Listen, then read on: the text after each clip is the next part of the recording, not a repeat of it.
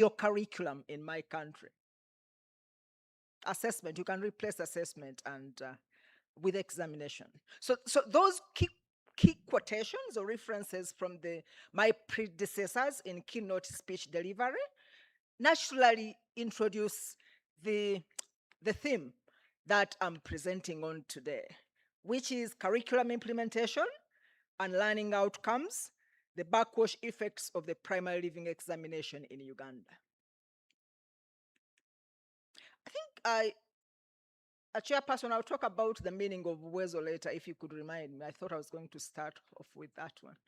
But let me first unpack the issue of the backwash effect. I think for those in education, it's in our vocabulary. For those who are new to education, the word backwash effect may need kind of unpacking. So what does it mean? That evidence of learning outcomes, ideally, is expected to contribute to improvement in curriculum implementation. That is what we may call the virtuous circle. In a good way. Okay? The outcomes or the measure of a good curriculum implementation should be the learning outcomes. And the feedback on the measurement of the learning outcomes, feeding back into how the curriculum is implemented and how it is delivered. That is ideally how it is. But instead, assessments of learning that are designed for education and job-related selection, or call them the high-stake examinations. And in this case, I've selected the PLE because that is where millions of children are actually affected. By the time we go into UCE at O level, at A level, many have already dropped out of the system. So I thought, okay, let's use the PLE as an example. But what I'm going to talk about here is very true for all high-stake examinations that we have here. The UCE, A level, but even some of the examinations that are done in tertiary education, although those may not be called high stakes. So instead, assessments of learning that are designed for education and job-related selections may produce distortions in curriculum implementation. And I'm going to show some of these distortions. And once you have those distortions, they actually lead to demand for high status opportunities. Why are schools that are charging millions of Uganda shillings are actually on high demand? Because again, most of those schools are the ones which are producing the very high pass rates in PLE. So people are searching for those results. So in my presentation, I'm arguing that the distortions are part of a systemic problem. And I'm going to give a history that kind of stretches almost 50 years ago. I'm not saying that those 50 years ago, that is when the problem started, but there was a landmark publication by a scholar in the UK which brought this issue of high stakes and the backwash effects back at the center. So, and here I've kind of visualized what I was talking about, sorry. What I was talking about in the first slide on the general idea of backwash effects. The virtuous circle that I talked about, you can replace virtuous with maybe good. Ideally, in simple terms, good curriculum implementation is expected to lead to learning outcomes, right? And that you're going to know that the learning outcomes have happened. And in this case, if we're talking about the new competence-based curriculum, which is almost also coming for the primary education curriculum, which is under review, is that the young people have acquired the values and skills and the knowledge somehow that was intended. And that you are going to evaluate. And that the results of that evaluation are going to feed back into the system, to the practitioners. Here maybe the teachers, the people at the system level to think about how do we improve the learning outcomes. And that is going to lead to improvements in content and delivery. And then that circle continues. That is why we call it a circle. It continues. It's not a linear thing. That it continues into the curriculum implementation, which delivers learning outcomes and so on. But when you bring in the issue of using the results of the curriculum and assessment for job-related selections or for selection for higher education, that circle which was good actually gets distorted. It becomes vicious. How? So the curriculum implementation is going to be looked at in terms of selection of high status education and jobs, and that is what we are really seeing. I know that there's this argument that I think many organizations have transitioned from selecting people largely or entirely based on their qualifications on the paper. That they have first-class degrees or they hold masters and PhDs. Many organizations, save of course for the universities. The universities are, and maybe public institutions, I don't know. But in the area where I work, actually what you are able to do is what speaks for you. But even before we reach that, the paper has to be there. We wouldn't admit someone for the interview if they got a past degree. So you see, it's already kind of distorted in a way. So that selection for high status jobs and education opportunities is kind of a distortion that comes from this the backwash effect that we are talking about. And how do you actually select for the jobs or the few available opportunities in higher education at the different levels after primary? You're going to have selective public examinations, and PLE is one of them, which actually would distort the implementation of the curriculum, as we shall see later. And the focus, it actually yields a focus on success for a few and failure for many. Many of you who have been in Uganda, every time the PLE is actually released, there is fire. I mean, you have more than 100,000 children in some cases who even don't qualify for a certificate. We are labeling them, I don't want to say that word, failures, but they're not failures because they may have acquired other skills.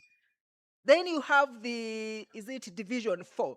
Division 4 is a very close cousin, Mr. Triatem. I think Division 4 is a cousin of the ungraded. They have maybe a pass here and there, and very few schools, really high-ranking schools, would not really take them. So you have really, the system is yielding into a success for a few people and failure for many. And then what I talked about here earlier is the increased high demand for high status education. So those schools that are producing the Division 1s are really on very high demand. And many of those are private schools. I'll speak about that a bit later. So that is the backwash effect of the PLE has distorted our virtuous circle, the ideal circle, to a vicious circle, which is being driven by the selection for job opportunities or higher education opportunities.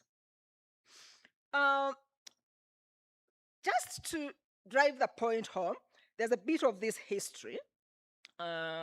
What a very prominent scholar at the University of Sussex in the early 70s called the diploma disease. I think some of you may have come across this terminology of the diploma disease from the works of our own Professor Senteza Kajubi. May his soul rest in peace. He really eloquently talked about that diploma disease as he led the Education Policy Review Commission of 1989, and which resulted into the government white paper, the one which is still informing us as we wait for the new one. So the issue of the diploma disease, diploma could be replaced with credentials or certificates and so on. So though published this diploma disease, schooling becomes ritualized qualification earning. So if the driver here is at the pass rates in the examination, certainly that what is happening in the classroom is going to be ritualized to earn that qualification. That now takes you to the next level. So, but 20 years later, in 1997, colleagues of this Professor Doe actually made some research in Kenya and Sri Lanka. So we have let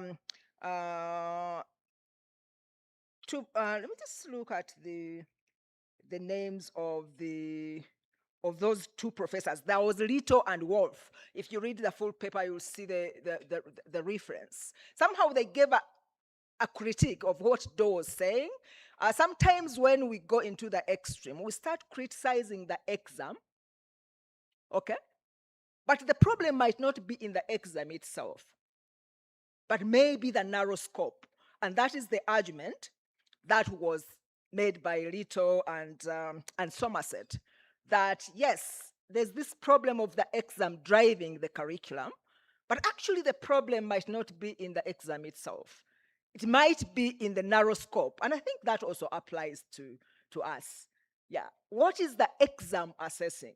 Maybe if the PLE or UCE or the LF examinations, we are assessing what matters, the values, the skills that are needed, and so on. We wouldn't actually be worried.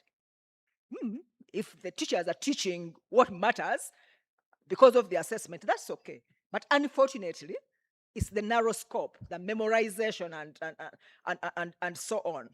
Later, when Professor Doe died in 2018, his colleagues, his colleagues, there was, I think, Lito Angela and a few others. They actually said that, yes, much as he has died, but the thing he was talking about, the diploma disease, was becoming a global pandemic. Did you think that a global pandemic was only COVID-19? Even the diploma disease shouldn't actually be termed as a pandemic in our country, in our context. In 2021, you can see the diploma disease that Professor Doe talked about. We have our own scholar. Those of you who know Spire, Jimmy Spire Sentongo. I think he's known a lot on the social media, but also is a brilliant academic in Makerere University, I think, teaching philosophy. He, in his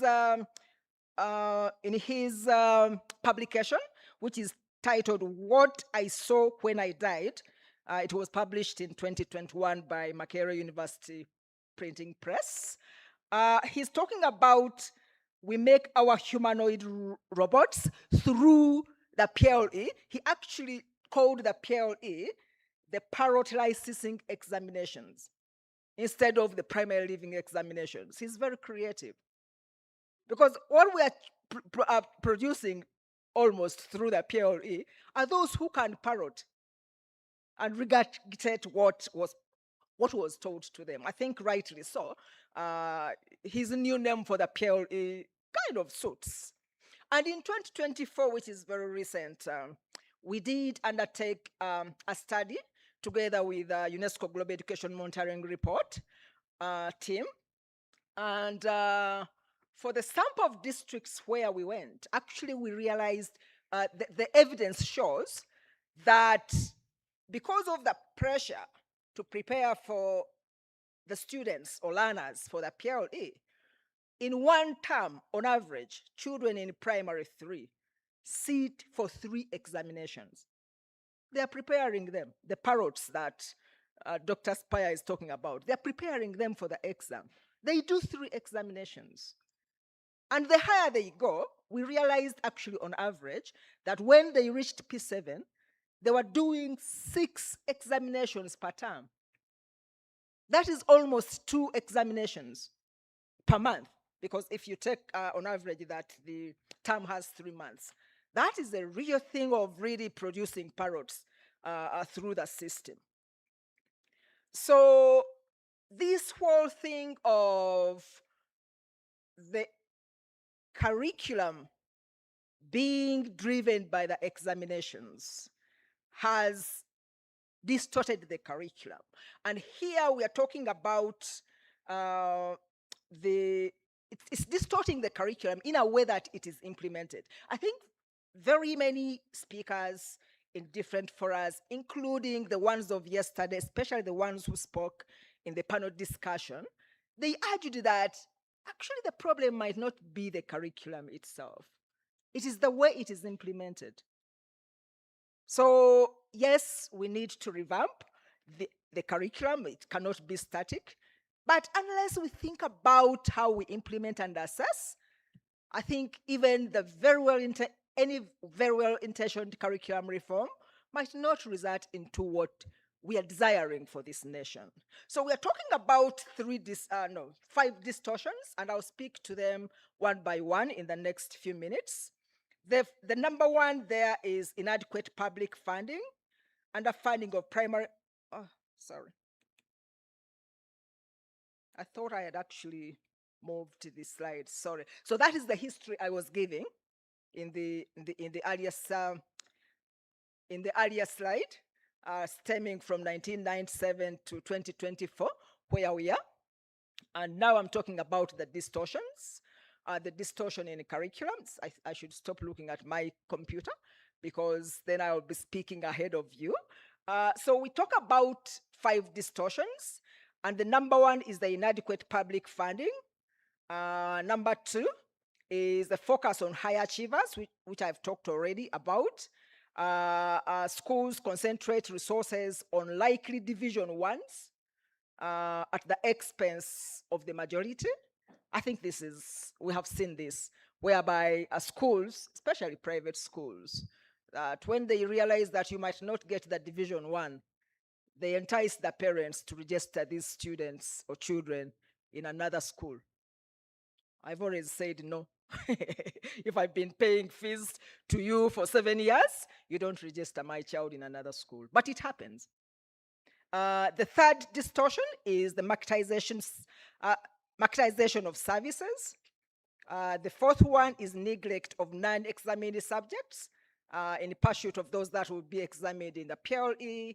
And the last one is the ritualization of learning. So learning becomes a ritual. What Do talked about, but also what Jim Espire talks about as parroting. Number one on the inadequate public funding. We are aware that capitation grants fall short, so schools charge examinations and levies directly to households. They do. It's a hidden secret. But also because the capitation grant is little, but also government cannot provide a sufficient number of teachers. Supplementary teachers are recruited at the consent of the PTA, parent-teacher associations, and the school management committees. And those costs of recruiting teachers is passed on to the household or the parents, to the extent that our own large-scale national learning survey in 2024, when I talk about ours, I'm talking about Uwezo Uganda assessments and survey, we realized that at least 13% of government teachers are paid for by the parents. That means a cost to the parents. And that number increases from region to region. In the Western region, 23% of the teachers are paid for by parents. And the Central region, you have 52% paid for by the parents. But that also implies the results. What are the most highly performing regions in the country? It will be the West and the Central. because they have additional resources. A teacher means presence of a teacher. It means, I think, more learning. It means smaller classes and more interaction in the classroom. In regions like the North, where almost 100% of the teachers in government schools are paid for by the teachers, that's where you are also going to find the challenge of large classes and so on. So then there's this issue of the declining budget for primary education. By the way, unless you look into what the data says, we might think that primary education is highly funded compared to other levels of education. It's not true. Yes, the budget for primary education is very big because that is where the majority are. More children are there, more teachers are there, and so on. But in reality, the budget for primary education has been dwindling since 2017. So while the education budget for secondary education rose from 4% to 21%, between 2017 and 2022, the one for primary education was dwindling, primary and pre-primary, from 51% to 34% at the moment. Remember, that's where we have the majority of the children, which is it's unfortunate. I think the second distortion is a focus on high achievers, which I've already talked about. That financial pressure pushes schools to prioritize PLE preparation over broader education goals. And why we started off with the education funding, inadequate education funding, because if funding is constrained, schools will tend to prioritize what brings more returns. And in this case, what brings more returns to them is the pass rates. It's the pass rates. I mean, even public schools, government schools, they want to see the pass rates. Private schools is even worse. But let's talk about the government schools. They will prioritize teaching the examinable subjects because that is where they are going to make it in the media. That is where they're not going to be punished by the DEOs. You've seen those stories that DEOs actually transferring them to very bad schools or sometimes reprimanding them and so on. So little support is left for low-achieving majority to complete their primary education. So those who are struggling within the system because of the low funding, they are going to, again, to be put at the sidelines because priority is investing on those who are going to achieve highly. So the third distortion that I wanted to talk about is the marketization of educational services. But this marketization of educational services, yes, here we are using just primary education as a case, but it's everywhere. You remember, those of you who are in higher education, when Professor Mahmoud Mamdani produced his book on higher education, Scholars in the Marketplace. Education has been marketized. But back to the issue that we're talking about on primary education, about 30% of primary enrollment is now in private schools as families seek an edge in the PLE. This is, I mean, even if you haven't done any research and you just go to your villages where many of you are coming from like me, even in villages, parents are bypassing the government schools with very good infrastructure and taking their children to the private school, which is likely to produce a good grade for them, and so on. 10% of government school pupils, and 31% of private school pupils receive private tuition. When we talk about private tuition, we're talking about coaching. For example, that at least 10% in government-aided schools, and in most cases, the ones in government schools are the ones who are high achievers, so they're coached more to produce that Division 1 that they want. Whereas in private schools, the ones that receive coaching are actually the ones underperforming, so that they raise their levels of the pass rates. And this is that is what that table is talking about from our own assessment or research in 2024, that in government schools, those who are achieving well, they're actually coached further to get that Division 1. And in private schools, they coach the underperformers mainly to raise their levels. and so on. Then the distortion number 4 is the neglect of non-examined subjects. That one is, it's obvious, we've been talking about this. But for this particular research, there has been research that has been conducted on local languages by Dr. Sentanda in Makerere University and colleagues in the School of Education in Makerere on physical education. Yeah, so you can replace physical education and local languages with other subjects that are important and they're expected to be taught, but they're not taught because they are not examined. Okay, we know that the PLE tests only 4 subjects, mainly, at the moment at least. I know the primary school curriculum is being reviewed and probably the number of subjects are going to be extended, but for now we have English, math, science, and social studies.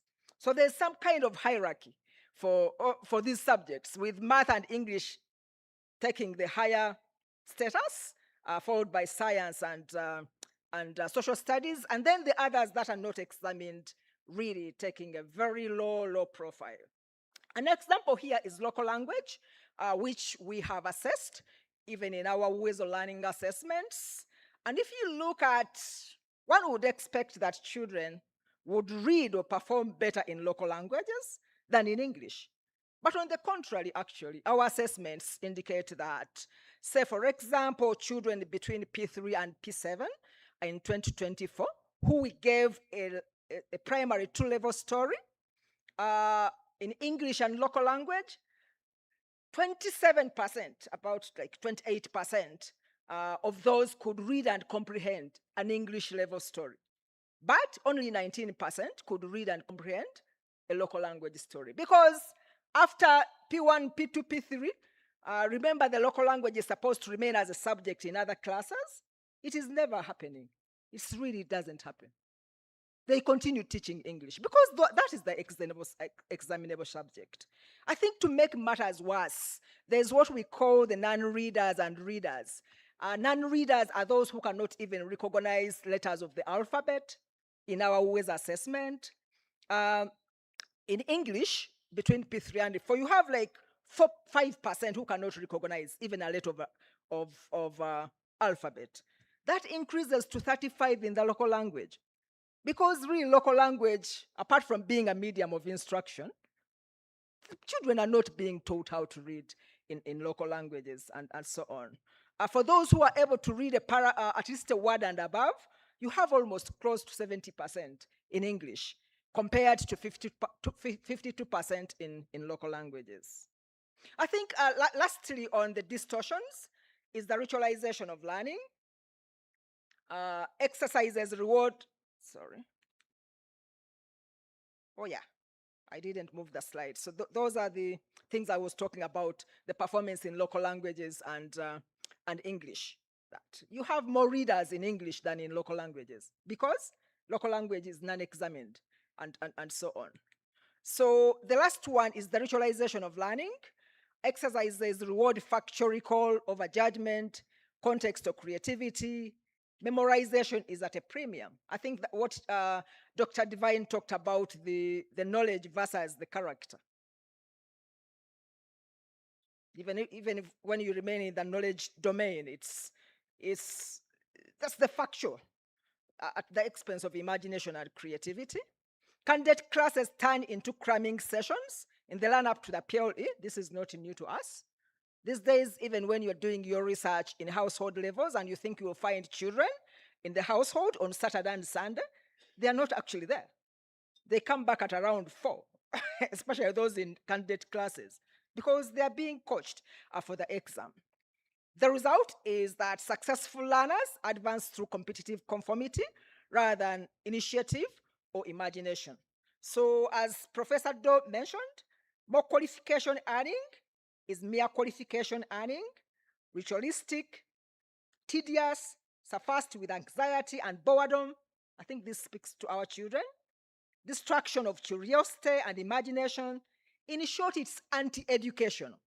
The anti-education that I think the second keynote speaker talked about also. So what is the remedy as I conclude my presentation is I mean, when we sometimes critique the PLE and the high-stake examinations, some people might think that we are against having the PLE or UCE and so on. The argument here is not to abolish the PLE because, the remedy here is not to abolish the PLE because it is not a realistic cure. Without universal well-resourced secondary schools, scrapping the PLE would make selection less meritocratic. So if we remove the PLE, we are going to cease selecting children based on merit. And that is going to be replaced with family connections or wealth and political patronage. It's already happening in the high status schools that even if they are wanting children with 4 in 4, someone of 17 might actually get because of the family connections and how much they are able to pay. Maybe they are politically connected. But even with that distortion, when you have a PLE, a poor child in Karamoja, I'm about to conclude, in Karamoja, no, I've not stood up to scare you. I was only doing some exercise. Thank you very much. I'm about to conclude. Maybe actually they get recruited because of the PLE. So we are not saying replace the PLE, but it can be improved. Expand the subjects examined, and hopefully the new curriculum is talking about that. Improve the question quality, test understanding, application, imagination, and creativity, and add continuous assessment. I think continuous assessment has been added to the O-level. It's not even a thinking, it's the reality. But you remember the critique that Professor Banda gave is 20% versus 80%. The imbalance there. So you are assessing 80% in a 3-hour exam, sometimes less than 3 hours, than the overall whole child thing that they have achieved over the years. So bridging the gap between the 21st century ideas, I'll conclude by a story.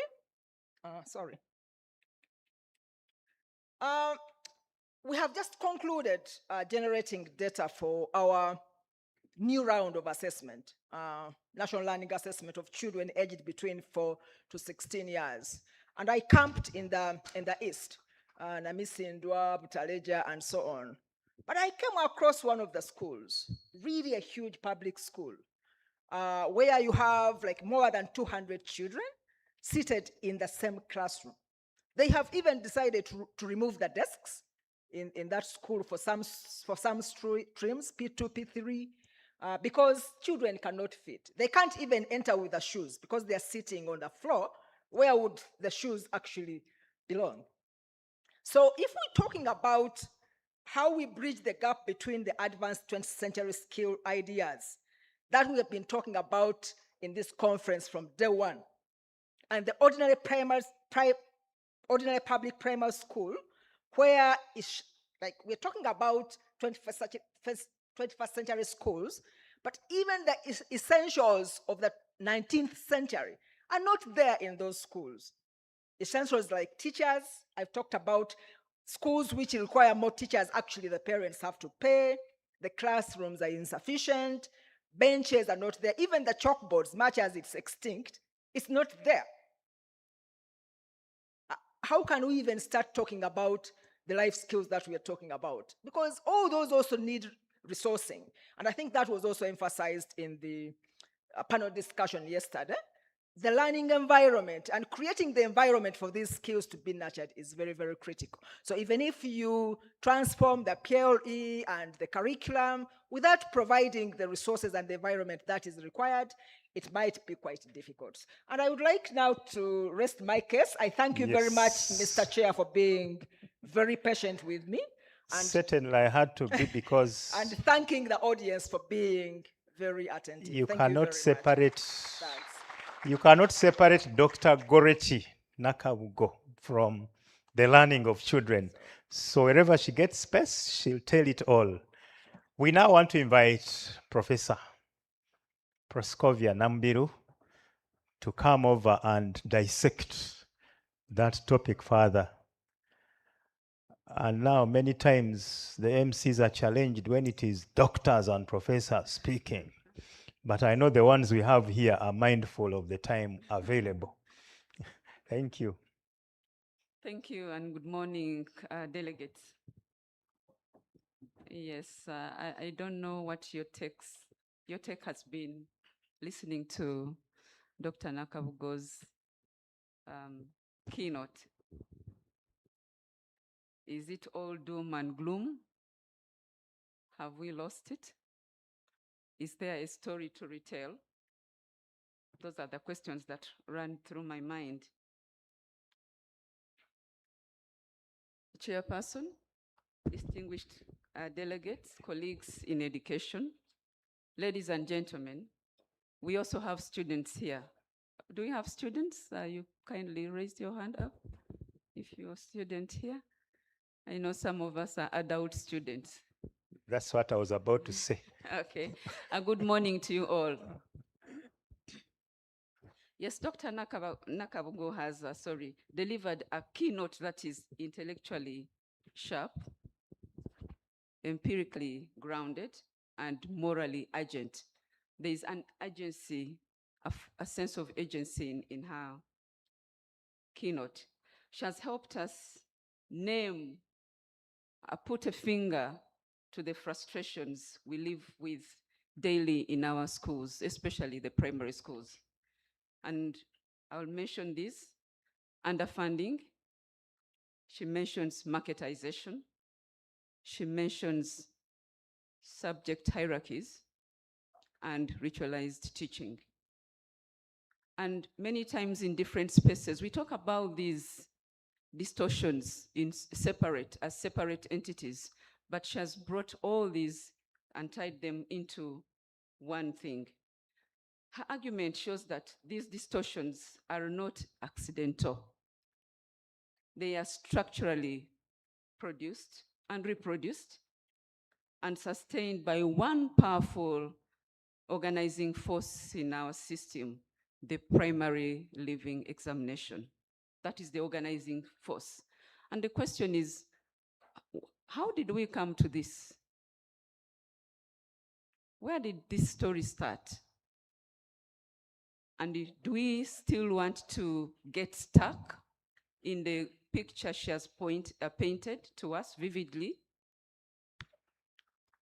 Colleagues, my role this morning is not to repeat her argument, but to interpret, interrogate, and extend the argument so that our collective reflection becomes richer, deeper, and more forward-looking.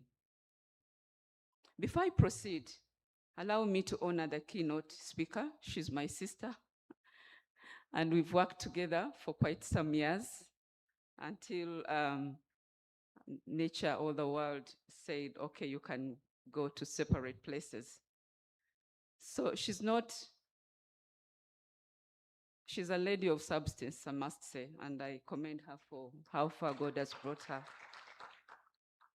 And I think, to me, she's one of Africa's most celebrated and respected education leaders. A scholar, a practitioner who has studied learning. She did not only study learning, but she has also measured, and she continues to measure learning. She has also governed learning and shaped learning systems across continents. Thank you so much. Let me turn now to the heart of argument: the strength and limits of the diploma disease lens. And as an aside,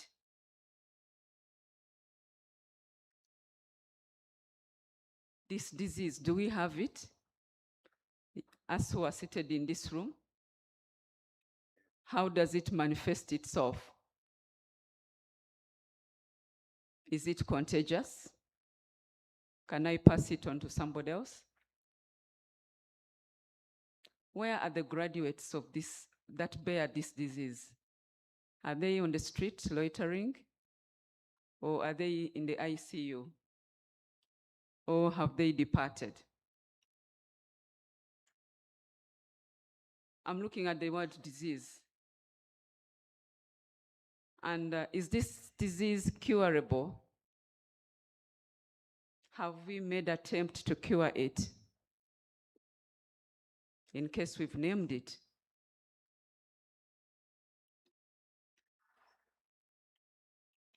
The keynote's use of Donald Doe's diploma disease is compelling. She reminds us that when examinations become the main gateway to opportunity, schooling becomes ritualized. Children learn to pass, not to understand. Teachers teach to cover, not to develop and not to nurture. Yesterday, I loved the presentation by Dr. Divine. Thank you so much. I think we need more of those in Uganda. Character building.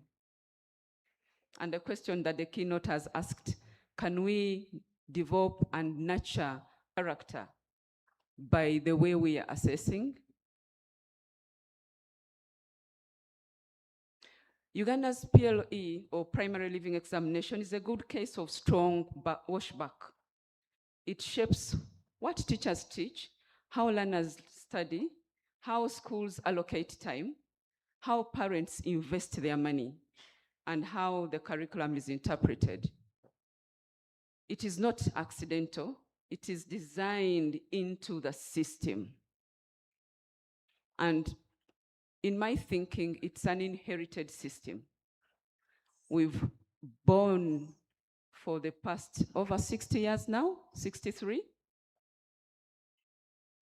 We've lived with this system, and yet we have think tanks in the house that can say something about this system. And not only say something, but do something about the system. She talks about improving question quality, examination question quality. That's one of her recommendations. This is not a small technical fix. It's a high leverage reform because it targets, it's a small target, but that has a ripple effect. So in her argument is that when we improve the quality of examination questions, then we've improved the education system. Allow me to ask whether I'm right or wrong on that as an assumption. I don't know. So improving the quality of examination questions, is that enough? Is that enough? Let us examine the system around PLE. She talks about marketization, and indeed, education has gone to the marketplace, and perhaps for wrong reasons. Her evidence on private tuition is provocative. Tutoring benefits government school learners more than private school learners. I find that a controversy, but I know it is spot on, it's true. This complicates our assumption. It shows tutoring is not only a privilege of the wealthy, but it's also a coping mechanism for families navigating a high-stakes system. You and I, in our households, some of our children have left, some of the children have left our households, others are still there. But you'll find that we've had footprints of tutors in our own sitting rooms. We are educationists. Parents have sold family assets to ensure that children go to school.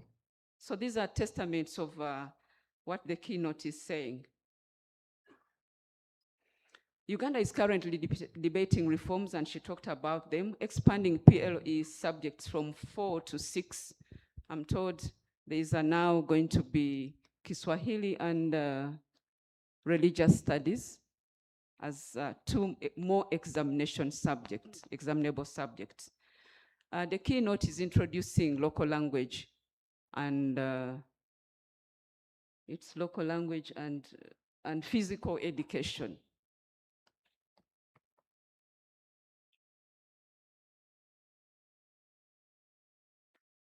In a country we visited for benchmarking, in Estonia, they only have 3 examinable subjects as pre-university entry exams.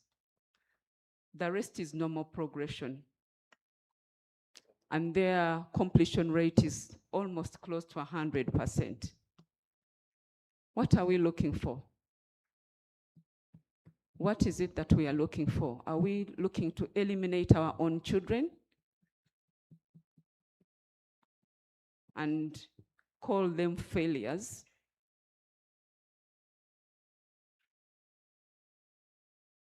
I also know that NCDC is removing aggregate grading and introducing letters. I hope there's a logic behind that, and it's for good reasons. And it's not just that when we abolish the numeric grading, the letter grading will improve learning outcomes. I know I studied in a system where we had grading. It was letter grading. It was first grade, second grade, third grade. And the system has been changing over the years, especially when we're growing up. And then there are also debates about a total abolition of primary living examination. And for this matter, I'm a leftist, and I think we need to abolish primary living examinations.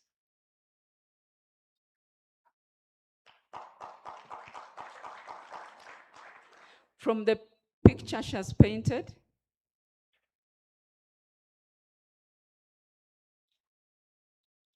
and she measures learning, she governs learning. What do we lose when we abolish primary living examinations? When we abolish the A-level summative examinations, what do we lose? Wouldn't we then create time for character building?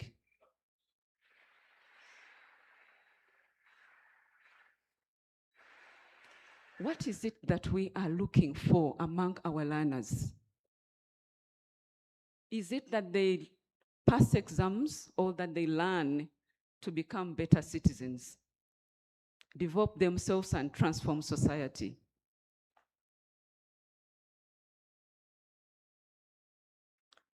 Just in our neighborhood, Kenya, they abolished the Kenya Certificate of Primary Education and introduced Kenya Primary School Education Assessment. Because one of the arguments is that they have universal access to junior secondary. But for me, that is also not a valid argument. The keynote talks about us not abolishing primary education, the living examinations, because we are not structurally ready. Should that be a deterrent? When shall we be ready? We talk about universal primary education, but also universal secondary education, meaning that there is an existing structure. And I also know that government is building a secondary school in every sub-county. Government is also building seed schools in addition to expanding the traditional government-aided schools. And not to reflect on delegates. Should our lack of structural readiness encumber learners to transit to secondary education? Let me now turn to one of the keynote's most quietly devastating insights: equity and the non-examinable curriculum or non-examined curriculum. I think that is a deeper truth that we need to confront ourselves with. The keynote's evidence on local languages and physical education is sobering. She quotes what teachers give as testimony. Mother tongue is not examined, therefore categorized as a minor subject. Physical education cannot market the school. These are teachers' voices, but they represent a structural issue here that we need to confront ourselves with. It's not a preference for the teachers to think so. It's because it's ingrained within our system. And the question I have here is, will adding Kiswahili and religious education, as it has already been proposed, simply expand the hierarchy? Won't it also disrupt the education system? Will also adding local languages and physical education remain marginalized because they are not examinable? And I think this is sad, that we name subjects because of their status in the examinations, and therefore we give them little time and attention, or we do away with them completely. Colleagues, curriculum equity is not only about which subjects are examined, but how subjects are taught and experienced. Perhaps another distortion I would add, and the keynote has talked about the central role of a teacher. I find teacher education and continuous professional development another distortion. And I sit here in the shoes of a DVC Academic Affairs in a new teacher education institution. And this sits squarely on our shoulders. Across the keynote, teachers appear repeatedly in the address. But as we heard yesterday, and I believe what was said, curriculum reform cannot outpace teacher capacity. Whether we introduce artificial intelligence, maybe that is another virtual teacher. But whatever reform we bring on board, in case teachers are not trained and retooled, then there is no reform at all. Even when we improve the quality of examinations and increase the number of subjects, if the teacher is not touched, then we have no reform. Without strong initial teacher education and continuous professional development, the proposed remedies remain on paper. And Dr. Divine yesterday reminded us that transformed teachers transform learners. And therefore, we cannot run away from that fact. Thank you, Doctor. There are many compelling arguments in Dr. Nakabugo's keynote, including the fact that PLE produces strong negative washback that distorts teaching and learning, that non-examined subjects are structurally neglected, not by teacher choice, and that marketization deepens inequity, advantaging families who can pay, and that abolishing PLE without structural readiness would worsen inequality, and that improving quality is a high leverage reform, not a technical trick. What does this mean for us in Uganda and in countries where we have the diploma disease? We must confront this as a hard truth, but to say that curriculum, pedagogy, and assessment must change together. You cannot change one component of the curriculum without affecting the others. Therefore, expanding examinable subjects may deepen the diploma disease rather than cure it. And I wonder why these 4, 5, 6-year, 7-year-old, 12-year-olds should be subjected to a rigorous examination of this nature. It reminds me of my own childhood days when a teacher refused to allow me to get out of class because I wanted to ease myself during an examination. And at that level, the teacher thought this 7, 8-year-old could cheat when they went to the washroom.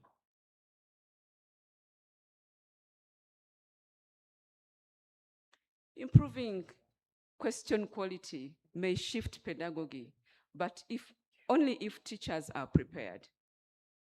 Continuous assessment may improve learning, but only if integrity systems are strong.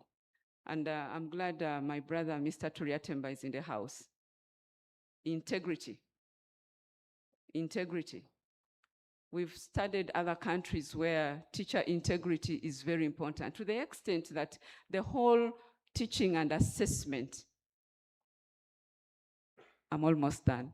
The whole teaching and assessment rests on the shoulders of the teacher. In Germany, for instance, when I was there, I don't know whether the system has changed, I've not updated myself, but teachers had that professional autonomy to not only teach, but to determine whether the child should go to the next level or not. And the community knew that. And they call, if you remained in the class, they call it citizen bleiben. Remain sitting, remain in that class until you grasp the key competencies, then you can proceed. With the current examination system, this power, this autonomy is denied the teacher. And in that case, the teacher also becomes examined, is another examined object. Because when the students fail, what has happened to the teacher? The teacher has failed.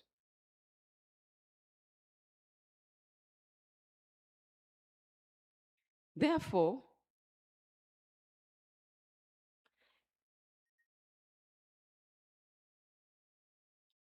abolishing primary leaving exams may promote equity, but only, we said, only if secondary access expands. And don't we have the power and the resources to expand secondary school education? Don't we? Should that be the grounds upon which we cannot abolish a draconian system where we pay a lot of taxpayers' money to eliminate our own children?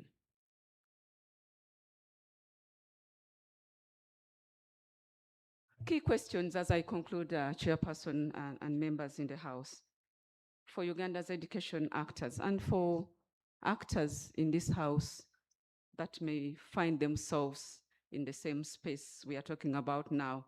For policymakers, a question to you.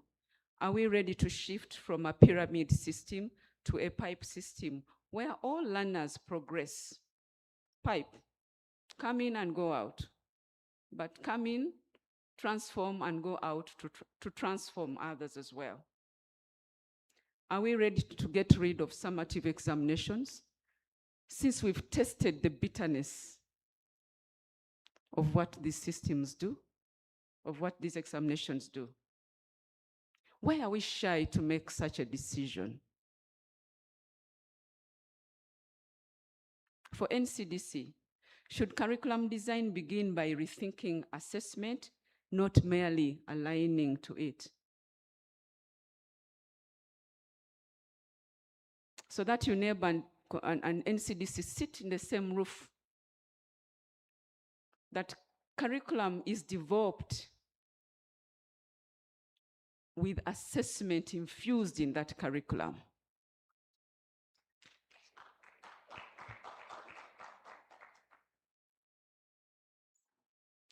Again to NCDC, where is the place of character nurturing in the curriculum? And I ask the same question to UNEB. Where is the place of character nurturing when we assess learning? Isn't it one of those things we kill?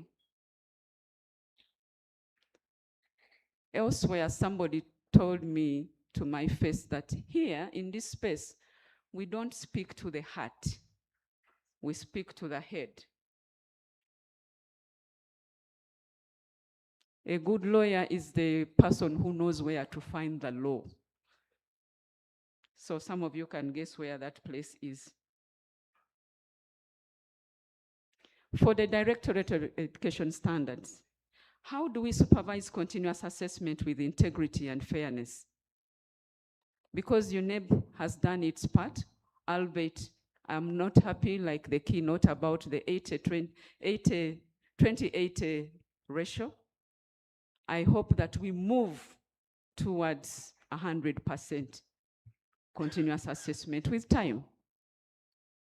And I'm happy that National Council for Higher Education has already made a pronouncement about continuous assessment in the face of competence-based curriculum.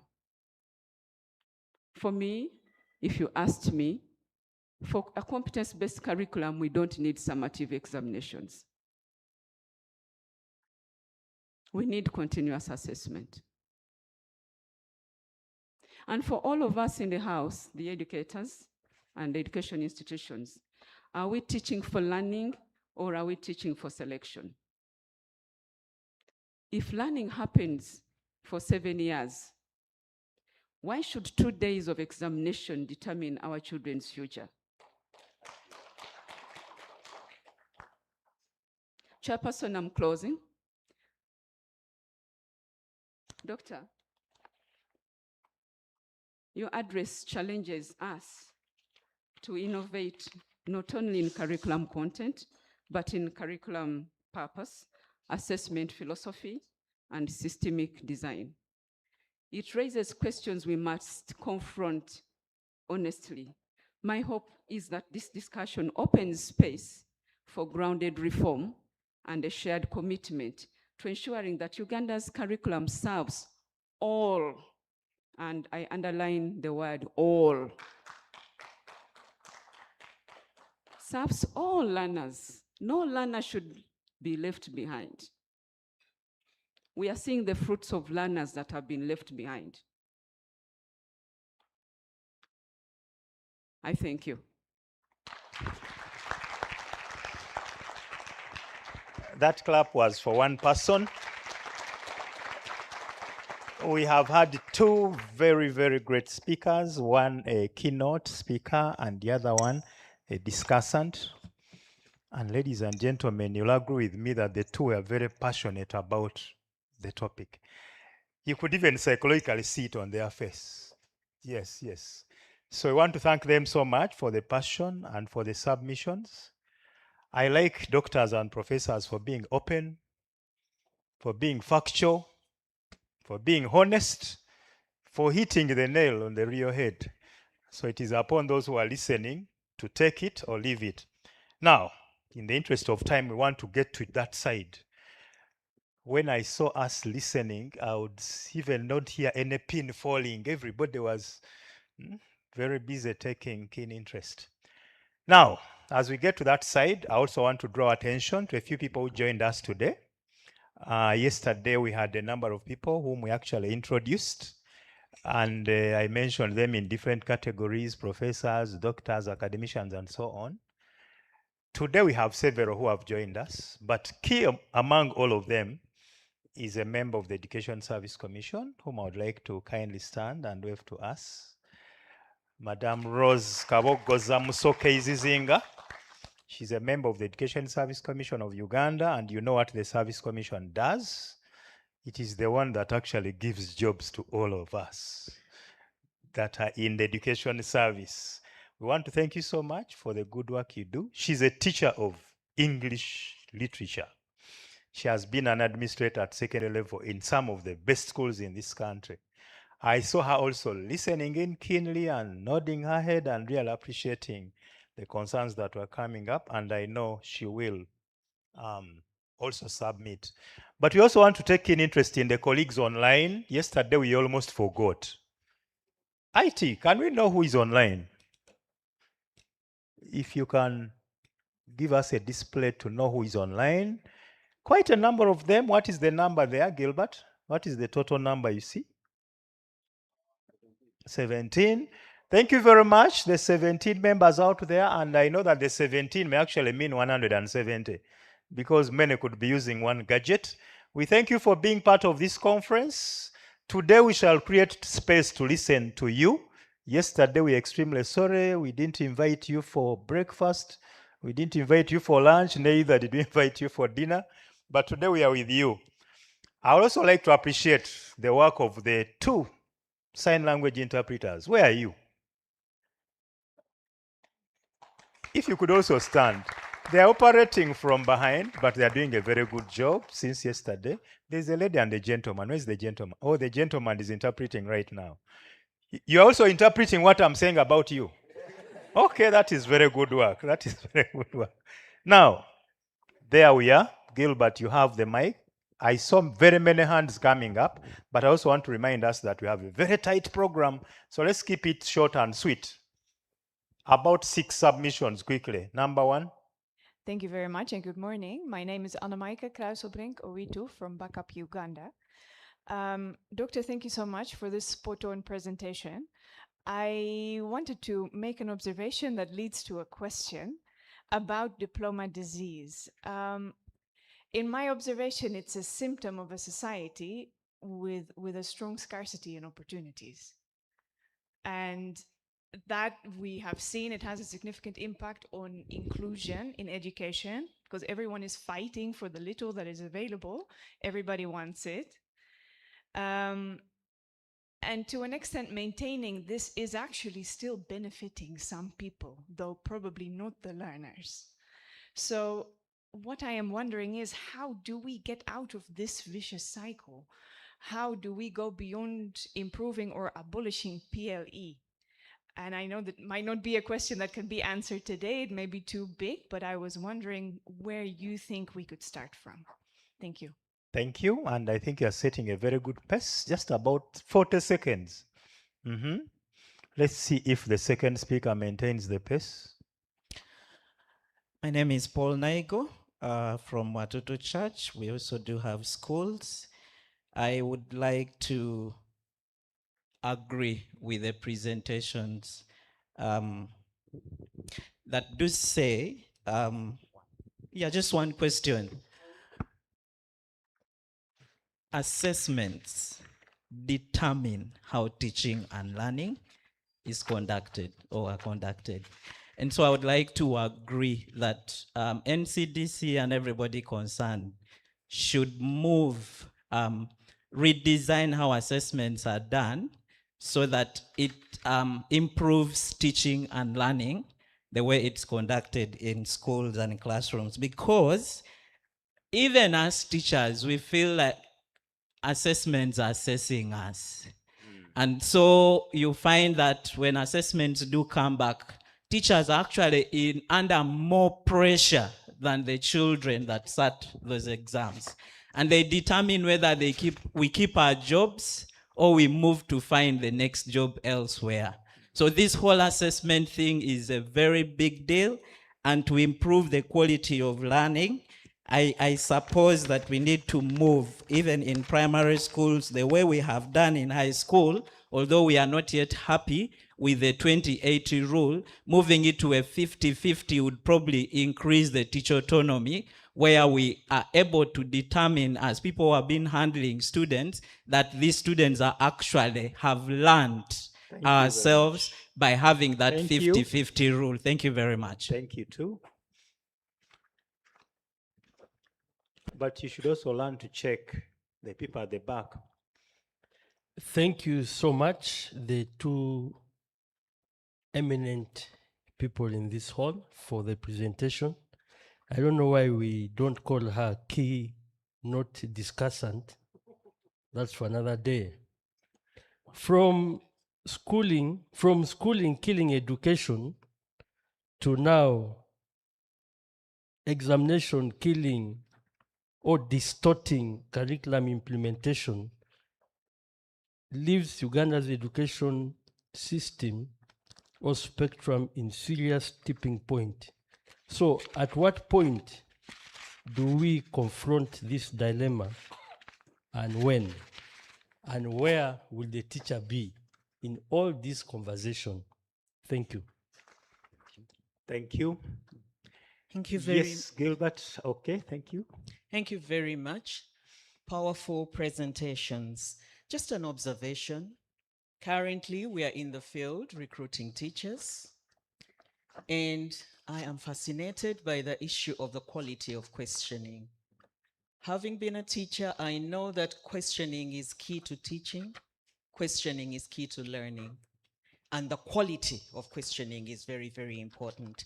So my issue is really looking at higher education, really when we're looking at teacher education. We're talking competence, we are talking skills development. You know, what are you thinking about how we are developing the teachers? Especially in line with that, we have discovered that actually the quality of teachers, the questioning is a key element that teachers are really struggling with. And there is interdisciplinarity, there is integration of skills, integration of so many different things. But for a teacher to form one question that is able to draw that out of a learner is a very, very big struggle. So teacher education, could you look more on the issue of pedagogy? Thank you very much. Speaking from a Thank lot of you. experience. As I cross, I want to make a null hypothesis about local languages. My null hypothesis is teachers don't know how to teach their local languages. Prove. Okay, I'm thank giving you so chance. much. I'm giving chance to all the hands that were up. There are 4 around here. Now they become 6. Okay, they have grown to 7. One question each. Just one each. Yeah, Very so brief. my name is Gonzaga Kaswara, and I am an education change maker. One or two things I wanted to highlight from the presentation. Professor Nambiru raises a very pertinent issue and he posed a question to all of us here. Why are we slow? And I think until we answer this question, I have had engagements with policy actors, educators in this room. When it comes to issues of reform, I can tell you it's like a needle passing through the eye of the needle. Having this competence-based curriculum for secondary accepted, it has taken years. We are now talking about assessment. It is also taking the same age. So I think it's very important that we ask ourselves, how long time do we need to take to have this? I published an article on the 17th of Feb this year in the Daily Monitor. And I was urging the Ministry of Education to discard the entry selection at Senior 1 and Senior 5. Because if we are talking about decolonization, why are we still having it? Children are selecting those schools. Head teachers come here, spend all days selecting. The question is based on what? Are you proving what professor was saying, that you condemn these children who don't have force to be less educated than others? I think Mr. Kaswara's Thank you. point is very clear. Yes, Mr. Let's get Triatemba to- has some answers, if not questions. The examiner cannot Thank you begin. very much. I want to beg that I'm given a minute more. Number one, I agree that in this country, like in other countries, examinations exert a lot of pressure on the education system. That's a fact. Number two, is assessment and examination the problem? That's what we need to interrogate. Is it the problem? Without them, are we better? Have we done thorough root analysis to see what the problem is? For example, I would simply say that the distortion that are being cited about are exogenous to the assessment and examination system. What do I mean? If selection, like my brother was putting it, examinations only are a yardstick. They tell you in terms of achievement what the learner has attained, grade 1, 2, 3, or whatever they have got. But they don't tell you who should be selected for the next level. Now, in our selection, can we go about other parameters and give conditions, for example? Sports, can we include it? Rural, urban, location of the candidate or the learner. Other parameters can be considered, not necessarily, and including those other kind of academic achievements. Funding, if we removed PRE, would the funding improve? Or if it has gone from 54 to 34 that you are talking about, really can't we as a policy do conditioning of our grants that we give? Non-examinable subjects. Can't we make PE compulsory even when it is not examinable? All these are policy issues that we need to look at as we try to do this. I can talk more and Sure, more. I but- know that you have more. I can see from your notes, but we continue sharing even at break time. It is only him I gave more time because he's UNEB. And Okay, the thank you discussion so mentioned much. UNEB so many times. My name is Kaziva Steven. I'm going to start with a few statistics that the government of Uganda spends but all in about 1 minute. 15 billion just on PLE. And our speaker told us that there is inadequate funding. So I feel that the issue is not inadequate funding, but the willingness to support the service. That is one. Then number two, I would recommend that instead of us having the PLE, we could just have checkpoints whereby now schools can just recommend someone who is fit now to continue to the next level. Okay, and number 3 for now. Okay, another time. number 3. Another time. No worries, no worries. Number 3 at break time. Okay, thank you very much. My name is Frederick Sempala. It is good everybody knows the problem, but now who have a solution? The problem is not UNEB, I could defend them. Once I worked at NCDC, the problem polytechnic, and he persuaded my friends not to have practical examination for those community polytechnic. So if the decision is made at NCDC that there is no exams, UNEB will have no problem. Okay. Secondly, there is a man called Robert Kiyosaki, wrote a book, Rich Dad, Poor Dad. And in there he said, everybody knows the problem, but the people who are supposed to change are beneficial of that problem. All of you who are seated here are beneficial of that problem. So you cannot provide a solution. If you could Thank turn the language to all of us, not all of you. Please include yourself, sir. Thank you, Chairperson, and our presenter, Dr. Nakabugo, and the dissection by Professor Namobiru is appreciable. Mine is about assessment and our integrity as trainers, as people in the education sector. Can we think about our integrity? If we cannot transform ourselves, then the assessment, pushing it to 80, will bring also questions. Secondly, is about the statistics from UNEB. In 2025, we had 70,000 students, 77,000 students failing PLE. 70,000 Ugandans declared failures. Can you imagine declaring a child of 12 years a failure? Don't they have anything else to do in life?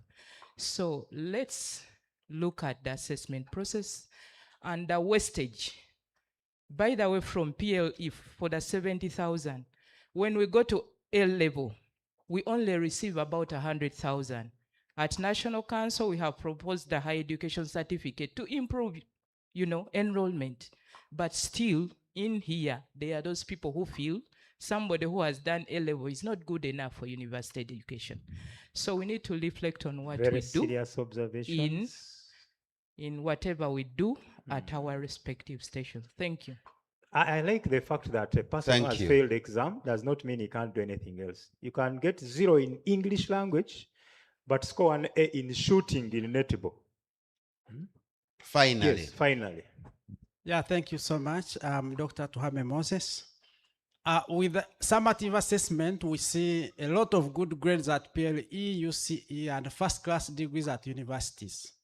As per the discussions yesterday, we talk of a mismatch between industry and education and university.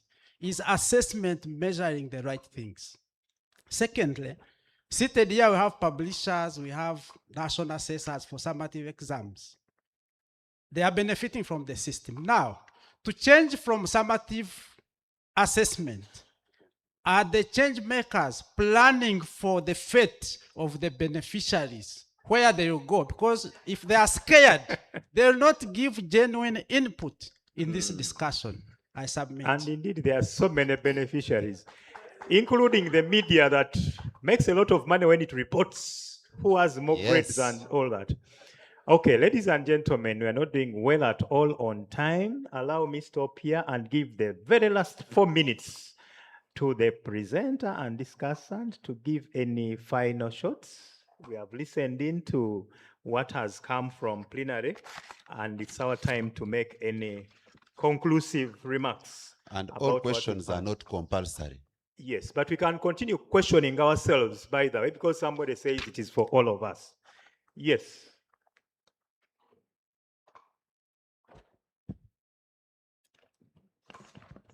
So, so it's our day today with the professor. Yes, although we are winding up the day for now. Of course. You can give us another day. Yeah, sure. Tomorrow. So really to thank the colleagues for the really great engagement with our presentation. We may not answer to every question, but we really appreciate that you also appreciate the challenge ahead of us. We appreciate also the fact that it may take some time to pinpoint where the problem is, but at some point we need to make that move. Is the problem with the exam? Is the problem, or what people call challenge, with the curriculum? Or is the challenge with the system itself? I think it's very easy to reference quite a number of systems that are working well. There are many. They are limitless. If you go to Asia, the systems are extremely good. Go to Japan, go to China, go to Singapore. If you go to the Scandinavian, where the best education system is, Finland, the Denmarks, I mean, the system is good. I mean, the exams almost have no role because the situation is ideal. It's very nice to dream and think of an ideal situation, but are we ready? I think it's very nice to take a drastic move that, okay, let us maybe get rid of the PLE. But are we ready?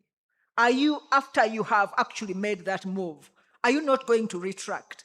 You remember the move that we made with science teachers? You remember also the move that we had made to assess, I think, TVET at some point with, was that UBITEB and so on.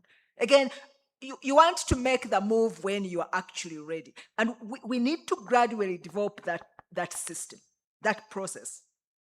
I'm telling you, I was at one point in my mind one of the advocates that we should get rid of the PLE. But then you have to pause and think. If we get rid of the PLE, for example, is it going to improve equity? Is it going to improve equity that every child is now learning? Do we have the systems? I'm telling you, yes, we can expand the number of secondary schools. I'm trying to really, I think I got the gist of what the questions were without having to respond to each of them. Even if we expanded the secondary schools, it's not about the expansion. Are they going to be of the same quality? Because even now, there are quite a number of secondary schools. Professor, by the way, thank you very much for the brilliant discussion. It was brilliant. Thank you very much.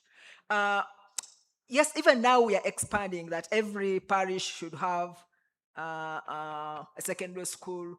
But there are very many parents who leave a secondary school within that locality and look for another better one, for better learning. So I think as long as we don't put the systems and structures in place, we might be better off having the exams, but asking ourselves, what is the assessment or the exam measuring? Is it assessing the understanding? Is it assessing the creativity?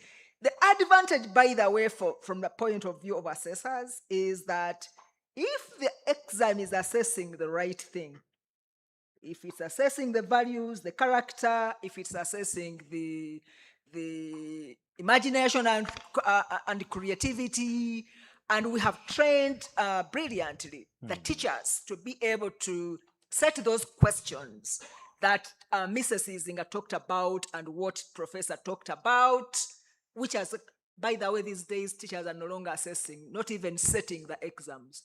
That has been outsourced to exam agencies in most cases. There's a big problem. Beneficiaries. So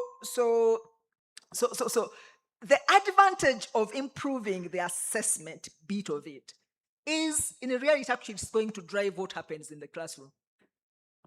That is the reality. If you're assessing values, you're assessing character, the teachers are going to teach that.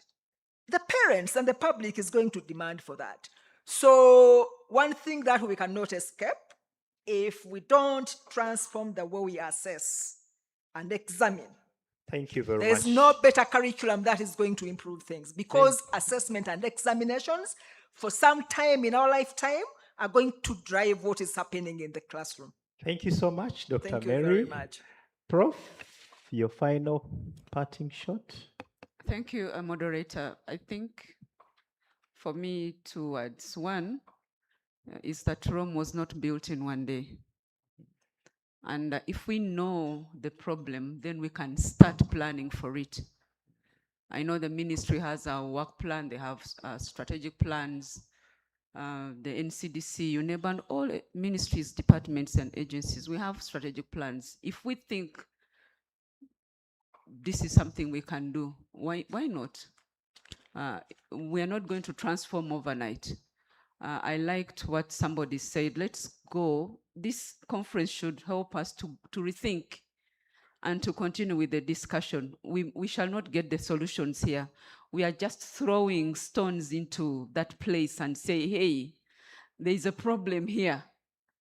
And let us all then work together to ensure that our learners learn and our learners can access quality learning. For the purpose of teacher education, Mrs. Izinga's talked about this. For me, that's one takeaway. When you look at the UNITE assessment ratio, it is 60-40. 60 continuous assessment, 40 summative. And if I had all the powers, I would get rid of the 40. Because I already see, even with this little 40, the havoc it is causing. So I don't want to go into that direction, but I think there's something that we missed when we were colonized, and something that our parents taught us and the way they assessed us. That fireside assessment. You go with them to the water, to fetch water, to look for firewood, and they were assessing you and say, no, you tie the thing this way. Didn't we learn? We did. Thank you. Thank you so much. Ladies and gentlemen, a final hand clap for our team. Chair. Professor and Doctor, thank you so much. We still have them because I see them very committed to this cause. I'm sure we still have you until tomorrow. Chair. Because there are other activities tomorrow. A quick one. Yes, please. I request us to read at least a comment from online. Yes. Kindly project it. And yes, getting to fully continuous assessment and abolishing PLE. And as to the entire CBC is okay. You can take leave, Doctor. And an uploadable move, but are we ready for, especially when it comes to quality assurance? Already we have a character issue, around the management of exams and the general assessments with the commercialization of education, where schools want to market themselves. Yeah, that bit. Trying to Is it start still with one message, one chart? yes, Okay. themselves as the best quality assurance strategies need to be developed comprehensively before any such conversations can start. And the last one, And who was giving us that good information? this good information is from Alan Obua. Okay, thank you, Thank Alan. you, Alan. Then the next is trying to start with lower secondary is like trying to beat level 7 of a video game when you have only just watched the opening cutscene. We need to change the primary school curriculum as soon as today. Okay, and that is? That is from Samuel Musagara. Mhm. And for me, I'm proposing that for the next conference, we should have an independent study on the alignment between curriculum intentions and assessment. Maybe that will be a starting point, Thank such you. that will guide on where actually to shoot, if we must shoot. Thank you. Thank you so much. We encourage other colleagues online to make such beautiful submissions as we go along. Ladies and gentlemen, we are getting into our next part of the program, which is a presentation. Which presentation is that, Gilbert? We are getting into, sorry, I had closed. Oh, and also closed my book here. Sorry, we are getting It's a into Global a Peace Global Foundation Peace Foundation presentation. And I guess that is Dr. Tony Divine. And Okay. as they prepare to come, I have just a few announcements. One, we shall have poster presentations in this room. And I guess the poster presenters. So are if you are getting a set. poster presenter, please pitch somewhere, anywhere in this room. We shall work with our cameras to pick you from wherever you are and display here, such that we only take the microphone and we find you wherever you are. And then those who did not register, when we get out for a break, please register. So over to you, Chair. Okay, and I really forgot also to thank so much the IT team. You are doing so well. Thank you. We've been at such symposia and there's been a lot of disruption, but for you are doing everything on time. Thank you very much. So let's have the Global Peace Foundation presentation. According to the program, it was supposed to be from 9:35 to 9:45, and those are a very good, how many minutes, sir? 10. Now that we've run out of time, I pray that you make the 10 turn into 8, at least. And for the poster presentations, your maximum time allowed is 5 minutes. So as my brother comes, it is 10:38, and if you finish by 10:46, that would be wonderful. Good morning, ladies and gentlemen.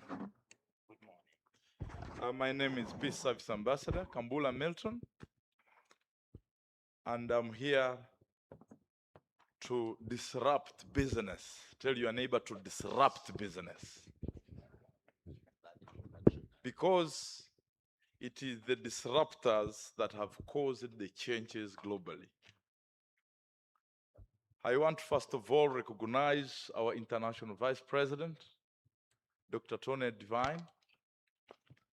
Please clap for him because his presentation yesterday somehow gave us a beginning point. But also in a special way, we have to thank the professor from Zambia. Please clap for him. As you may read carefully, that's my profile. Of course, you have read who I am because of time, but you can go down. I'm a peace builder. I'm an education transformer. We work with schools in this country, universities. Globally, Tony Divine is leading us into a very big roadmap of transforming education. That is the work we have been doing for the last 16 years in the country. And with us is Mr. Richard Okech. Please stand up. He's one of our coordinators, coordinating more than 500 schools in the country.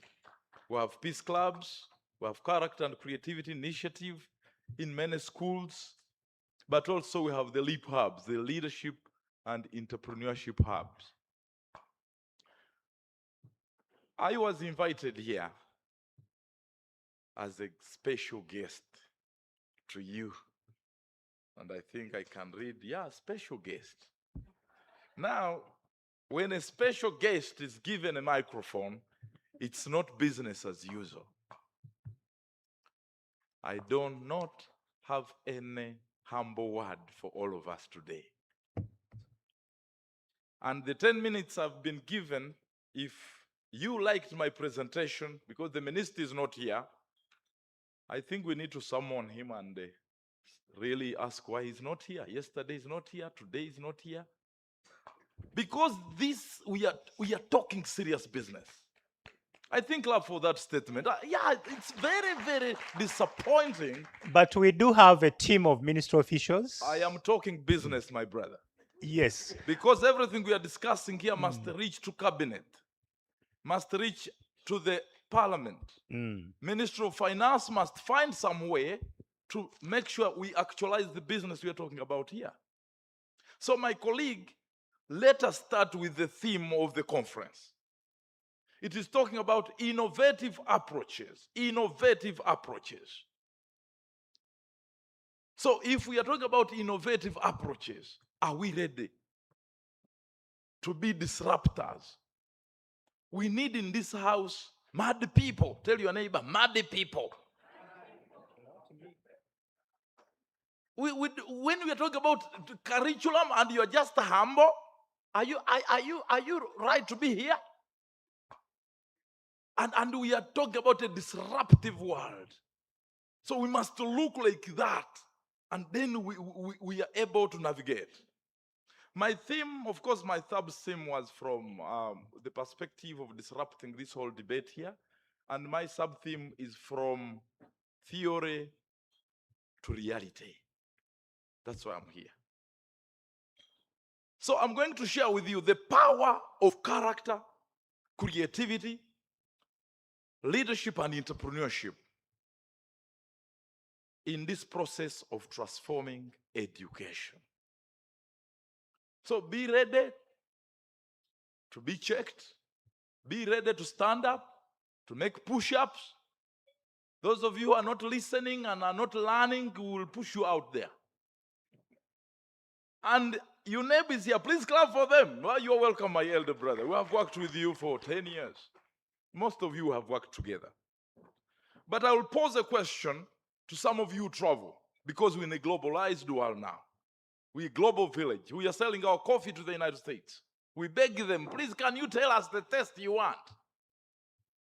Everything that I see here is made in China, including our underwears, the tables, everything. So we have to look at the global trends of education. Prepare citizens that are going to become global citizens and productive citizens of the world. So that's why I'm starting with a question, colleagues. When you travel in some of these countries and you find a beautiful country, what do you think is a single element that shaped those beautiful things you admire in other countries? Tell your neighbor, NCDC. Please, are you shy? We are not in the church. Even if we have a general there, don't fear the general. Some sort of National Curriculum Development Center started the process. And that's why our work started with this, to approve our content. 2014, 2016. Some years back, we had to present a content, and it was approved. To make sure we work with NCDC and pioneer a revolutionary framework of a competence-based curriculum. They removed the word values-driven education curriculum. because some people fear what we call values somewhere. Are we preparing learners for hell? So I am requesting, please, let's add that back. Competency-based, values-driven curriculum. That's where it begins. Are we disrupting or we are not disrupting? Because your name alone can lead you to hell. If they called you Mr. Hell, I think there it is just a direct passport to hell. So Dr. Tony Devine is telling us skills alone and the employers of the 21st century. I say, this mambo ya makaratasi is not enough. So we are starting from there. We gave you this, but somehow you did not listen. We are going back. I am producing this book next year. It has taken us 25 years writing this book.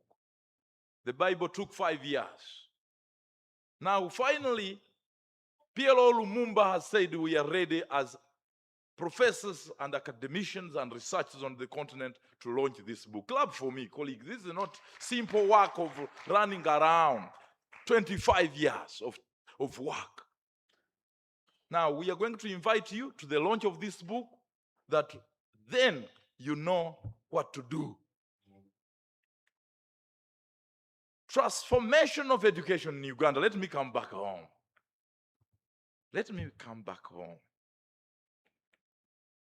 The objective of my speaking here with you is basically that. Very simple. To transform education outcomes. That is just one statement. So that graduates come out of school with capability to demonstrate ethical values. Tell your neighbor, character is the gold of today. Am I talking to people or? This is how you are now failing our students in the classroom. You don't have the passion. Younger people have the energy. They want their teachers to be like them. The objective of my coming to talk to you is exactly that. To be able to demonstrate common shared values, universal principles, because we want to prepare them to become global citizens. In your curriculum, do you have this? Or you are preparing them for hell again, to fail on arrival, on graduation. They celebrate cakes, but they are not launching products and companies. That's the direction of what graduation must mean. My objective of speaking to you right now, this morning, a common shared vision for education. That's why I'm here. Which some professors talked about a common philosophy. But you cannot have just an educational philosophy without aligning it with the national development philosophy. It is not rocket science, colleagues. Every term of Museveni, my elder and my president, that becomes a 5-year vision. Now PDM, after this term, we will have another Chisanja. With every 5 years, we have something. Isn't it? He tries to tell us that. But is it a national vision that everybody, the educated and the educated, are striving to unite to achieve? Or it is just an NRM philosophy, not a national development philosophy? So somehow we need a debate at cabinet so that we align 45 million Ugandans towards a national development philosophy. China has it, United States has it, Canada, UK, South Korea started with that. And the founding father of Canada, of South Korea, had to buy watches to every citizen, never to come late. Philosophy of making sure people keep time. How many of you kept time today, this morning? That shows you how you cannot achieve even a small standard. Tell your neighbor the man is on us. The man Especially is on where us. you remind us about keeping time. You are really on us. No, I came early, but I was preparing my work. Colleagues, that's why I'm here. The focus interventions. One, I'm talking about engaging each one of you as a stakeholder. Because when you don't have stakeholders on board, you are called NCDC alone, you work alone in the center, Manyasijui, UNEBU alone, Church of Uganda alone. Do you understand the problem that comes with that? And please clap for yourselves to be here today. Please thank yourselves. I thank you for being here. Our focus intervention is to accept that we need each other. Say amen. Number two is to bring now the influencers of transformation, to focus on them. Yes, the partners can be there. The private sector, we can take them to the classroom also. The bishops in the classroom and the sheikhs, the kings can wake up and do their work. All of us. But whom are we supporting? These ones. The teachers, the parents. You are saying the time is over now? I've just begun.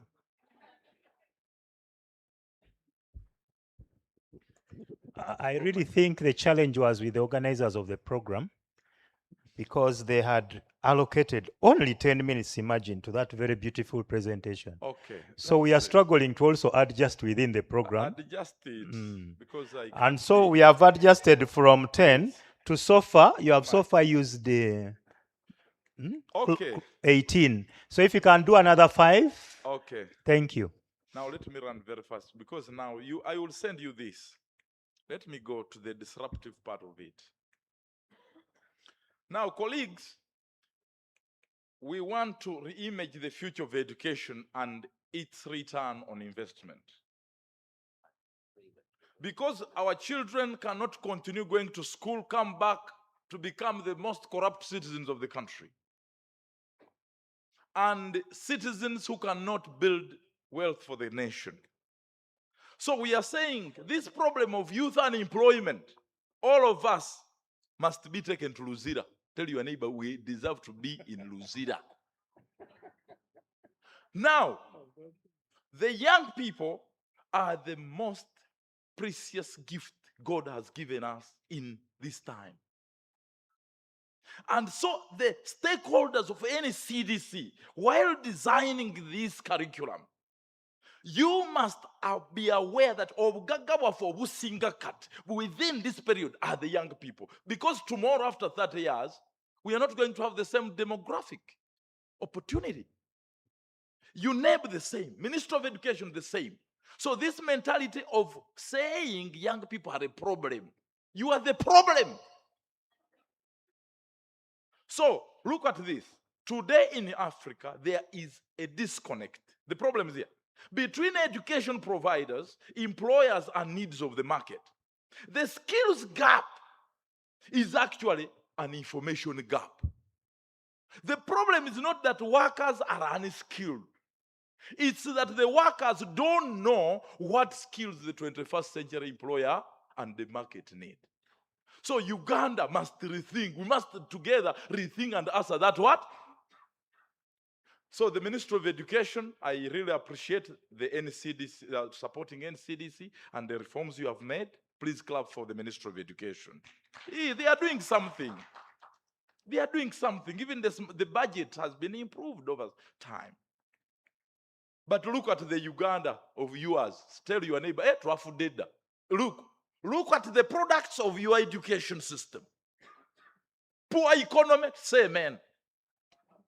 Unproductive population, say amen. Dependency from the village households to the whole government, begging.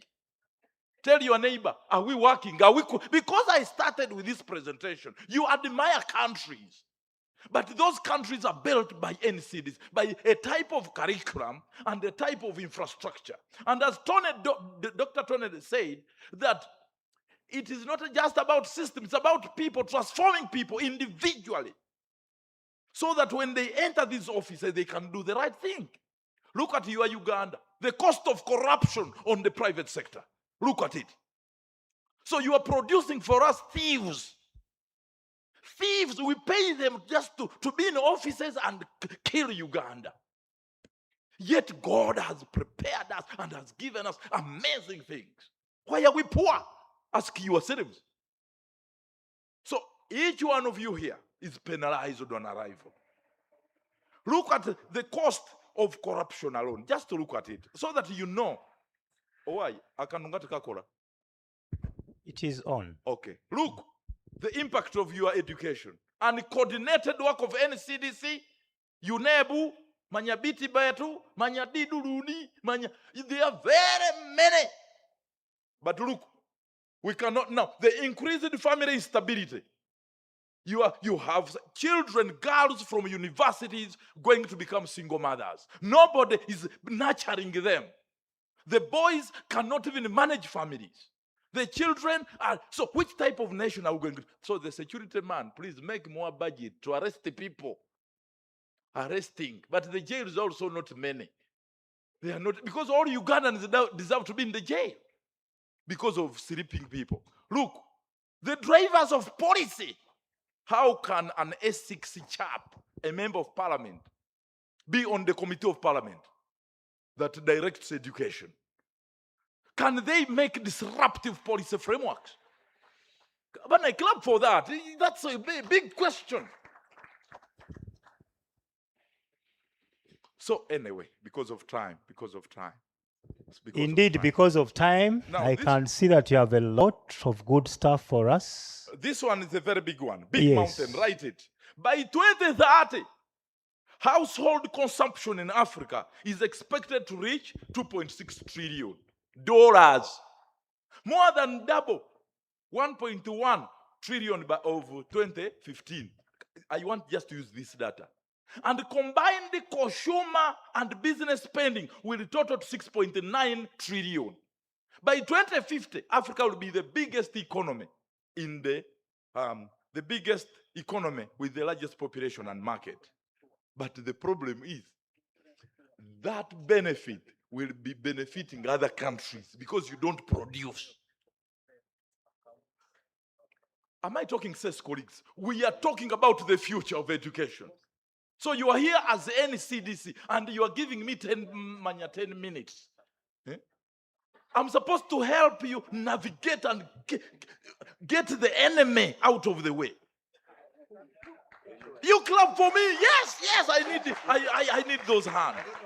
Now look at this. Africa's rapid change presents challenges that will not be tapped and contained unless education is fixed. Education fixed, then you build a nation called Africa. Now, Our dear presenter from the Global Peace Foundation, okay, a peace builder, we appreciate your presentation. Yes, sir. And we hear all that you are highlighting. But in the interest of peace, agree that we don't have much time. So humbly agree with me that you wind up in the next 3 minutes. Do whatever you had, and please wind it up in the interest of peace. Yeah. Otherwise, on time. You will strike. Bring the. Yes, now, please. For Uganda's case, look at this, colleagues. We launched Vision 2040. You remember it? True. This vision to be achieved, colleagues, we must agree to be a family now. And organize Uganda very well and purposely push the curriculum and these people of UNEB, everybody in one room, and find tools to push the 15 million children in schools towards this. This must be what must be the litmus paper, whether we are on the right track or not. Let's get to the next slide. Yes. Now, these people, we must also ask all these companies, all these people that are giving us taxes, they have companies. They are complaining of these things. They're coming, all these things. You know them. They have talked about these things, right? And we are saying, twekolemu omulimu. For us as Global Peace, we organized the Global Peace Leadership Conference in 2018. And in this conference, we said that the whole government and private sector, religious leaders, all of you, we must cause a consensus. And I think the next conference can talk about how now we can do a policy reform, budget increase, human resource, whatever, structured gap closing.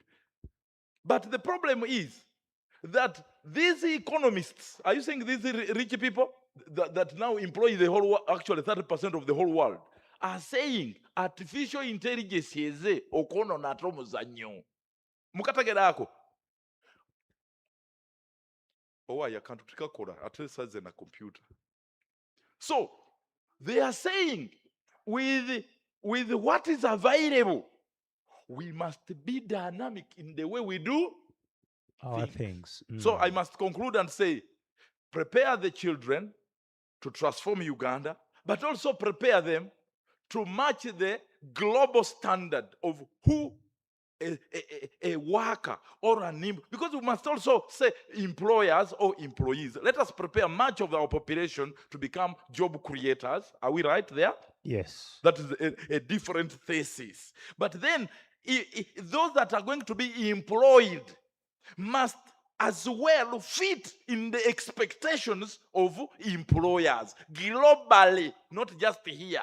Are we talking sense here? Now, I will end by saying that this is an outdated clip, but I wanted to use it for you to see.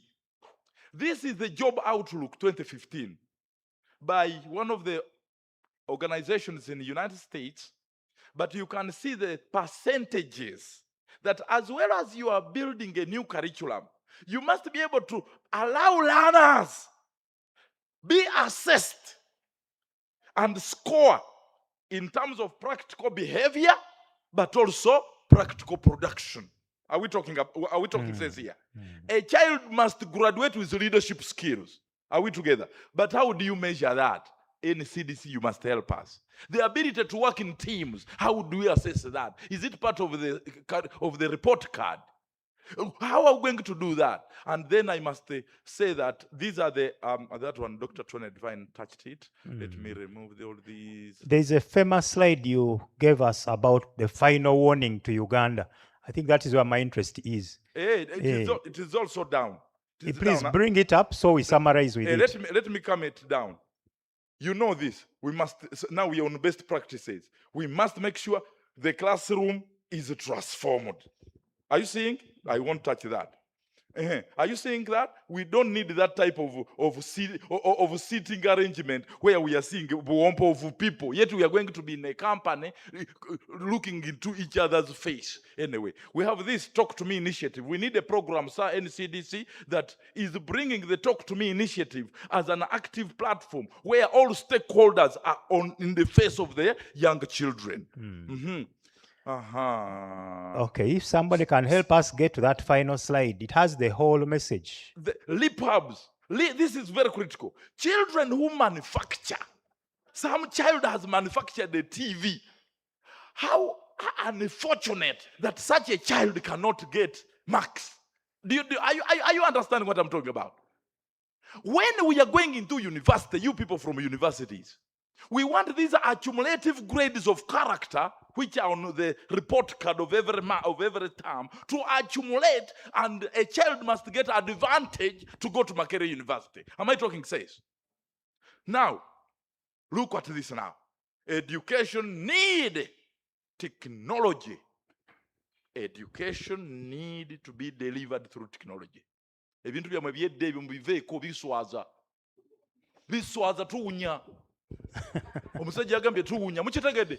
Yes, that is in Luganda, and it is hard to interpret in English. You will not. But I want to imagine that we have really picked all the very critical points. But let me now. And you have promised to give us the presentation. Yes, 1 second, because they don't know how to deliver the subject. It's only one, because all these are teachers. And if you fail them on the subject combination, I will not have done a good job, sir. Now, my I colleagues. do appreciate, and I'm not in any way at war with you. Okay.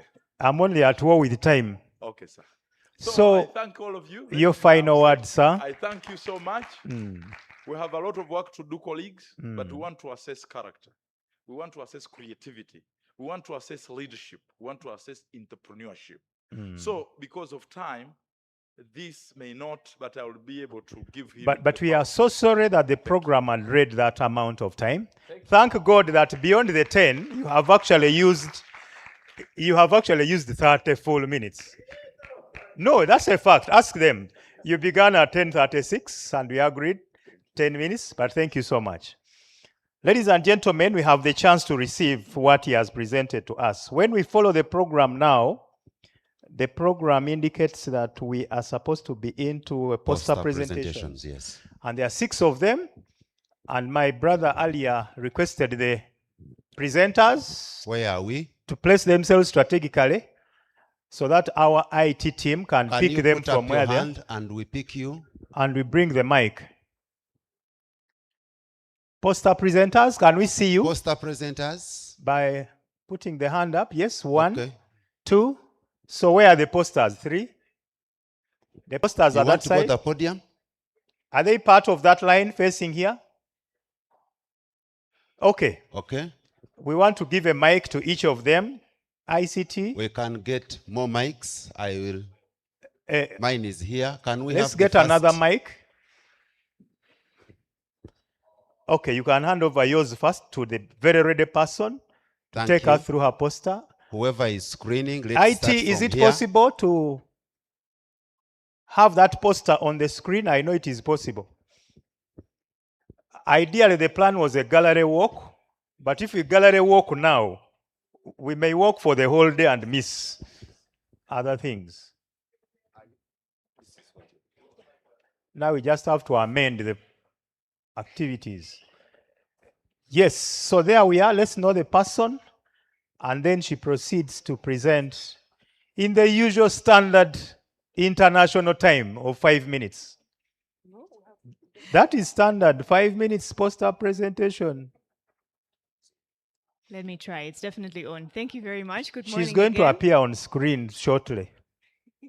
But she can start. I will try to make myself heard in the meantime.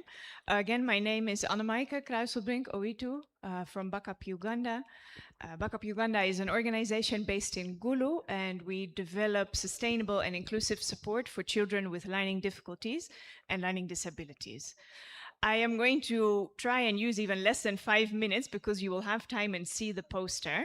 But just to introduce to you briefly, what we are talking about on this poster here is inclusive teacher training curriculum. It's an aspect that we have touched on up to now, and we believe it deserves a bit more attention. So Backup Uganda has been running a training program strengthening teachers, essentially, specifically their capacity to identify and support learners with learning difficulties and learning disabilities. And what we are sharing here are some results of a comparison between doing that kind of training with pre-service teachers and doing that with in-service teachers. And I will not dwell on the detailed percentages, you can see that for yourself, but what I want to highlight is some of the things that we noticed. Specifically, the difference between what happened at pre-service level and in-service level. So what we have seen is that there was actually a much higher uptake of these new skills that we trained on at in-service level than at pre-service level. And there are definitely some limitations. You'll find those on the poster. But what this indicated to us is that we noticed that the willingness was there at on both sides. An interesting aspect was that in-service teachers seemed to feel much more freedom to implement what they had learned than pre-service teachers. And that is something that will drive me to one of the recommendations at the end. So that's something that we noticed strongly. One of the aspects that those pre-service teachers highlighted, because we followed up on them during their school practice at the time, was that it was actually the in-service teachers, and specifically the ones who had not been part of our training program, who were somehow discouraging them from teaching in an inclusive manner, paying attention to these learners who struggle to learn, essentially. So that's an ironic thing when you're trying to create an inclusive environment where everyone is on board. It was the in-service teachers themselves who were making it harder for the newer generation. And then another thing that we noticed was that there was very limited space for integration of this kind of training content in the pre-service teacher training curriculum. So that is also where our recommendations will take us.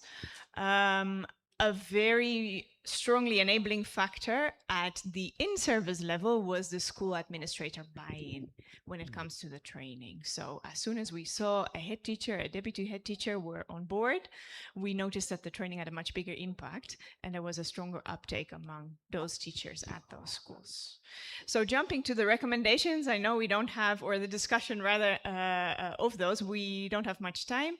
One of the things that we would recommend based on what we have experienced and observed is a two-pronged approach. On the one hand, to look at an expansion of the pre-service teacher training curriculum with more attention to learning difficulties, learning disabilities in particular. We know they are under-identified. And then at the same time, looking at a more coordinated national rollout of the CPD that already exists on inclusive education. A presentation by Sightsavers was made yesterday related to this, so I'll not say more about that, but that addresses the same aspect at in-service level. Yeah, and in terms of future research, we would love to do a more longitudinal study specifically on what happens when pre-service teachers become in-service teachers. Maybe they have had this training at pre-service level, they start implementing it. How does this develop over the years? That's something we'd love to look into.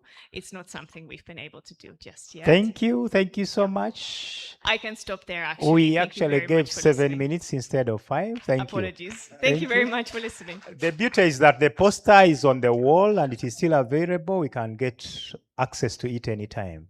Yes, thank you very much. Gilbert, take Backup us to the Uganda. second presenter. The next presenter, what we can pick from Backup Uganda is that the in-service teachers are discouraging the pre-service from doing a better job than them. Yes, next. Good morning, ladies and gentlemen. Good morning. I'm Edith Tugume, Flowers Preschool Kawanda, but working closely with Igaza Creations. I'm going to present the 5A framework and the school community delivery model, which promotes early literacy. From yesterday's presentations from Dr. Hamis, he tackled something to do with early literacy, where students come out when they are unable to fully comprehend. So our rationale is early literacy gains remain fragile when reading stops at the classroom door. From the challenges we have realized within the community where we're working, we saw that if reading remains within the classroom environment and it's not taken to the communities where children live, it remains fragile and it will not take a firm foundation. So many homes lack storybooks, reading routines, and social encouragement. So the 5A framework treats reading as a social practice as well as a skill. We are looking at making reading an everyday activity in the child's life. The purpose of this framework is to encourage uptake of using stories in our homes. Then also it's looking at connecting the school, family, and community to reading practices. It's also looking at building lasting habits through enjoyment, routine, and recognition. We are already piloting it at Flowers Preschool, which is having a voluntary partnership with Igaza Creations. The learners, the teachers, and the caregivers, plus the school leaders are all, and Igaza facilitators all contribute to this cause. We are using the available local resources. We are using the shared space. We are using the volunteer time from the parents and the community. And also simple recognition provides the starting resources. The partnership that Flowers and Igaza Creations has refines low-cost models that create social value, and support sustainable delivery. We are starting with what is available because our model is simple. Our model is every household should have a storybook, and in that household, everybody should be interested in reading. So what is the 5A framework? It stands for awareness, access, adoption, anchoring, and assessment. When I talk of awareness, everybody that works in the school, we encourage them, we let them know that we are fronting literacy at the school. And in literacy specifically, we are looking at reading. So access, with access, we encourage everyone within our space to have reading materials. We talk of storybooks, we talk of cards, we talk of charts. Then when we talk of adoption, this one is assessed through what children come and tell you, because children don't lie. When they come and share with us their stories, we are able to know that they are adopting the reading habit. And because we are purely a kindergarten school, you find children who have like left kindergarten and go to the primary section. Parents are able to come back and seek for that particular services because they don't want their children to lose touch with reading. Then about anchoring, we use routine and recognition to strengthen the reader identity. Then assessment, we normally get simple feedback from the parents, and this one is going to improve on our delivery methodology. Then for us to be able to achieve the 5 A's, we have developed the school community reading models. This one is having 4 attributes. It has community sessions, it has peer reading, reading ambassadors, then reading as a gift. When I talk of community reading, this one we are already doing it. We invite community from within the area every 3rd Friday of the month. They come in, those who are parents at Flowers Preschool and even those who are not parents. When they come, we take 1 hour with them, and within that 1 hour, we teach them, we guide them how to read with the children and also teach them how to read. Okay, and Then- in summary? Then peer reading model, children read to each other. Then we have reading ambassadors. Reading ambassadors cover 3 categories. It has the children, the teachers, and the parents. I have a photo here of reading ambassadors where children are recognized and given sachets to give them more confidence. Then reading as a gift, we encourage, every time it's a child's birthday, instead of giving only cakes and shoes and dolls, there is a storybook in between. Then when we go to assessment and research, we are looking at issues at the baseline and follow-up where there is accessibility to books, voluntary reading, shared reading, frequency and literacy outcomes. And we ask questions like, does gifting create sustained routines, not only a one-time excitement, and which occasions are those? So we have some early insights where we find children are embracing reading, but then the teachers are unable to deliver the teaching effectively. So we're able to come up with this reading material here, the complete phonics book. We also have another one which is in the pipeline, which is magical. How to Gilbert, make I reading can magical. see that we are going to the takeaway and then we... Okay, our takeaway is children's enthusiasm creates an opening. A social enterprise approach can turn it into stronger literacy by combining locally developed materials, joyful participation, family engagement, and teacher coaching, while generating evidence for affordable, equitable, and sustainable scale. Thank you very much. Thank you. Who was that? Who was the this poster was, presenter? My name is Edith Tugume, coming from Flowers Preschool, Kawanda. I am working closely with Igaza Creations. Igaza Creations. Thank you so much. Gilbert, there is So- a suggestion that because the stomach is also complaining, Yes. we have only 1 paper presentation by now, and then we shift have the other the ones to rest after later. break. So- So UBC, I see you are ready. UBC is ready, Gilbert. And is UBC even ready. wants to broadcast the poster right away. So can we do that? And UBC is more keen on time because when you're on TV and you have 5 minutes. Good morning. it Thank you means so 5. much to save time. Good morning. My name is Ivan Tumkunde. I'm from Uganda Broadcasting Corporation, your public broadcaster. And because of time, I'm the one who prepared that. So I'll just do a run through. When we say 30 to 40 seconds, it has to be that. I hope I can use about 4 minutes of my time. Yesterday, someone was talking about the fact that now TV is what is doing the parenting of our children.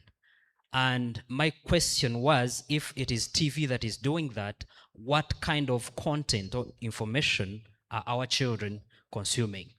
With over 50 local television stations that we have in Uganda, we have not had any that is focused on the biggest demography of our population, which is over 70.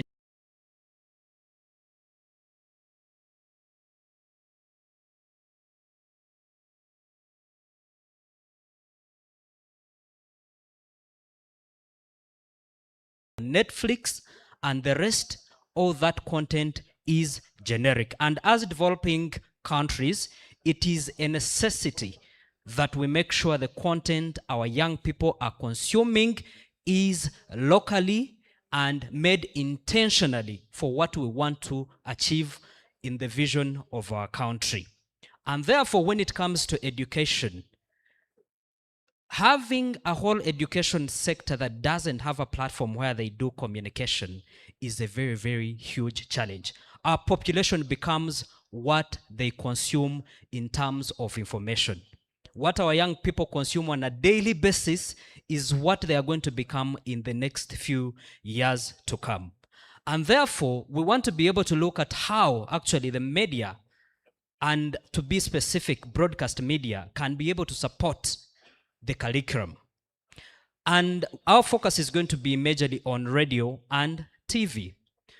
Today, radio is the most in terms of reach when it comes to our Ugandan population.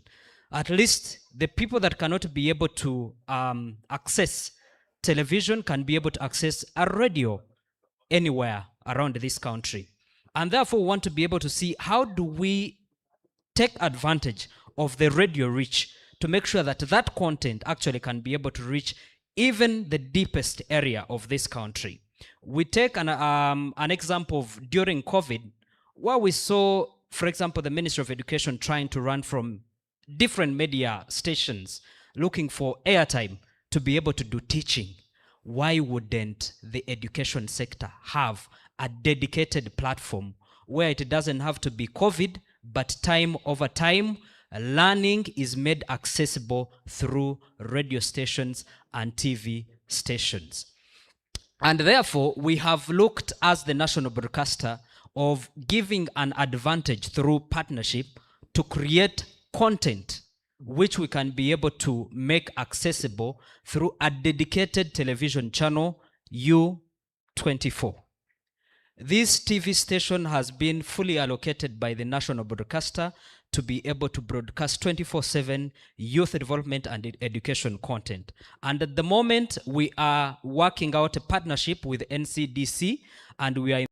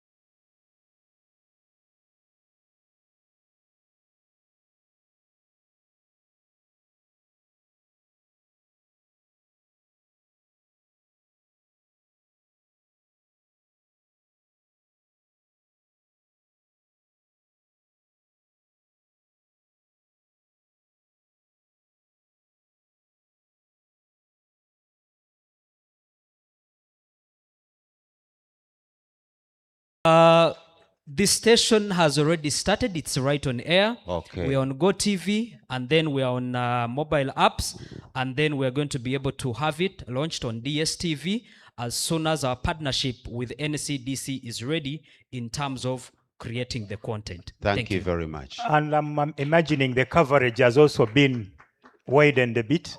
Definitely. Okay, because you could be in some districts and UBC is hard to pick UBC actually is accessed everywhere in East Africa, Thank not you. just only in Uganda. Thank you so and much. then we, just to mention, we have 11 radio stations which broadcast in all the languages in Uganda. So any information that you want to be able to reach people on the grassroots, UBC can be able to actually solve. Thank you very much, our very own UBC. Thank you all the poster presenters so far. 3 of them, we have 3 to go, and we are going to pick them up after break. I am glad to announce that the chairperson of this next session came in a little while ago, and that is none other than Mr. You have Mr. him. Ambrose Rioka. Mr. Ambrose, if you could just stand and wave to the head us. of Research and Development, Ministry of ICT and National Guidance. And he's the chair for our next session. Thank you very much for coming, Mr. Rioka. And I'm sure that the presenter has been in the house. The keynote. Yes, the keynote must also be presenter has in the been house. in the house. And that is Dr. Anne Green, Dr. Anne? Director, Global. She's Oh, she's- online. okay. She's online. Okay, so when- we are when- having our next session starting, let me see. A few minutes from now. A few minutes from now. After going for a health break. We are going to go for a health break of about 20 minutes. 15. 15. Okay. 15 Let's minutes. try. Let's try and see. Like the 15 UBC minutes. guy did. I counted exactly 5 minutes. We can use this time to move out, pick a cup of tea, and maybe come with it. So, Does ladies that and work? gentlemen, let's head for the break tea. The last day is normally very fun in terms of security and safety. So make sure you have your gadgets on you. Or if you are leaving any on the table, just be mindful that you've left it in a safe place. Otherwise, you never know.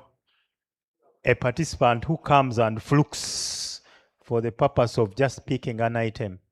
For those who are yet to exhibit their posters, yes, after the health break, we shall get to you. Just make sure you look for a convenient space.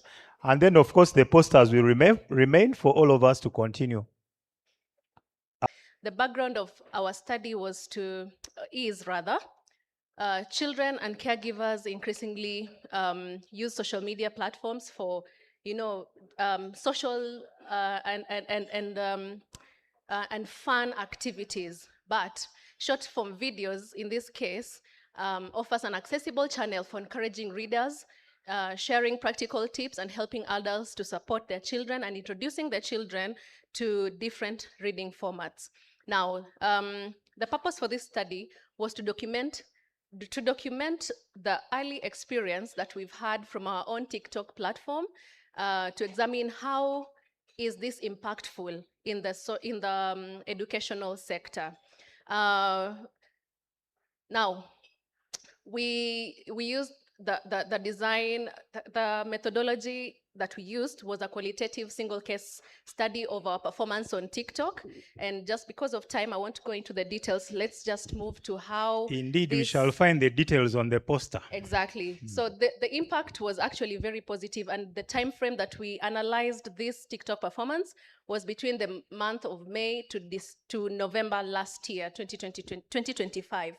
And from what you'll see here, there is an immense improvement on the impact that TikTok created on our platforms, and also on the use of social media to improve the reading and to promote reading, rather. The conclusion for my presentation is that TikTok enabled Igaza Creations, which is our company, to reach audiences with varied videos, encouraging reading, and to use audience responses to refine subsequent messages and formats. So what I'm saying in conclusion is, let's adopt these social media pages, TikTok, Instagram, Snapchat, whichever that comes in your mind, to enhance literacy and to preach that reading is important, and anything that is related to literacy other than just using it for fun. Thank you so much. Okay, like I told you, they will even do better, but maybe just before you leave the mic, what is the target group, age group for that kind of content? All right, our target audience is parents, young parents and mid-age groups, because Okay. we are teaching them, for example, how to read with their children. We are not teaching them how to read, but rather tips on how to read with the children, how to encourage the children to read, etc., etc. And once the parent gets the knowledge, they transfer it to the children, and the generation is completely transformed. Okay, thank you So, very much. Gilbert, you'll be a beneficiary because you qualify among the young parents. Yes, young parents, I qualify. And in case you are a parent somewhere and reading those stories is a challenge, please get in touch with the Gaza Creations. But I've also Okay. learned that there are new job opportunities created by TikTok and some professions which we did not have previously. Oh, okay. So that is something the creators of this content is a new So job. are Let's you go- taking us to our last poster presentation? This is the last one, and it is also in 4 from minutes. Gaza Creations. 3-4 It's minutes. about from stories to skills. Sure. And I'm sure all of us must be interested. And Over right to you. after that, Gilbert, right after that, you hand over to the chair to take us to the session of the 4th keynote address. Okay, thank you. Okay, good afternoon, everyone. Good afternoon. My name is Nampima Beatrice, and together with the Gaza Creations, I'll be presenting from stories to skills. So this is where we've come up with using children's literature to bring competence-based learning to life. So the purpose basically is to present a story-centered ecosystem where we use children's literature to translate curriculum competences into projects. Like you can see here, some of the stories we have, Children of the Rain, that shows climate resilience. We have Safe on the Road with Mila, that is when they read safety for children, they'll get some tips there. Samba's Next Move shows socio-emotional learning. That's what they'll learn. And then we have Lina and the Little Lions, which shows leadership and inclusion. So basically how the ecosystem works for us is that we get these stories, the children's stories, where that is the themes, the context, and then we have a starting point. And then we have learning extensions as well through the songs, dramas, games, projects, some teaching aids. And then we get the competence experiences and then learning across the different curriculum areas. So what we look at then is the 5 pedagogical and publishing principles.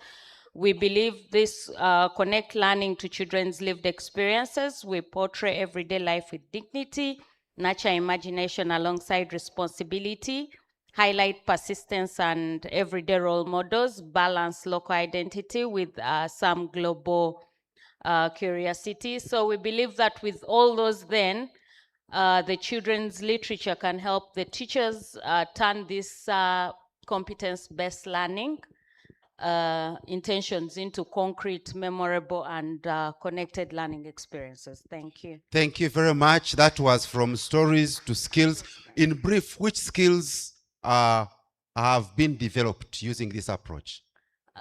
Some of the skills we've tried to develop is how they learn how to take care of themselves, especially in terms of their emotional learning, the social. They are able to socialize when they read through these books.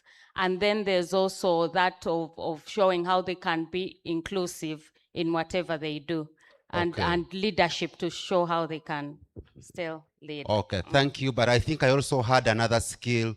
Do you guide them to write them down, to write down the stories? Yes. Therefore, they are able to publish, meaning that publishing can start as early as nursery. We don't have to first get to universities in order for us to start the publishing career. We have had some students who have been able to publish their first books as early as P6, but we did not know how to support them. That means that in case you need more, please move to IGAZA and have your child's skills developed, especially those for publishing and learning from the different stories. Ladies and gentlemen, With that, we come to the end of poster publications.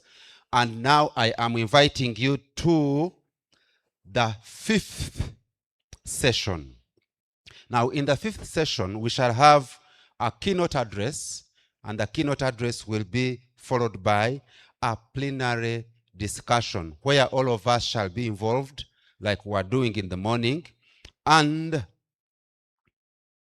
partner presentations will follow thereafter. And the person to take us through this session is none other than Mr. Ambrose Ryoka, Head of Research and Development, Minister of ICT and National Guidance. Please welcome with me Mr. Ambrose Ryoka. Let him come and take his seat, and as soon as he takes his seat, I will fire myself, only to come back later.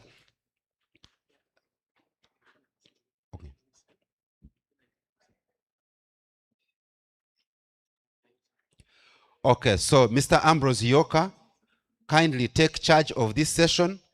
I'm sure, only thing I can remind you is this session is between us and lunch. Thank you very much.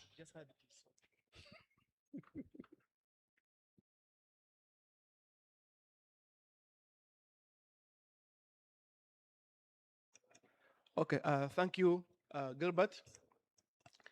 I observe all the protocol that has been established for the interest of time.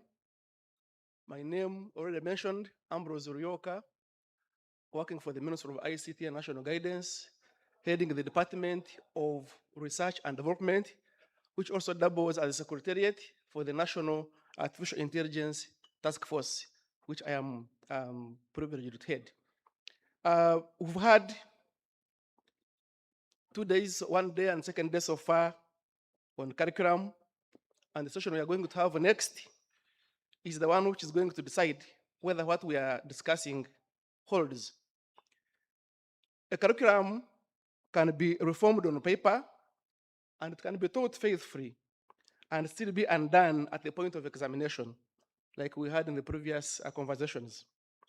So if we assess for recall while teaching for competence, the examination will always win, because every time it's the examination that is now deciding the child's future. Now, I want to declare an interest here, as we are going to look at how artificial intelligence is affecting all this. The Ministry of ICT is currently developing a national artificial intelligence and emerging technology strategy, the process that I'm coordinating, and issues of assessment are one of the things that we are reckoning with within that strategy that will be launched at the end of this month, in just in 1 week. And to take us through this session, we have Dr. Anna Green, Director of Global Assessment Products and Services, joining us online, live from the United Kingdom, in a paper that has been co-authored with Ben Rocklife and Gemma O'Brien. She will take us through a few issues, the comparative study that looks at the United Kingdom and how artificial intelligence is also being inbuilt within issues of assessment and what it is not doing. And noting that Dr. Green is joining us online, I will request and beg for indulgence in areas where we have latency in issues of connectivity and communication, but I promise that we will have this session done within 1 hour. And to discuss the paper, we'll be having Dr. Mayende, who is in the room.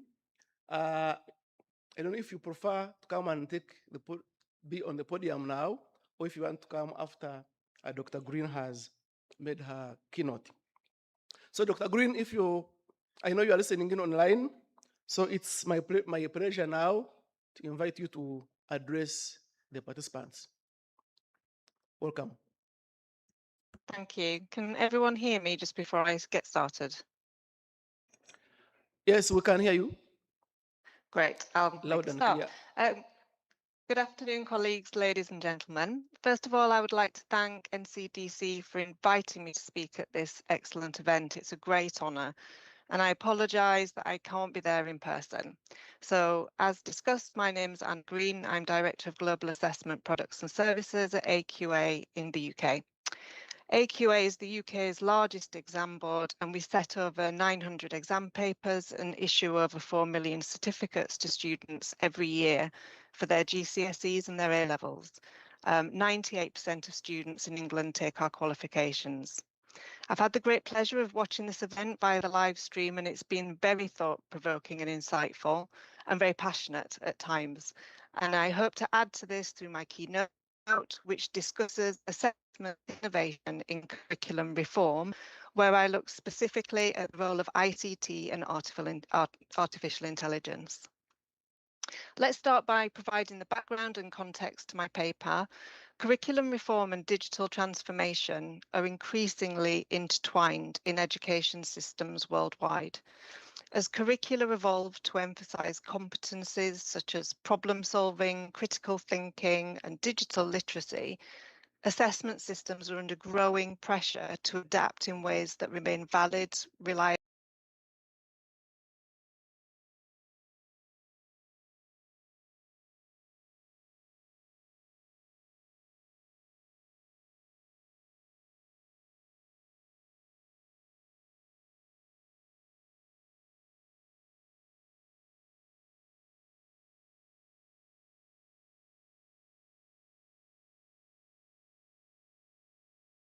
carry high stakes for learners, institutions, and national accountability.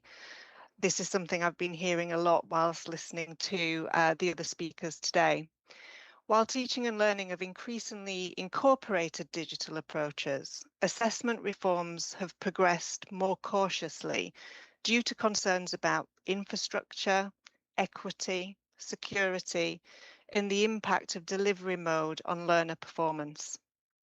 This tension is especially relevant for curriculum authorities seeking to align assessment practices with modern curriculum aspirations, which you've been talking about today. The United Kingdom provides an instructive case study. Despite extensive policy debate and technological capability, general academic qualifications remain paper-based in England, which is governed by a regulator-led evidence-based approach to change. Digital technologies are widely embedded in assessment development, marking, awarding, and formative assessment, and examining these experiences offers insights into how ICT and AI can support curriculum implementation without undermining the assessment integrity. So the paper sets out to examine the regulatory and system conditions shaping technology-enabled assessment in the UK, analyse case studies of digital assessment authoring, on-screen marking, and personalised formative assessment, identify lessons for curriculum developers and policymakers considering ICT and AI integration, and reflect on how formative assessment can act as a pathway to innovation in higher stakes contexts.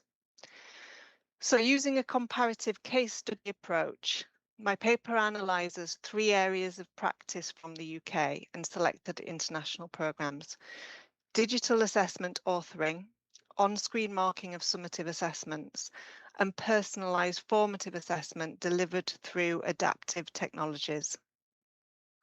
In England, the use of ICT and artificial intelligence in high-stakes assessment is shaped by a highly regulated qualifications system overseen by the Office of Qualifications and Examinations Regulation, which is Ofqual.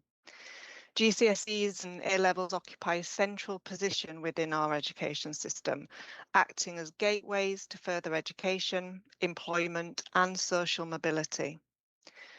As such, any change to assessment design or delivery is subject to strict regulatory scrutiny to protect standards, fairness, and public confidence. While there's a broad policy recognition that technology has the potential to improve assessment processes and learner experiences, regulators have adopted a deliberately cautious and evidence-led approach to digital examination delivery. Ofqual's recent consultation on regulating on-screen assessments makes explicit that pen and paper examinations will remain central to most high-stakes qualifications for the foreseeable future, with only limited and tightly controlled scope for on-screen assessment in lower entry subjects. This approach is underpinned by extensive research commissioned jointly by Ofqual and the Department for Education. Large-scale studies have examined international comparators, operational risks, impacts on schools and colleges, and differential effects on students, including those with special educational needs and disabilities. While this research identifies potential benefits, such as improved accessibility, better data, it also highlights significant risks related to infrastructure variability and assessment security. One of the most significant concerns relates to mode effects, the possibility that assessment outcomes might be influenced by whether learners respond on paper or on screen, rather than by underlying knowledge and skills required. Ofqual commissioned reviews of the academic literature indicate that mode effects are inconsistent across subjects and question types, but may be particularly pronounced for extended writing tasks and for certain learner groups.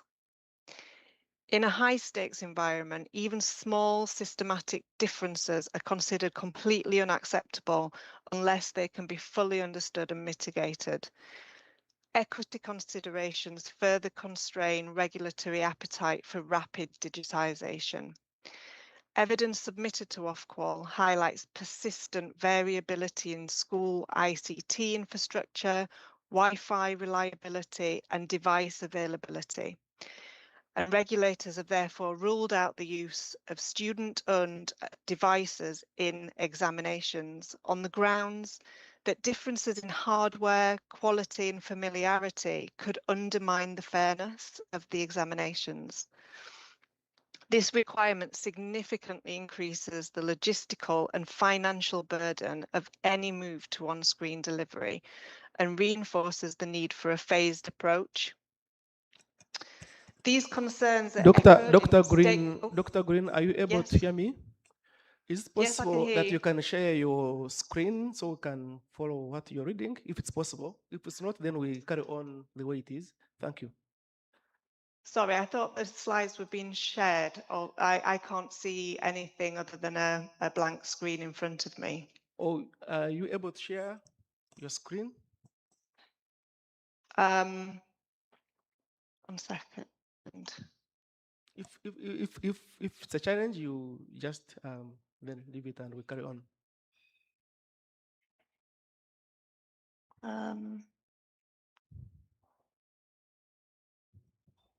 Let me see if this works.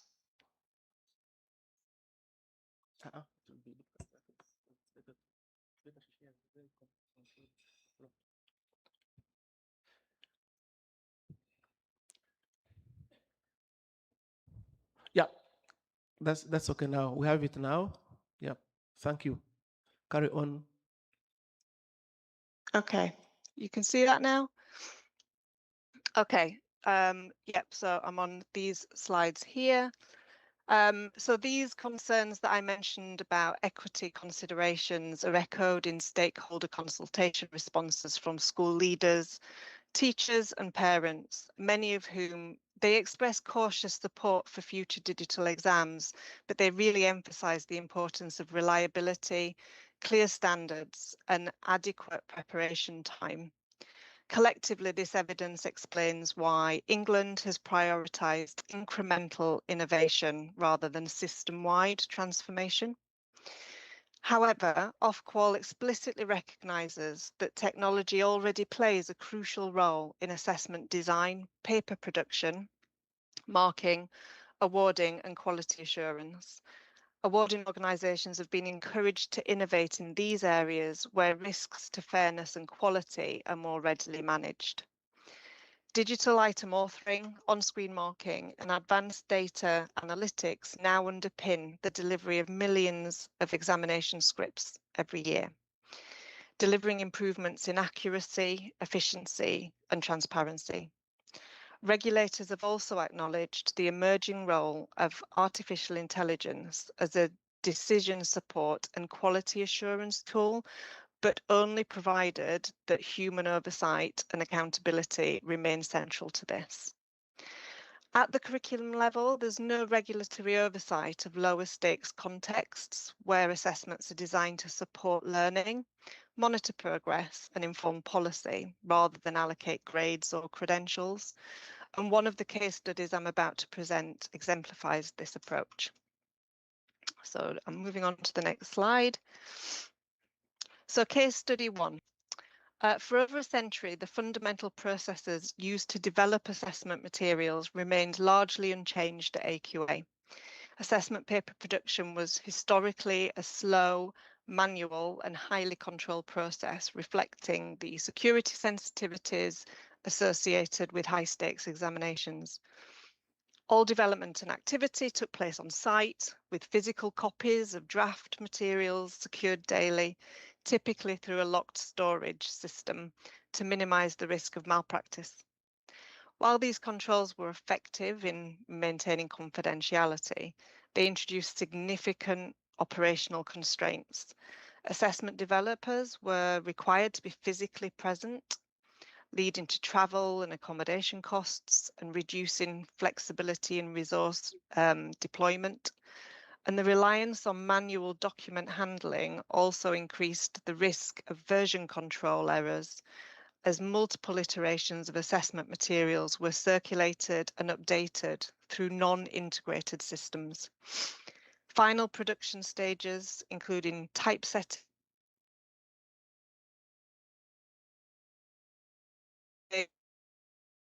additional opportunities for mistakes and errors. As a result, the end-to-end development of a single assessment paper could take between 9 and 12 months.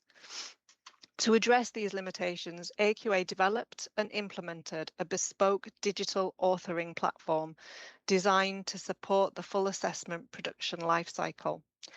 The system was built to reflect the specific requirements of high-stakes assessment and incorporates a number of core features.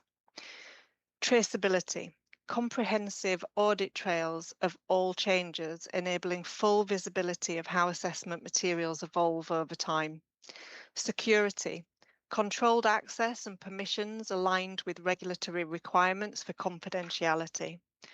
Print-ready output, so automated generation of high-quality standardized assessment materials, reducing reliance on manual typesetting.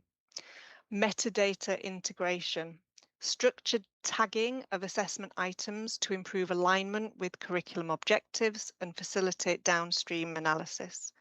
And interoperability, interfaces with e-assessment and marking platforms to support future digital developments. The introduction of digital authoring has delivered measurable improvements across multiple dimensions of assessment design and delivery. Error rates have been reduced through improved version control, structured workflows, and the removal of manual typesetting stages. Where issues do arise, the availability of comprehensive audit trails enables more effective root cause analysis, allowing awarding organisations to identify and address problems much more quickly. The digitisation of the authoring process has significantly shortened development timescales.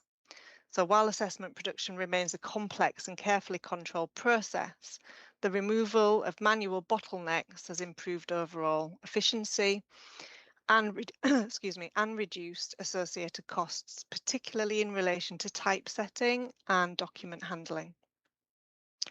Metadata tagging and structured content management have enhanced the visibility of curriculum coverage across the assessment materials.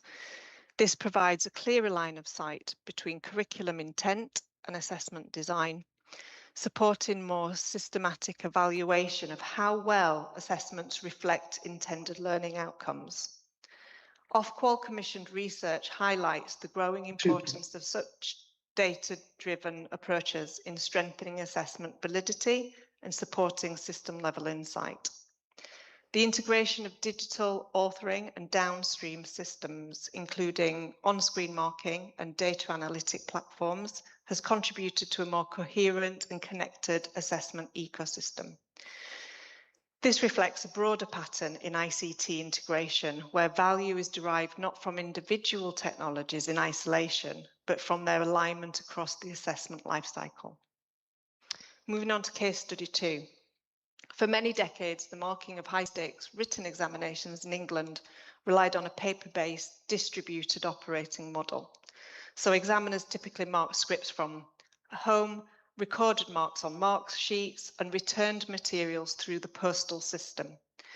This created a set of very predictable operational and quality risks. So, for example, physical scripts and mark sheets being moved physically in large volumes across the country. Progress through the marking window was difficult to monitor in real time, and clerical processes, including transcribing marks, adding totals, and reconciling mark sheets with scripts, introduced avoidable errors. A further limitation of this approach was the lack of timely granular data. So item level performance analysis, it was possible, but time consuming and delayed, making it harder to link the assessment outcomes back to the curriculum coverage and the content validity in a rapid, actionable way. The move towards on-screen marking was motivated by the need to reduce operational risk and strengthen quality assurance at scale. Under the paper model, scripts could be mislaid in transit, and redirecting materials, for example, when an examiner became unavailable or unwell, was an administrative burden. In addition, assurance processes were often last minute because they depended on paper logistics and manual collation, which increased the risk of late intervention and rework, such as remarking or mark adjustments, when inconsistently identified. On-screen marking is now a mature and accepted form of ICT integration in high-stakes assessment, even where full on-screen exam delivery is still constrained. AQA implemented an on-screen marking and scanning model designed to manage high volumes while strengthening oversight, traceability, and data quality.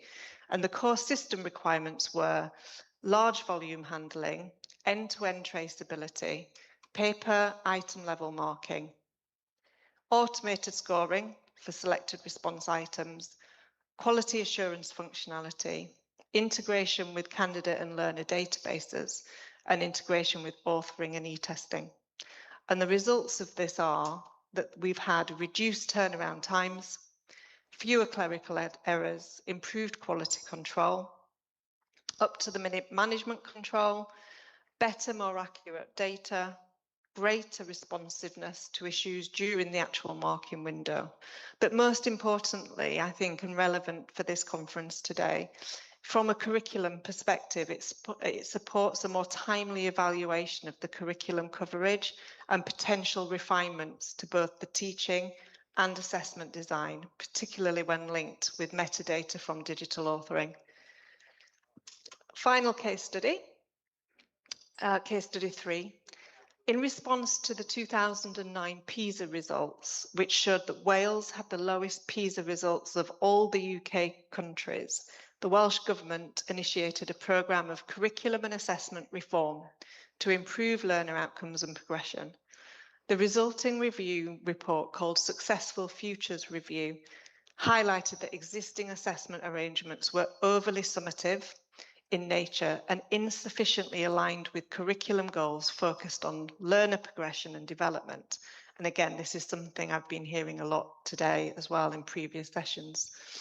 At the same time, wider system reviews identified limited coherence between curriculum, assessment, and school improvement processes, alongside concerns that existing assessment models encourage teaching to the test rather than supporting learning. This created a clear policy imperative to develop an assessment system that better supported formative purposes and aligned with the evolving curriculum for Wales. So, Wales moved from paper-based national tests to a system of on-screen personalised assessments introduced through a phased approach between 2018 and 2021. And these assessments are delivered nationally to learners aged between 6 and 14. And they cover 3 subject areas: procedural numeracy, numerical reasoning, and reading. The design of the new system was explicitly intended to address the limitations of traditional testing by emphasising formative assessment and learner progression not linked to school accountability, providing more timely and actionable feedback to teachers and learners, improving alignment between assessment and curriculum intent. The assessments are adaptive, so this means that the level of difficulty adjusts dynamically based on the learner responses. Each learner therefore experiences a personalised assessment pathway with questions selected in real time based on an evolving estimate of their ability. So, now interpreting these findings. The 3 case studies demonstrate that the integration of ICT and artificial intelligence in assessment is most effective when it's purpose-led and aligned to the wider curriculum framework, rather than driven by the technology alone. Across all the examples, technology has been adopted not as an end in itself, but as a means to address specific system challenges, including quality assurance, efficiency, data availability, and learner progression. Different parts of the assessment lifecycle present different levels of risk and opportunity for innovation. In England, regulatory constraints have limited the speed of change in high-stakes assessment delivery, particularly where issues such as mode effects, equity, and public confidence are paramount. However, the same constraints do not apply to assessment development, marking, and data processing, where technology has already delivered significant improvements at scale. This reinforces the importance of disaggregating digital assessment into its component parts when considering reform. Data plays a key role in linking assessment to curriculum. Both digital authoring and on-screen marking demonstrate how structured data can provide improved visibility of curriculum coverage, item performance, and learner outcomes. Formative and low-stakes assessment provides a natural point of entry for innovation. In Wales, the shift to adaptive on-screen personalised assessments was possible because the assessments were designed primarily to support learning rather than accountability on schools or teachers. The focus was developing the student's ability and to learn appropriately. The evidence underscores that implementation is as important as design. Across all 3 cases, success depends on careful sequencing, stakeholder engagement, and the redesign of processes rather than simple digitization. Lessons such as avoiding the replication of manual workflows, investing in professional development, and introducing change incrementally are critical for ensuring technology delivers sustained improvement. Taken together, these findings suggest that ICT and AI integration in assessment is best understood as a system transformation process, requiring alignment between technology, pedagogy, policy, and practice. Moving to conclusions and recommendations. Education systems should prioritise process redesign rather than simple digitisation, ensuring that technology is used to improve rather than replicate existing workflows. Investment in scalable, interoperable systems is critical to avoid creating inflexible solutions that limit future development. A phased implementation approach is particularly important. Pilot programs and targeted rollouts enable systems to test new approaches, refine designs, and manage scale before moving more widely and scaling more quickly. This is especially relevant in contexts where infrastructure and digital literacy vary significantly across the institutions. Professional development and stakeholder engagement are also central to success. Teachers, examiners, and administrators need to understand not only how to use the new systems, but how they support improved teaching, learning, and assessment practices. Without this alignment, the potential benefits of technology are unlikely to be fully realised. For Uganda, these findings highlight the importance of adapting international practice to local context. While infrastructure and systems are different to the UK, the case studies suggest that progress can be made through targeted and strategically sequenced interventions. In particular, there's a strong potential to use digital tools to improve assessment quality and efficiencies behind the scenes, deploy formative technology-enabled assessments to support curriculum implementation and learner progression, build system-level data capabilities to inform policy and practice. And by focusing on these areas, curriculum authorities can begin to realise the benefits of ICT and AI integration while building the foundations for longer-term transformation. And finally, for the Ministry of Education and Sports, policymakers should adopt a phased and sequenced approach to reform, prioritising areas where technology can deliver immediate benefits with lower risk. These include assessment development, marking, and formative assessment, which can act as foundations for wider change. This approach allows systems to build capability and evidence gradually, rather than pursuing large-scale transformation prematurely. Policymakers must also ensure that technology adoption is aligned with the curriculum purpose. Assessment reforms should be driven by clearly defined educational goals, such as improving learner progression, enhancing feedback, or strengthening curriculum coverage, rather than by the availability of the technological solutions.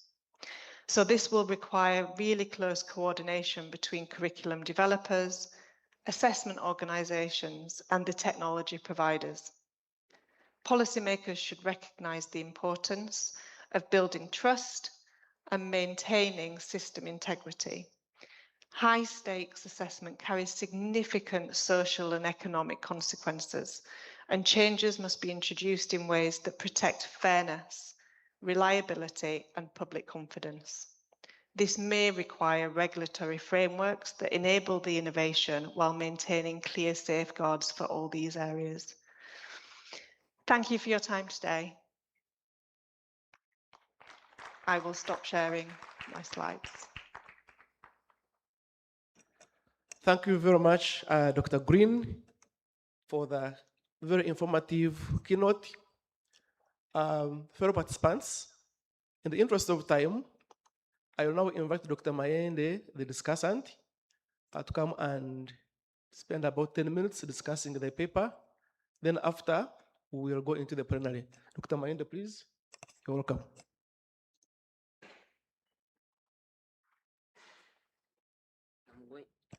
I'm going to start by saying we are going to talk about assessment. And now, if I stand here in the podium and you assess me, by you are not seeing me very well. Isn't that correct? And then someone else. So will that be the correct assessment? So then it becomes very, yeah. So of course I just wanted to mention something on inclusion. Is that okay? That inclusion is not only on other factors, you understand? Like the one of sign language, but inclusion goes ahead to also look at the podium height, understand? To enable that all of us are able to be included in the conversation. But I think I can stand here, isn't it? Yeah, no problem. Yeah, because I had talked to the chair that I would even sit there, but I think let me just stand here and have a conversation. Chairperson, Director NCDC, distinguished keynote speaker, Anna Green, colleagues from the National Curriculum Development Center, education leaders, researchers, teachers, ladies and gentlemen, good afternoon. Yeah, I'm just going to go through the 10 minutes they have given me to look at the conversation, but I don't want to repeat what Dr. Ann has already given. So thank you for the opportunity to respond to this timely and provoking keynote by Dr. Ann Green. I would like to begin by appreciating our keynote speaker for taking us beyond the increasingly popular conversation about what technology and artificial intelligence can do. So what he's asking here is asking a very important question. What educational problem are we trying to solve? And where can technology responsibly help us solve it? So we want to see how that can be done. So that question is particularly important for Uganda. And the paper reminds us that even in England, despite considerable technological capacity, high-stake qualifications such as GCSE, AS, and A levels require predominant, they are still using paper-based exam. So that's why even if we find ourselves doing paper-based exams, we are not I think we are not now surprised. Is that okay?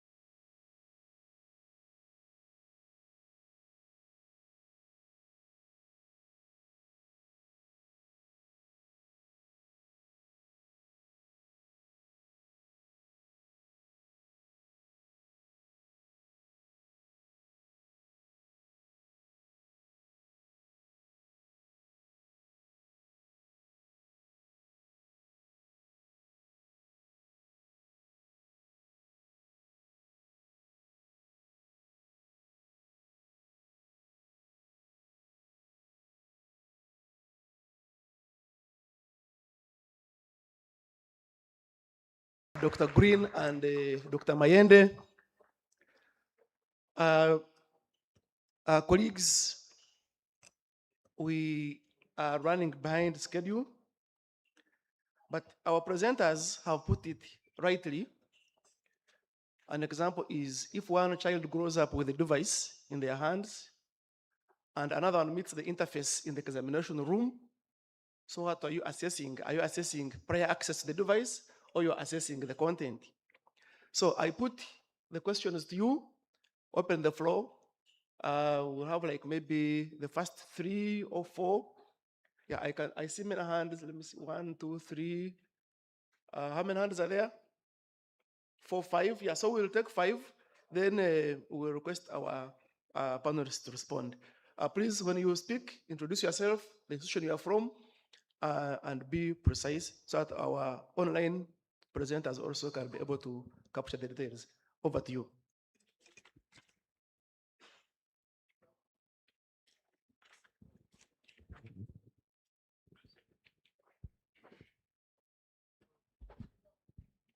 Thank you very much. I'm Leah Sikoyo from Makerere University.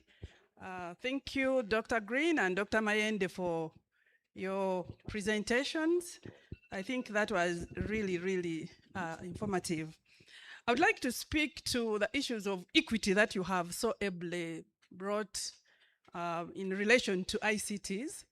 And there is a group of students that we have not talked about much in this space, and that those are students with disabilities for whom digital transformation or technologies are not just an option, but it's what enables them to access the curriculum and also effectively and meaningfully participate. If you think about a student that is blind completely and they need assistive technologies, for them, actually the technology doesn't just have to come during assessment, but even in the teaching and learning process. And one of you, I think, spoke to that. So this is something that we need to think about in Uganda, that for our learners that need technology to access and participate meaningfully so that they can learn.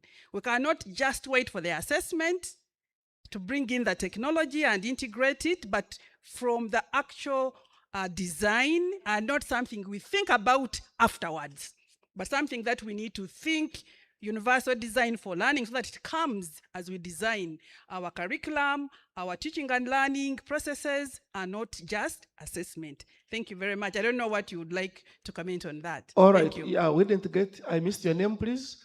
I'm Leah Sikoyo from Makerere University School of Education. Okay, thanks, Leah. Next, I think let's deal with him. Let's get him first, then we'll come on this side.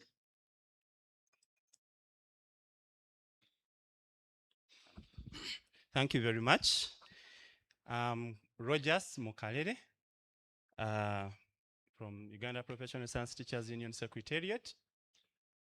One thing that I've seen is that our curriculum reforms are moving faster than the capacity of the digital readiness in schools and in our society. And you realize now the trend for AI and ICT is here. And that is moving fast and evolving, yet our schools' digital readiness is still low. Now, one of the things, as it was in the recommendations, is capacity building. And at Uganda Professional Science Teachers Union, one of the things we are looking at is capacity building and professionalism of the teachers. We have a program called ProDev Hour. Every week we normally connect. And one of the things we have handled is topics on AI. How are teachers, how can they use it in their practice? And one question I want to bring to Dr. Green, considering that even England retains paper-based exams while using AI to just strengthen the quality assurance. the question is, should we as Uganda prioritize in investing in digital assessment systems, or we should first prepare and equip the teachers to be able to use, because it is their professional judgment that is supposed to be based on when using the AI tools. Okay, thank very you. much. I think that's well taken. Let's move this side. We had 3 hands here. I think there are now 5. We shall first deal with 3. We'll have Professor Namubiru. Then we come here, Mr. Triatemba and the gentleman here. Then after, we'll have the disruptor. Thank you. I'm part of the disruptors as well. Thank you so much, Dr. Green and Dr. Mayende, for the presentation. This is a new territory that is catching waves in Uganda like the rest of Africa. Mine is a simple one. One time I watched a WhatsApp message in a school in Nigeria where all students were told to bring their phones, and they were smashed. The phones were literally smashed by the teachers in the presence of the parents, and the kids were also caned. Do we have a policy in Uganda to allow students bring their phones in school? As we talk about empowering the teachers, are we empowering the learners to use these gadgets responsively for learning? Thank you. Thank you. Let's come at the front, then we'll go to Mr. Triatemba.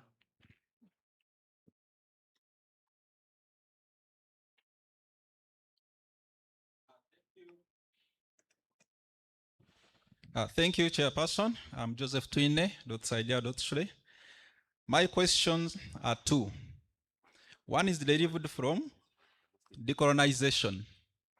Our country is undertaking a decolonization process of promoting continuous-based curriculum, which is meant to solve local challenges through empowerment of our fellow Ugandans to build capacity and solve them. Now, how is Dr. Green catering for that, to empower the local Ugandans to build local content, solve the challenge? Number 2, empowerment. The teacher is supposed to develop competence as well in assessment. How is that paper of Dr. Green catering for the teacher's competence in assessment and judgment of learners? Thank you. Thank you. Mr. Triatemba. Thank you very much, Chair, and I want to thank the presenter Green and the discussant. I come from UNEB, and I want to give the African perspective of what we mean in terms of employing technology. UNEB is ahead and one of the leading assessment bodies in Africa that has been accredited and upheld for use of technology.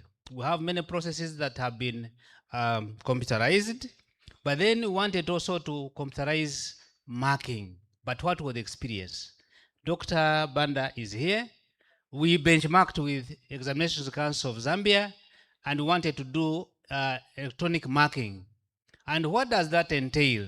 It means that we look for institutions that can host us, where we have the major cost driver being feeding, being accommodation, being transportation of the examiners. We said, no, we can do e-marking and see how we can go about it. What did it require? It required scanners, which are heavy duty and massive.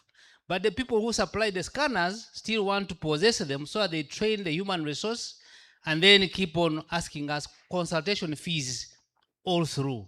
And then that would also mean transporting again the same examiners to a centralized place, meaning still you'd have to incur costs of transportation, feeding, which you wanted to avoid. Meaning therefore that the spirit is willing, but the flesh is weak. Thank you. Thank you, James. Live the public demand. realities. Okay, so how many hands do we have? 2 more. Okay, let's do these 2, and then we. He was open the it up. last. Yeah, he was the last, but we will have the other one. so that we take all at a go. I see another hand coming up. You will bear with us. We will do another round after Thank- this. Yeah. Thank you, Chair. I bring you greetings from Professor Alhaj Dr. Badru Katerega. And when he got his invitation, he looked at the topic.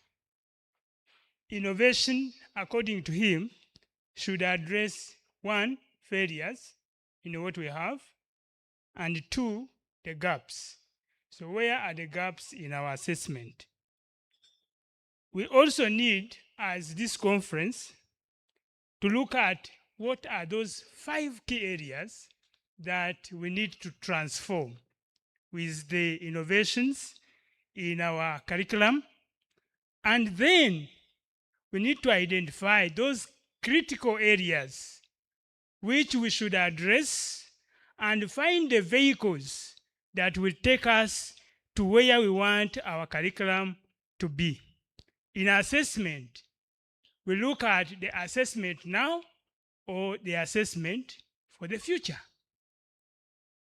The baseline should be now, because the framework we feed into 2040, 2060 begins now. So if our graduate is to be relevant and competitive, we need to look at the global dynamics now. And we tailor our students to serve us now with the attendant frameworks. Thank you.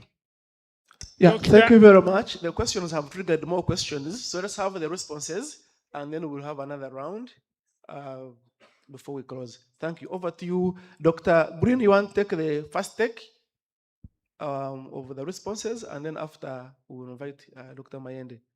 Dr. Green, you can hear us online? Dr. Green, are we still with you?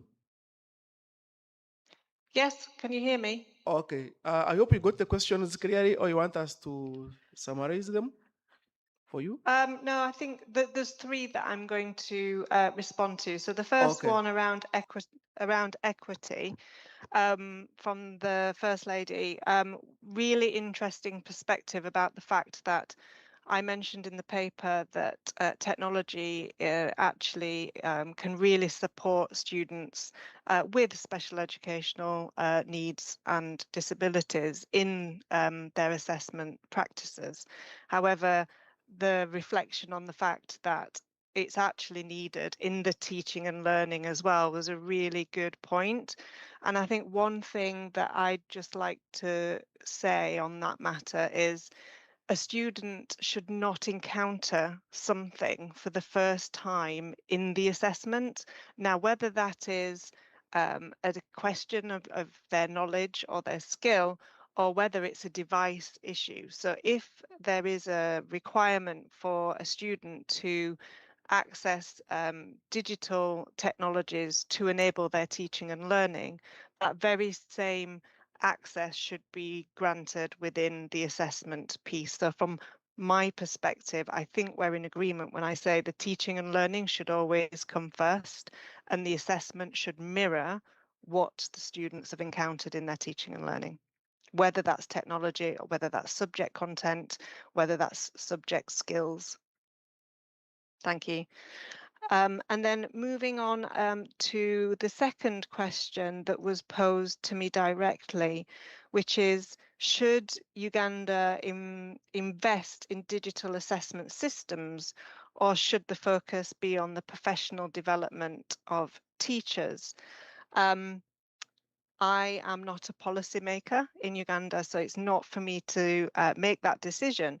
However, what I would say is those 2 things are hand in hand. So whatever decisions are made around the digitalization of assessment need to be made with a view that the teachers will be the ones that will bring it to life and make it happen in the classroom and potentially with the assessments as well. So the decision to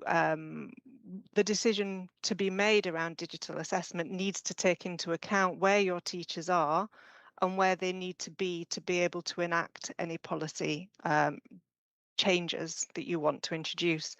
So when you think about investment, it's not just investment of the technology in itself, it's the investment of time and resource and expertise in making sure the teachers understand and can use any of those digital technologies effectively.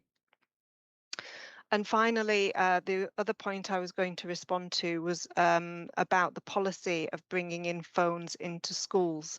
I don't know what the Uganda policy is on that, but I thought I would just share that in the UK and England specifically, we have recently moved to banning phones in school. Now, that could be a very different, it is a very different context to the one that you're in. The reason why the schools are banning, most schools are banning the use of mobile phones in schools is because a lot of research has shown how disruptive phones are within our school system. They can bring about bullying, inappropriate use of social media, etc., etc. So there has been a ban on taking phones into schools, most schools in the UK. However, in most cases, there is equipment and other ICT availability within schools for students to use, and that might not be the case elsewhere, hence the use of mobiles in schools in Uganda, if that is the case. So those were the three points that I wanted to respond to. Thank you. Thank you, Dr. Green. Dr. Mayende, I think now you can equitably use. I can now equitably use this where you one. are now. Okay. Yeah, thank you very much. I know some of the questions you have asked are questions to all of us, even you, even me, to try to find the answers. I also agree with Dr. Green that capacity building and professional development should be continuous process. We have already seen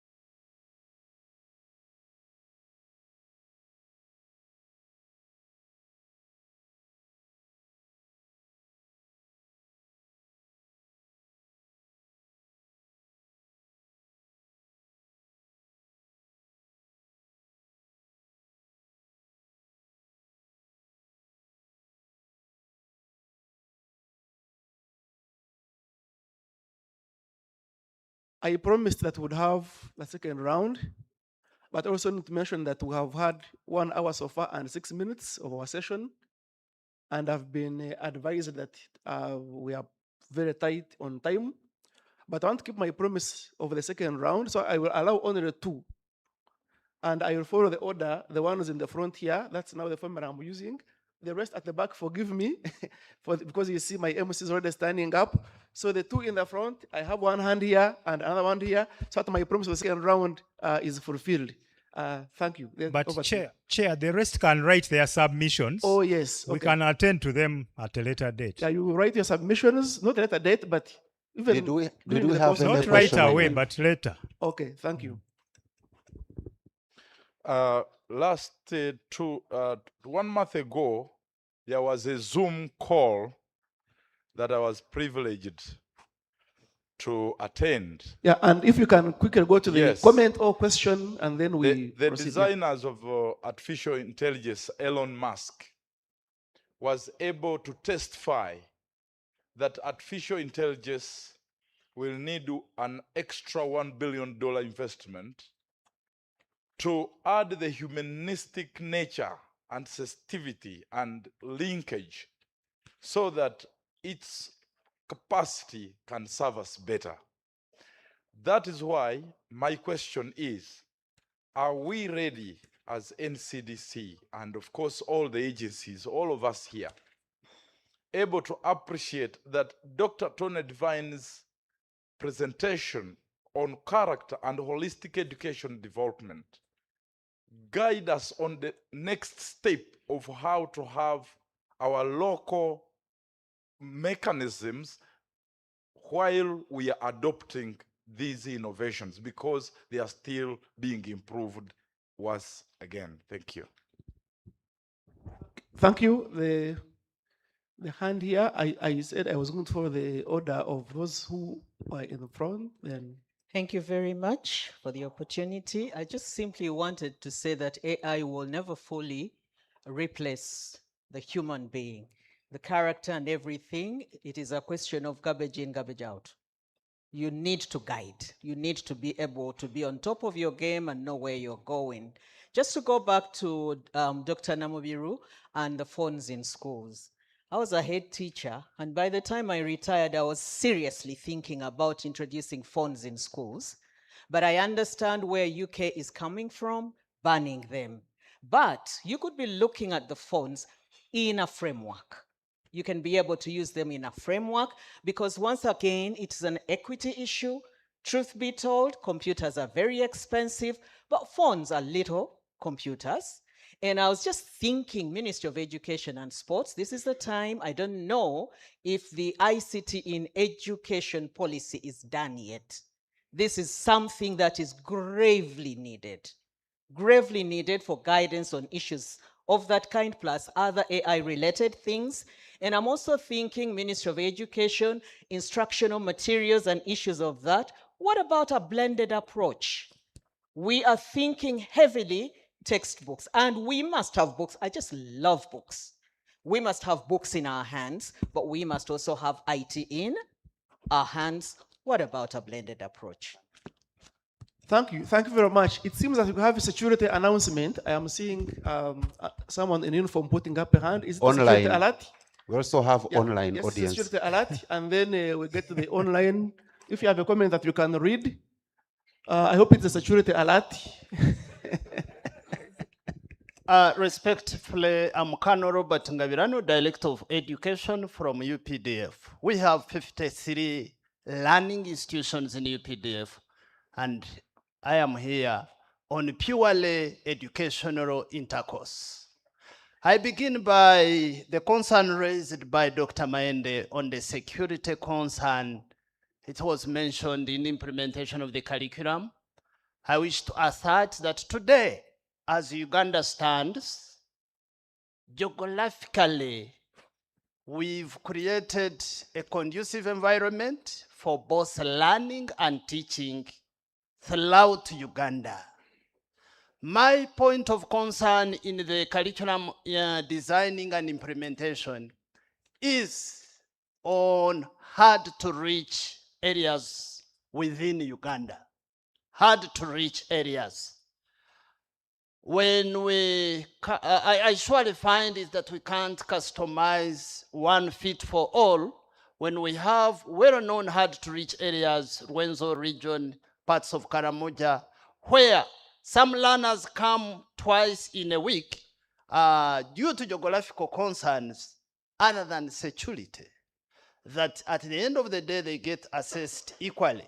We are violating the principle of equity and exclusivity there. Chief Moderator, I find all these today's delegates very ready for collaboration with UPDF educational schools. Thank you very much. Thank you very much. Thank and I have to you, declare an interest here. I was born in an army barracks. And in the early days of my career, I taught at the Bombo Garrison Army Secondary School and at Nakasongola Army Secondary School as well. So that's why I had to recognize the person in uniform very quickly. Okay, let's speak. Having said that, let's we don't speak have one time from for question, online. but now we have the online. If you can read for us the comments, please. Yes, Henry. Thank you for the presentation. AI is being restricted in some countries while we are getting excited about its potential. How do we plan to integrate responsible digital use into education? How do we strengthen the values and skills needed for the effective and responsible use of technology? And is this coming from Tukunda Patricia? Yes, from Luigi Giosani. Then another comment is on assessment is meant to determine learners' achievement on curriculum, competence-based assessment, benefits from different types of assessment, peer assessment, written and performance-based exams. Maybe the question would be, given the underlying circumstances in Uganda classrooms, how do we enhance these to improve learners' achievements? Thank you. Okay. The comments are also in form of questions. All And right, questions so- trigger more discussion. So we should continue reflecting on them as we go over. Yeah, the so next how I session. will reflect on those, now I will use my podium as a chairperson Yes. as I close the session to inform the members that Uganda subscribes to the UNESCO recommendation on the ethical use of AI that was published in 2021. And this has been adopted in the process of developing our national artificial intelligence governance framework. We have concluded the readiness assessment methodology on the ethical use of AI for Uganda. And we are recommending that whoever is deploying artificial intelligence should have those elements of trustworthiness and ethical use embedded in the process. So yes, integrating ethical use and issues of fairness and transparency and trustworthiness are the key areas that we have to consider, not only in education, but also in other use cases that AI is being applied. So the governance framework is going to be in place, starting with the strategy that is coming out by the end of this month. After that, we'll be conducting a regulatory impact assessment on artificial intelligence and emerging technologies, which should guide us if we should go for a policy on AI or a dedicated fully legislative and regulatory regime for artificial intelligence. We notice some countries, okay, not countries, but the European Union, for example, we have come up with an EU AI Act, didn't take it to enforcement immediately because of the challenges they had. So we are taking a process, do the strategy, do the policy, then see if we can do the law, and then eventually the regulations. Because you need to first understand what you are legislating, and what you are putting regulations for. Having said that, I want to thank our presenters. 3 things coming out: the sequencing of technology in education and artificial intelligence, issues of equity, and then the prior learning. Those that have exposure to technology should be respected. The questions that are coming through, please let them keep coming, and we can share, I think, the contacts of Dr. Mayende here. And the Minister of ICT National Guidance is also available to respond to issues relating to infrastructure, data protection, digital skilling, and cybersecurity as related to deployment of ICT. Mrs. Zinga, you asked about the ICT in education policy. What I know is there is a digital agenda strategy Yes, in the launched Ministry of by Education and Mama. Sports that is cascading from the National Digital Transformation Roadmap. So that is in place. The issue is just now about implementation and collaboration as stated by the Colonel. Thank you very much for being a good audience. Ambrose Ryoka is my name. Over to you. A big Master of hand clap. Ceremonies. A big hand clap to Mr. Ambrose Ryoka. Indeed, you did all the guidance, and we cannot doubt anymore that from national guidance. Dr. Mayende, thank you very much.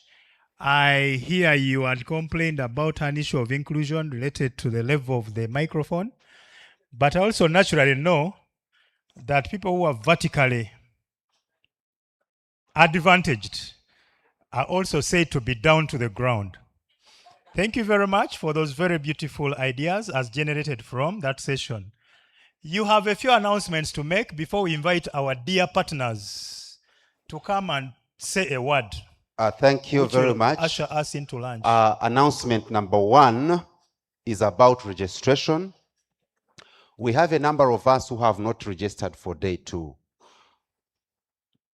One way of registering for day 2 is to go to that platform where you're receiving the conference materials, and then you just pick or click day 2 registration, and you will automatically have registered.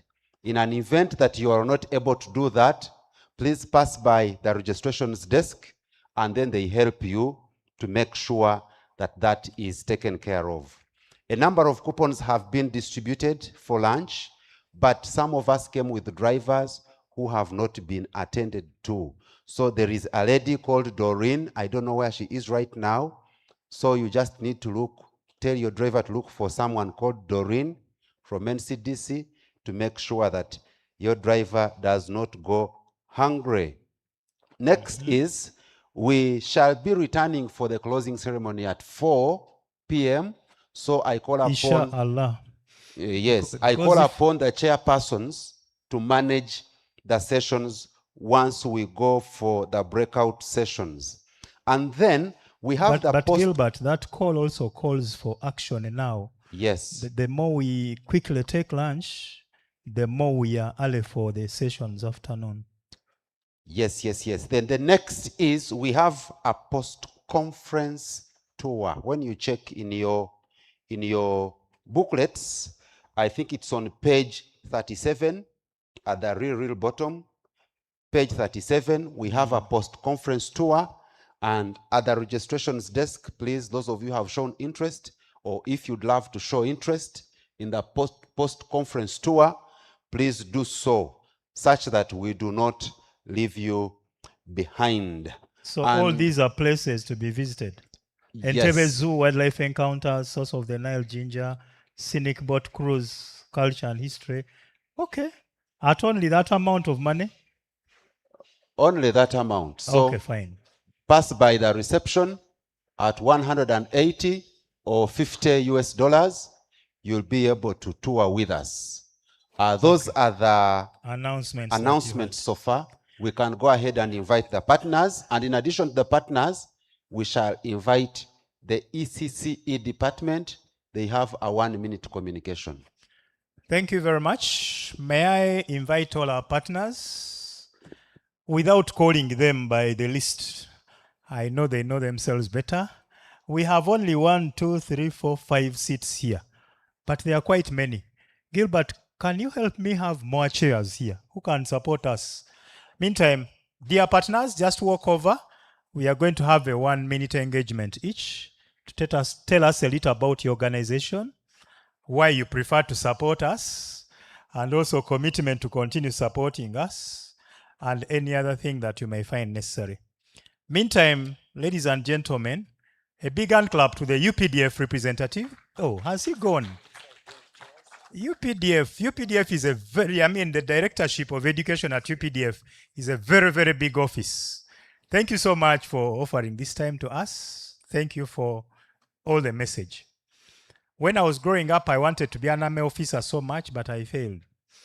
When I attended one meeting recently, everybody was introducing himself as Major General, Captain, Lieutenant Colonel, and I was the only commoner. So I also decided to forge a title. After all of them had introduced themselves as Major and General, I also introduced myself as, incidentally, somebody is interfering with. Okay, I also introduced myself as Captain Semakula Henry. So they looked at each other and asked, hey, Captain, which barracks? They were asking questions until I clarified very easily that I'm a captain of a football team. Otherwise, I didn't want to remain alone. Can we have more chairs for the partners? They are still coming. About 2 chairs to go. Okay, there is also one here. May we have that other mic to also support me? So our dear partners, we know you are doing so many good things. We want to thank you so much for supporting this conference. We apologize in advance that we would have given you more, put it here, I'm going to extend. Would have given you more time, but it's not available. Otherwise, I know that you have been at international events and you've sponsored them, and you know that the time factor is very big. So I don't know who wants to set the pace to confirm to us that the 1 minute can be enough. Okay, the one nearest to me? Okay, let's follow the line. Thank you. Thank you so much, MC. Good afternoon, members. My name is Nakacha Rebecca Mlindwa. I work with Site Savers. Many of us, we know it as Site Savers International, but it is Site Savers. We are proudly to be part of the sponsors of this conference. And the reason as to why we chose, we promote an inclusive environment whereby no one goes blind because of avoidable conditions. So when it comes to sustainable curriculum, we were really so glad to see that we have inclusion within Uganda, within the schools, because mainly as Site Savers, that is our mission and vision. And we are glad to support whenever we are called upon. We have a number of projects that we are doing in Uganda, mainly in 3 areas, that is inclusive education, the NETs, that is the neglected tropical diseases, and economic empowerment. Thank you. Thank you very much for setting the pace. And we can't, as Minister of Education, thank Site Savers enough. I've seen you always in anything to do with special needs education at the ministry. Please continue. Yes, please. Thank you so much. My name is Solomon Sevule Nambohe. I'm the country coordinator for RELI Uganda. And as RELI, we are equally very proud about being part of this conference, because this is a platform where we meet the different policymakers and get solutions of a way to our children to get a suitable curriculum to help them learn.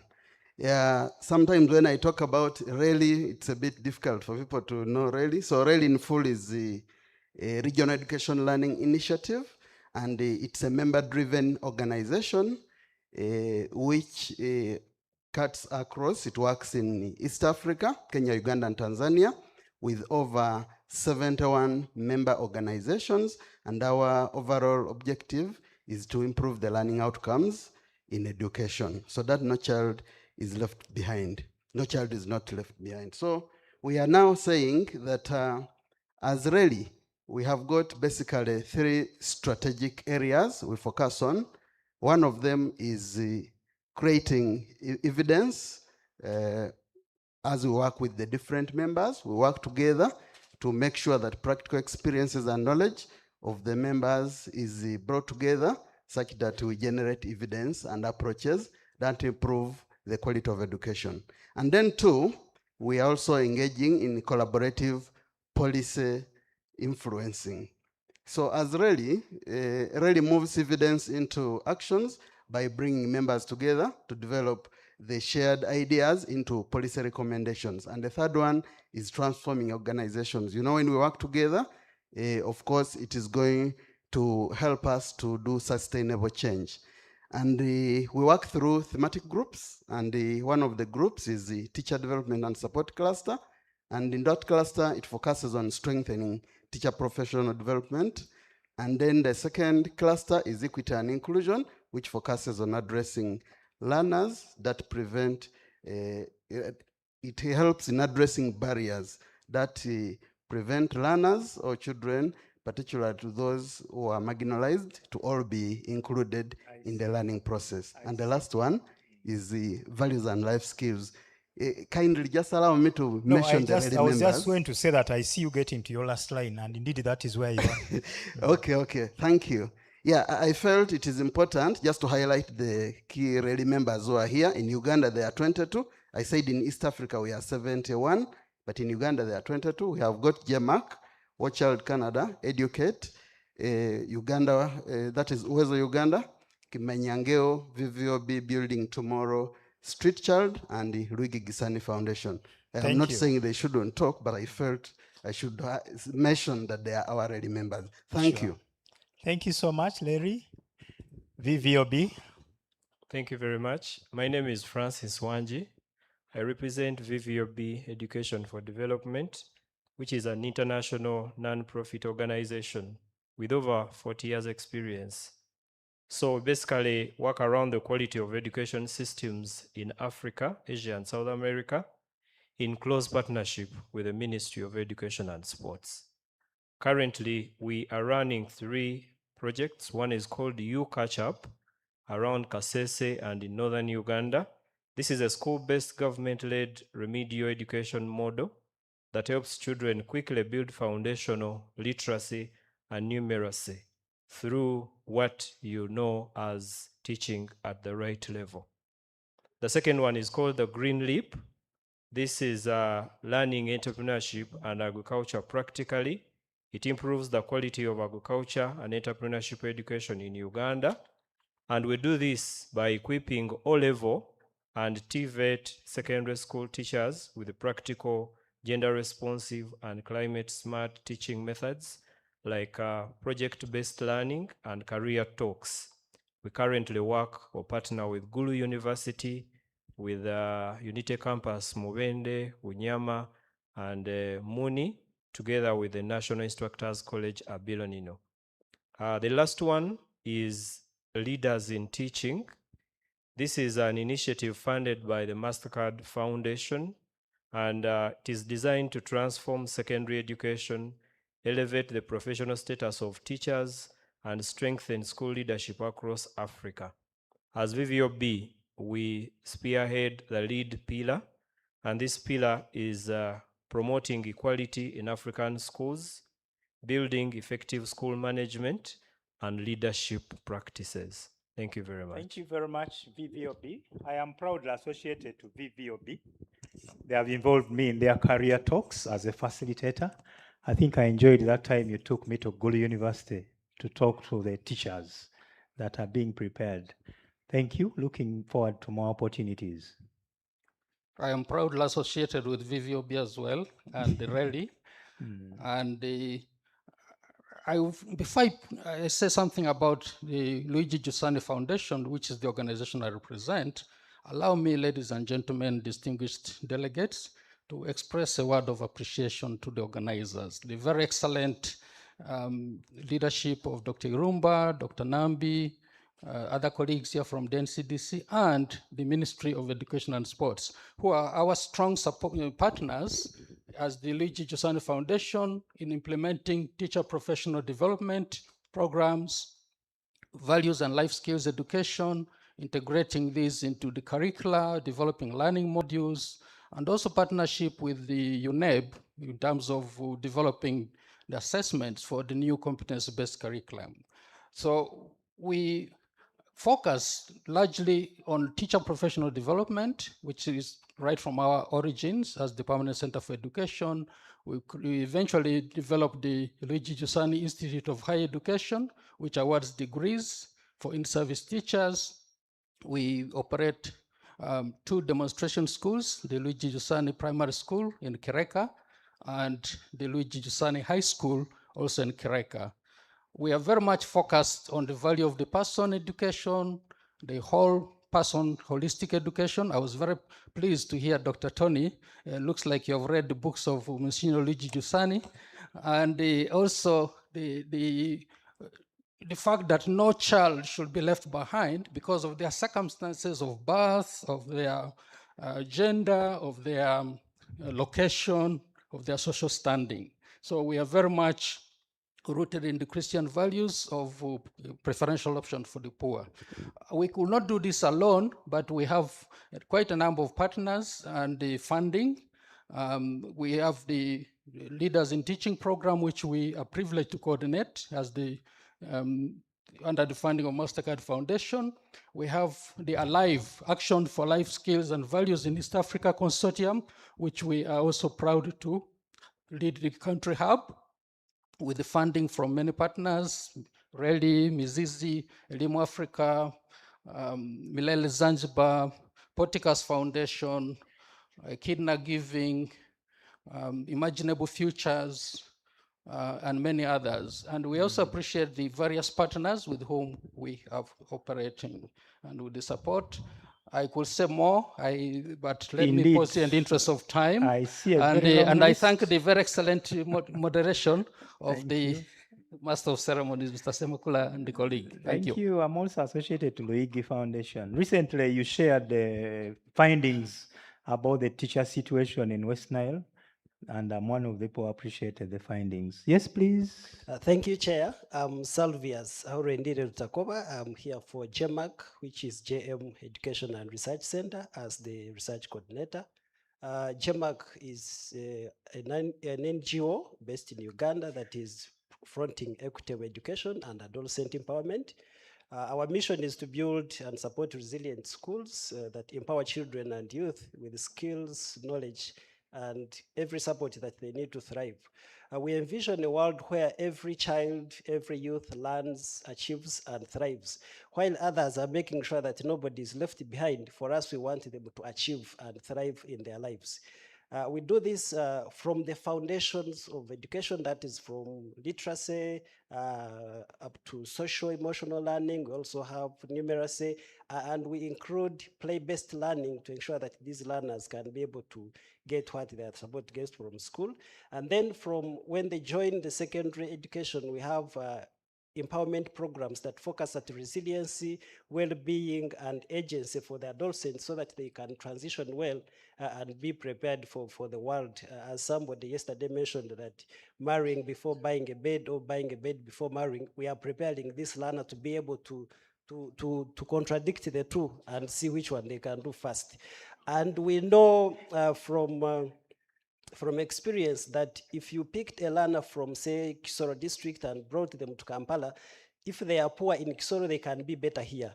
Why that happens is because the environment they are working in can change a lot about the learner's achievement. So we do our programs through an ecological model that engages parents and the community in which the learner lives. We also engage school leaders so that they can support the learners and parents.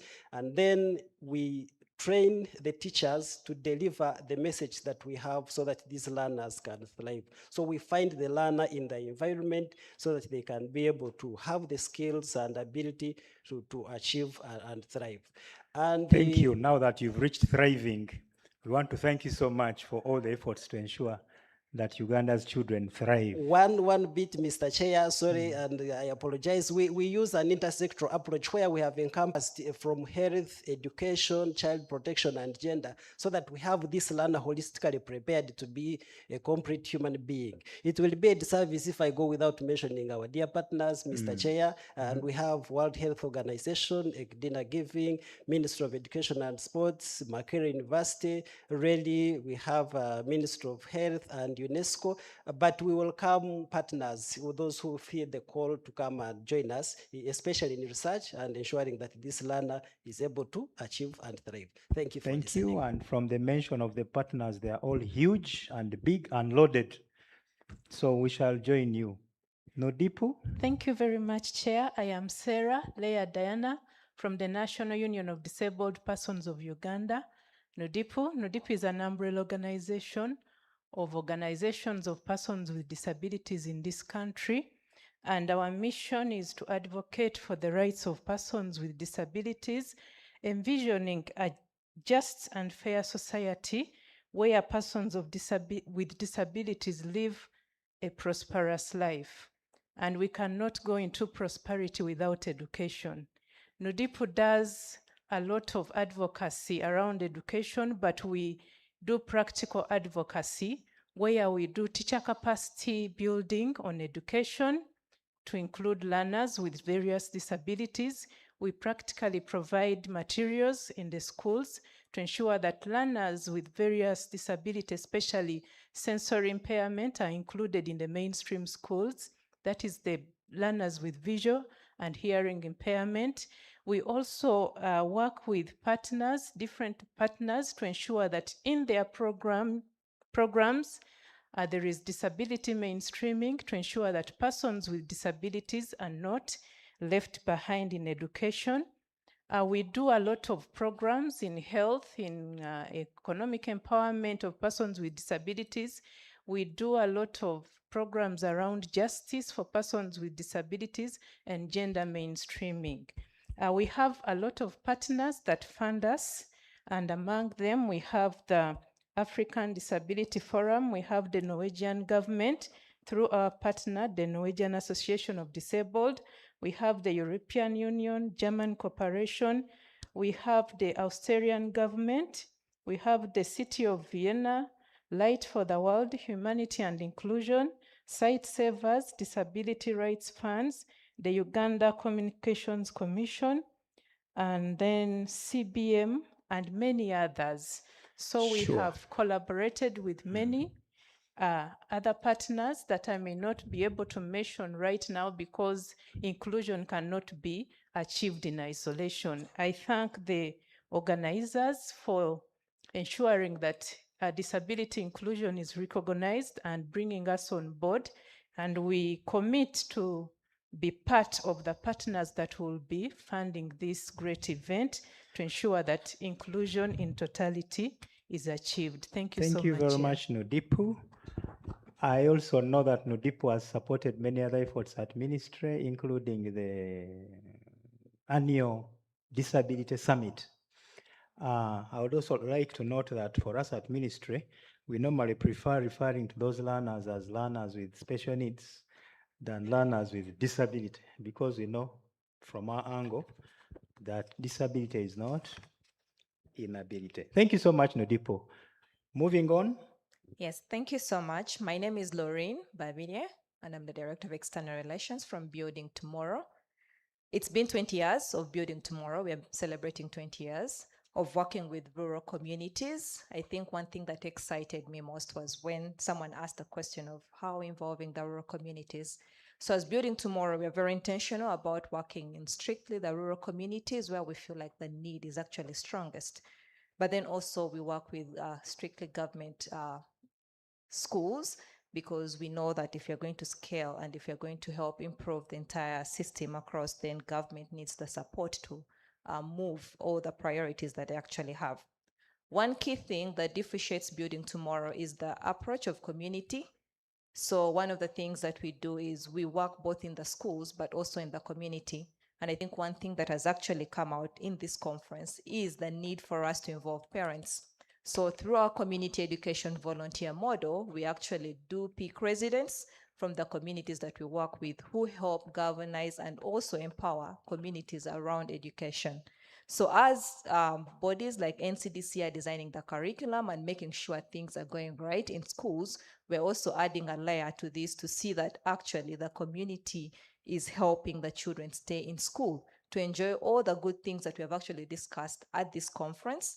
We need the parents involved, we need the community involved. So that's our unique feature.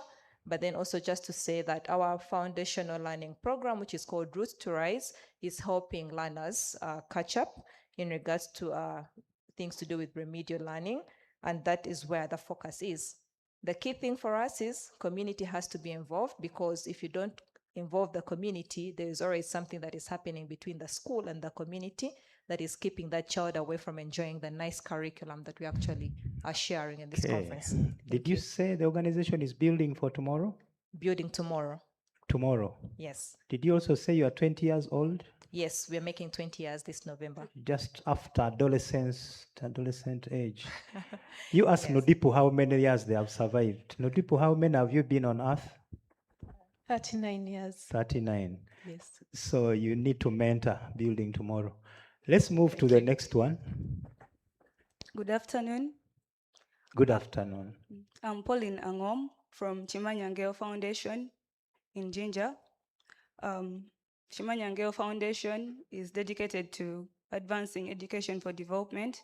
It was founded in 2007, and we are a Baha'i-inspired organization. We are inspired by the Baha'i principles, including the ones that mention that everyone is created noble, and education is indispensable for realizing the advancement for civilization. Everyone has the ability to learn. So we operate in over 10 districts in the Busoga sub-region. We have 3 programs, including the Community Development Program, Agriculture Action Research, and the Learning to Learn Teacher Development Program that directly aligns with this conference that we've come for. So we recognize, as Dr. Divine mentioned yesterday in his keynote address, we recognize that curriculum reform requires attention to not only what teachers teach, but also how teachers learn. So that's why we have our Learning to Learn Teacher Development Program. It's a year-long intensive study for teachers coupled with school-based accompaniment. We combine intensive study with school-based accompaniment, and teachers experience firsthand this learning environment that they're supposed to create for the students. So we have this curriculum, new curriculum that we formed, but teachers didn't experience this same curriculum as they studied, and also during their professional development. So we give them this professional development course to experience that environment and then go and replicate it for their students. And they go through cycles of action, reflection, and consultation. Using their daily experiences that they experience in their classrooms, they're able to, because now they're able to formulate new pedagogies that they have to form based on the experiences that they have in their classrooms. So we don't, we realize that teachers also need to adapt to their ongoing circumstances, not just the learners. Yeah, so this is some of the work that we're doing, and it aligns with what And it's the very, curriculum. very beautiful work. Please don't give up. How old is Chimanyangeo? Chimanyangeo is now 19 years. Next year will also be 20 years. Okay. And we remain dedicated to advancing education in this country and ensuring that learners apply what they learn in the real life context, not just. Thank you very much. Yeah, We not just appreciate the study. commitment. Thank you so much. Thank you. The next partner. Good afternoon. Good afternoon. My name is Onen Christine Harriet. I work with War Child Canada. We are the Ugandan-based program group. We have a mission of disrupting cycle of violence and bringing peace, and I'm very close to my colleague here,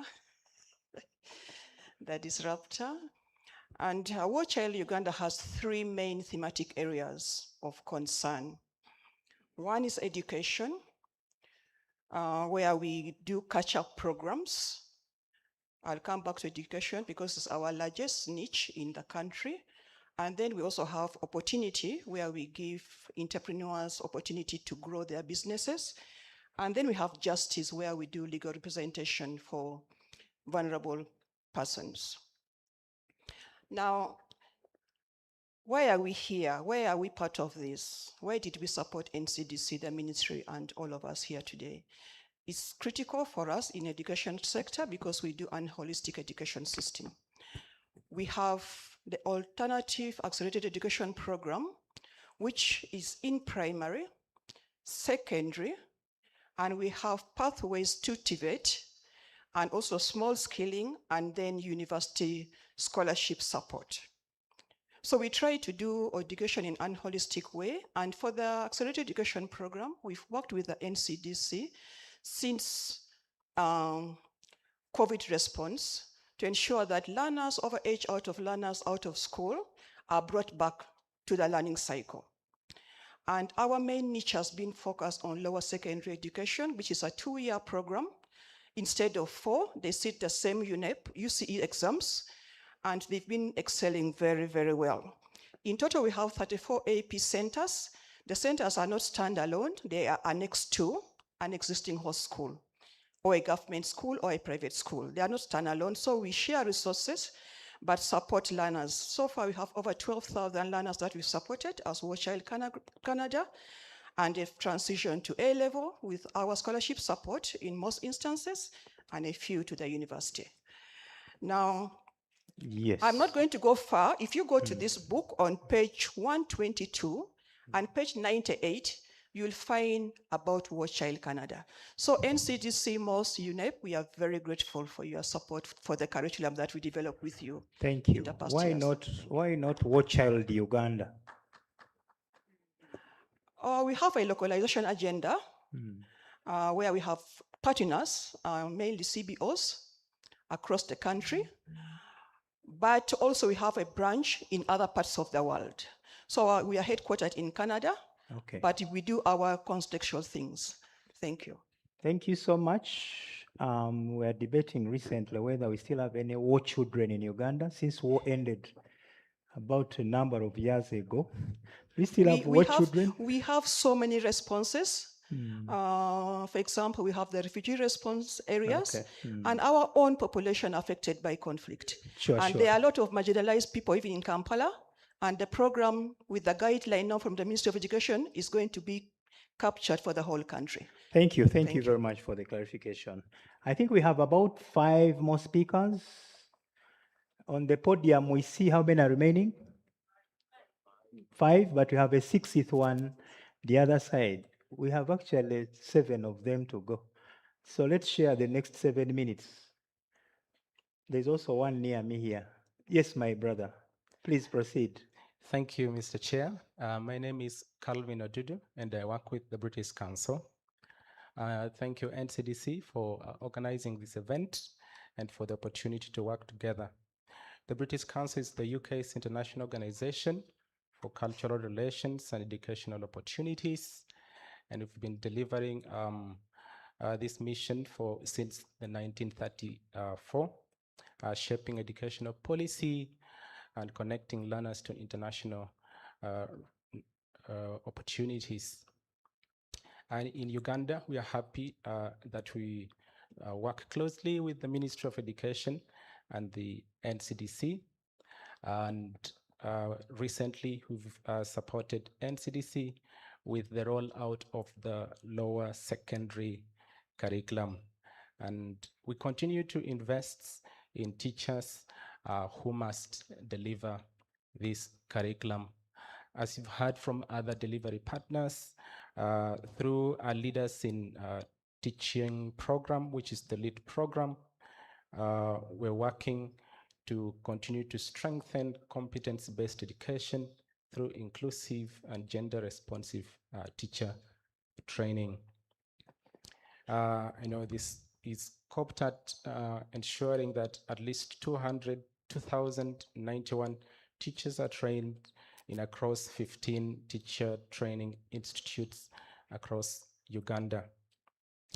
Also, under our SCALE program with funding from the FCDO and Educational Development Trusts, we've continued to provide technical assistance to the beloved NCDC and UNITE on early grade reading, working alongside the World Bank's ULearn program to strengthen reading policy and materials. And through Language for Resilience with our partner Window International Uganda, we help shape refugee education within the Ministry of Education in emergency framework. And also with the TVET programming that has become a major issue. We've newly launched a program and we are working together with under the Going Global partnerships to begin a longer engagement on skills policy following the national scoping exercise. Yes, we want And to thank finally- you so much, British Council. Yes. I know you are doing a lot also, and we Thank may you. not exhaust it here, but we've picked the highlights. Thank you very I much. also know that This is our recently you've commitment. offered- As I finish, our position across all the strand will remain consistent, will remain a policy partner, and through ensuring that all through we support the work that NCD is doing. Okay. I appreciate And I you. think the British Council is as old as the British government. Is that true? How old is the British Council? In Uganda, at least? Uganda over 75 years. Oh, thank you. Let's And say 90 to the years next- globally. Oh, thank you. I thank you. Next person. Hello, thank you so much. This is Aga Khan Foundation. We are 60 years old, formed by His Highness the Aga Khan as part of the Aga Khan Development Network. We work in various thematic areas in 33 countries. The area of education, we are interested in teacher education, and the reason why we're here, we are known for the ECD program and our Madrasa program. Under the education program, we are working with teachers under the Schools 2030 program to look at teachers as leaders of learning, looking at their agency, and also looking at them as creators, as innovators. And this brings me to the CBC curriculum. We have that board, Grace, we have that board that was developed by teacher Grace. She came all the way from Arua, and I think we need to clap for her, which is under the MCZ time. Grace developed that board as part of an innovative program under the Schools 2030 through the HCD Human-Centered Design Thinking. This is a Cartesian board that a child interacts with to do graph work, and she has children who have visual problem, what we'll call blind children. That makes graph work practical, and they interact with it. It makes graph work very easy. Children have testified that through that, they're able to do graph work with much ease and anything to do with graph work. That board alone handles over 6 topics at secondary level, leave alone those at other levels. We have more innovations at our pitching corner there. I will interest you to look at what AKDN is doing, especially under Aga Khan.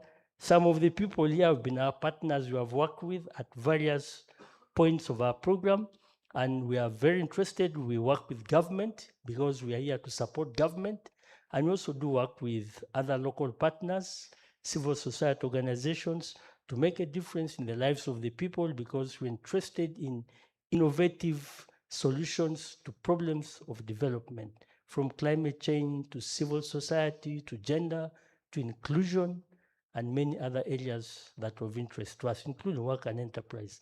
Thank you so much. We shall continue to support NCDC and all the other government agencies as long as the money is available. Asante sana. And with Aga Khan, we are very sure. Does anybody in this room doubt whether Aga Khan has no resources? We are very confident we shall only continue to collaborate. The next person? We have been in existence for 28 years, and we have held so many conferences and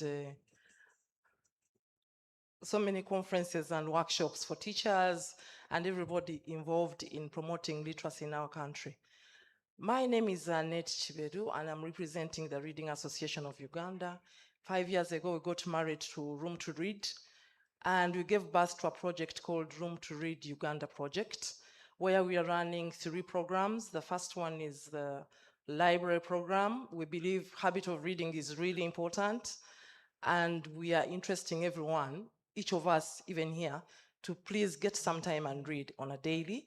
We are working in three districts, guided by the Minister of Education, that is Mubende District, Mitoma District, and Gulu District.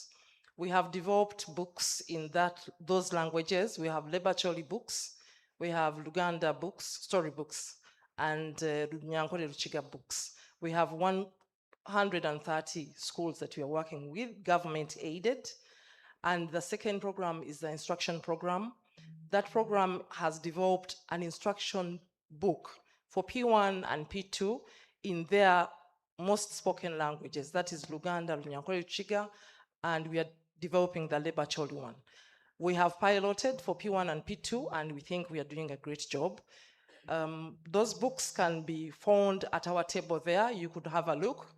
The third one is we have a digital library, and that digital library is called the Literacy Cloud. There are so many readers there, leveled, well structured for everyone in many languages. You'll find Luganda storybooks there, Kiswahili, Lunyankore, Luchiga, and Lebachol is being uploaded. So we can also get a lot of other information at your display in the corner there. Not so? Yes, I wanted to end with, we have collaborated recently with the NCDC, and we have developed the letter teaching order for 24 languages.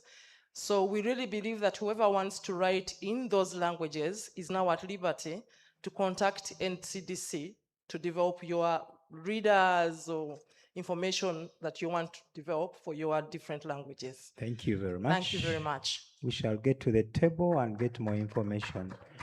Is that the last person on the front row? There are two to go? MC, I beg Two, that, then three, then four. So we have 4 people, 5. MC, I beg that you don't forget us. No, I'll not. Good afternoon, colleagues. Good My afternoon. name is Pius Patrick Akol. I'm representing Uwezo Uganda. Uwezo with a Z is a Kiswahili word to mean capability. That means that we all have the abilities to cause change in education. So Uwezo envisions a world where all children are learning and realizing their full potential.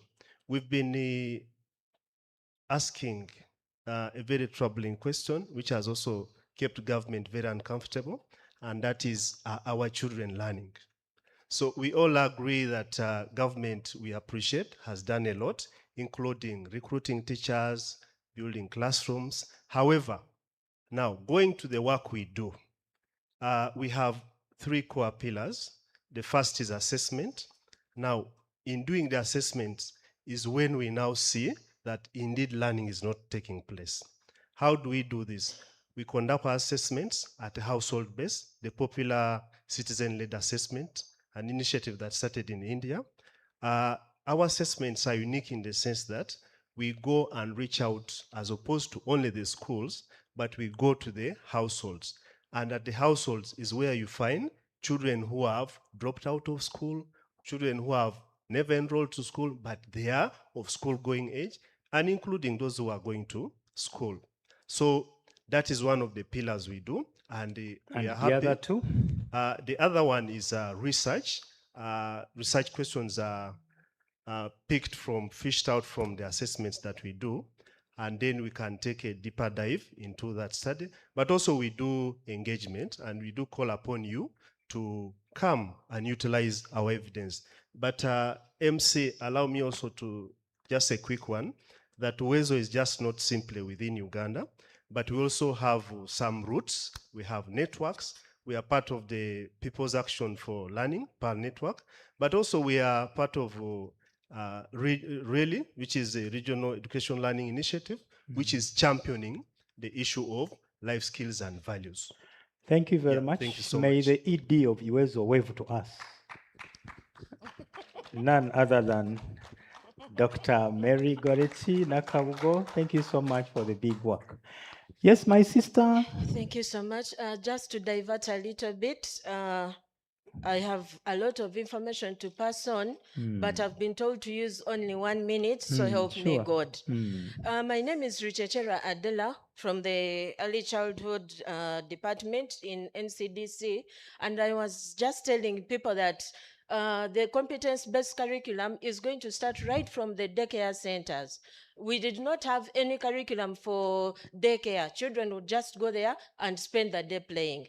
Here we are, we have designed a curriculum for birth to 3 to cater for the children who are in the daycare centers.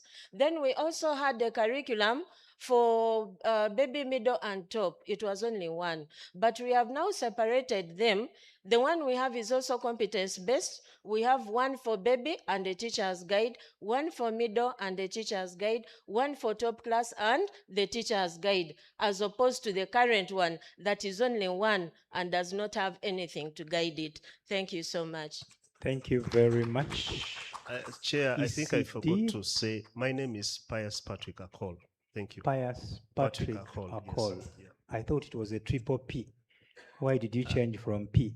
Uh, Pius uh, Patrick. Yeah, you can still abbreviate it as PPA.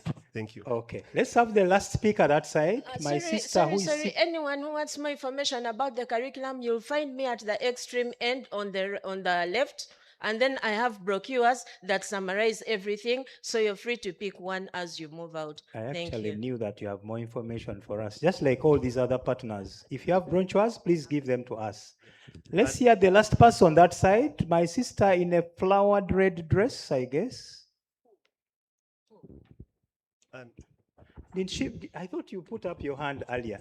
No, if that's not the case, then let's go to a very big partner here. This is fellow government now. Minister of Education, Minister of Gender, Labor and Social Development. And the minister has been present since yesterday. Thank you so much. And Good I know that afternoon. my sister is very good in summary. Good afternoon, all. And I also driving over the protocols already observed. I'm called Akelo Harriet, Assistant Commissioner for Adult Literacy in the Ministry of Gender, Labor and Social Development. I'm glad to be here, and I want to inform you partners that the Ministry of Gender normally identifies those ones who dropped out of school and or never went to school completely. And then we group them into adult literacy classes, and we teach them from reading and writing the alphabet until when a person is now able to read and write a story or newspaper. We also do that starting from the digit numbers until when a person is able to generate a business plan. So this is what I wanted to inform you that the Ministry of Gender does. And to conclude, we expect the Ministry of Education to make changes in some of your processes to stop making your learners drop out so that the ministry again will start struggling with them. Want you to close that tab. And when you're assessing, someone who started from P1 was promoted to P2 and up to P7. Don't fail that person. Up to now, actually, MC, I'm still looking for the person who gave me F9, who gave me F9 in senior 4 in mathematics. I'm looking for that person. Next time you hear someone was killed from your name, you just know that is the reason. But please help us. Do not fail these people. And then also to conclude, when you now collect the head teachers to select people for senior 1, make sure that everyone who did PLE is either placed. taken to polytechnics or taken to senior 1. Do not drop them to the community because it is a headache for the Ministry of Gender. Thank you so much. Thank you very much. And thank you for sharing your senior 4 results. But we know you may not have been that powerful in math, but you are powerful in other things. That is why you are in a very powerful position. Position of assistant commissioner is not a small one.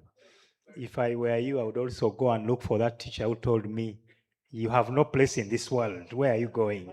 Because I was coming from a very lousy village in Masaka. But as I talk, I've traveled the world. And I also want to meet that person and ask her how many countries she has traveled. Ladies and gentlemen, that is the team of our wonderful sponsors and partners. A very loud hand clap for them. We appreciate and we shall never get tired of appreciating. My sister forgot one. I want to invite all of us to. It's on. All of us to Rakai next month, 8th of September. That is when under UNESCO we commemorate or celebrate the International Literacy Day. And the reason why I cannot tell you more about our literacy program is that if you come to Rakai, you will see them for yourself. We are going to graduate about 600 learners who now know how to read and write and to write their names. So all our partners, please welcome to Rakai We shall be there at Datik on 8th of September. Next month, chief guest will be Honorable Minister for Gender, Labor and Social Development. Thank you. Thank you. Thank you so much. You can comfortably get back to your seats and continue with the support. This conference is still on up to tomorrow. Gilbert, we want to get into lunch. Just to Sure. note, I saw two professors who disappeared again from my site. Just to know if they are in. Professor Badru Katerega was represented. Where's the representative? Yes, please, greetings to Professor Badru. He's doing so many good things for this country. But I saw Professor Jagenda Simbwa. Professor Jagenda is from IUIU. He was in, and I thought maybe he was invited for something else. Thank you very much, all of us, for the participation. Gilbert, lead us into lunch. As we go for lunch, one brief announcement. We are going to share on your emails a workshop evaluation tool. We are also trying to use ICT in some of the processes that we think improvement can be made. So we are going to send the workshop evaluation form onto your emails. Please give us feedback. We would love to improve because we are now beginning to think of the next workshop. I already shared some of the things we need to talk about. And I think that is it from me for now. After lunch, we are going straight into the breakaway rooms. So It the is chairpersons, breakaway, not break off. breakaway rooms. So the chairpersons of those rooms, please head to your rooms. Make sure you pick your lunch early and get there. And I assume that each one of us has received a coupon for lunch. Now, there has been a change in one of the breakaway rooms. We had Sapphire. It's been replaced with Majestic Hall. Where is Majestic Hall? And for Majestic, you need to travel a bit for a few meters. At best, the other side. Uh-huh. So that means those who are going to Majestic, and I think it is handling something to do with TVET and something. Okay, so whoever is going to Majestic, please plan your journey early such that you are there in time, because it's the other side. And then finally, now, the earlier communication of 4, I don't think, can we adjust slightly to 4:30? Because I see let's remain with our target of 4.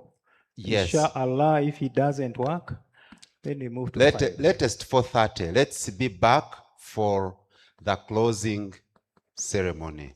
Can you request a Muslim brother to lead us into the prayer for lunch? We have a number of booklets here. Please, we have been learning that reading is good for us. Please pick copies, read, you also go and distribute to your neighbors. Let them be literate. So with those very many words, I was requesting request you hand that over to a Muslim brother to pray for our lunch. Okay. Being Juma, there's one who is already putting up his hand. Did I see a Muslim brother putting up a hand to pray for lunch? Oh. Okay, there is also guidance here for the online participants on how to join the breakaway rooms. That there is on your screen, there is a word room on the top of the screen. So you pick it. Options. You will be, when you tap on room, the different rooms will be availed to you, locating the different topics in each of the breakaway rooms. So you'll be able to choose and you'll be able to join that particular one you'll have chosen. Thank you very much. Okay, thank you. So next is, let me request my brother to pray for lunch. Thank you very much. With due respect, may I request our brother, the University Secretary for Islamic University in Uganda, who is with us here, to pray for us. Surely. We Thank needed you to so hear his much. voice. Whatever we do it for the Almighty Allah. And in very, very simple terms, we simply say, Bismillahi Rahmanir Rahim, in the name of Allah, the most gracious, the most merciful. Have a nice lunch. Thank you very much. Thank you very much. and Enjoy your greetings. meal. Greetings to the Rector, Islamic University of Uganda. We appreciate your presence.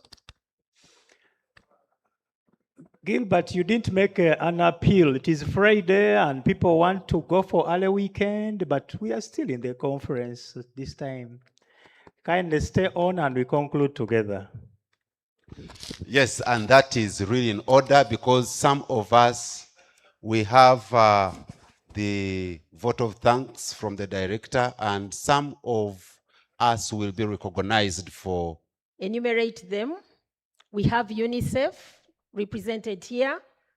We have JM Education and Research Center, VVOB, Luigi Gisani, Uwezo Uganda, Aga Khan Foundation, Regional Education Learning Initiative, Chimanyangeyo Foundation for Science and Education, CIPRO Educational Publishers, British Council, National Council for Higher Education, War Child Canada, Site Savers, Building Tomorrow, Makerere University Business School, National Union of Disabled Persons of Uganda, St. Leo's College Chegobe, Katale Mwashe Shire Home, Educate, Uganda National Examinations Board, NCDC SACCO, and Vision Group. But I know that Wildlife Organization has also done something. Thank you so much, our dear partners, for believing in the role of curriculum in economic development of our country and for investing in this conversation. I extend our sincere appreciation to all representatives of ministries, departments, and agencies who took off their time to be with us during this conference, the universities, the schools, the development partners, and other institutions who took time to join us during this conversation. Your presence, experience, and perspectives have enriched these discussions and reminded us that curriculum development cannot succeed in isolation. I want to particularly recognize our distinguished keynote speakers, that is Professor Benson Banda, Dr. Tony Devine, Dr. Mary Goretti Nakabugo, and Dr. Anna Green. Thank you for sharing your expertise, challenging our thinking, and helping us look at curriculum development from different perspectives. Your contributions have given us ideas that will continue to inform our work as long as we continue reviewing our curriculum, and also after this conference. We shall continue reflecting on those ideas, and we see how best we can make good use of them during the reforms we are undertaking as a country. I also want to thank our discussants, Professor Proskovia Nambiru Sentamu, Dr. Shafiq Matt Noor, Dr. Godfrey Mayende, and Dr. Hamisi Mugendawala for the stimulating conversations and thoughtful reflections. Ladies and gentlemen, our appreciation also goes to our panelists who brought their valuable institutional perspectives to the discussions. Dr. Joseph Muvawala, the Executive Director of the National Planning Authority, as represented by Dr. Hamisi Mugendawala, Professor Anthony Mugaga Mwaga, Professor of Education at Makerere University, Dr. Ruth Biyinzi Kamusoke, Project Coordinator, Project Director, Private Sector Foundation of Uganda, and Dr. Loi Muhwezi, Commissioner TVET Operations and Management in the Ministry of Education and Sports.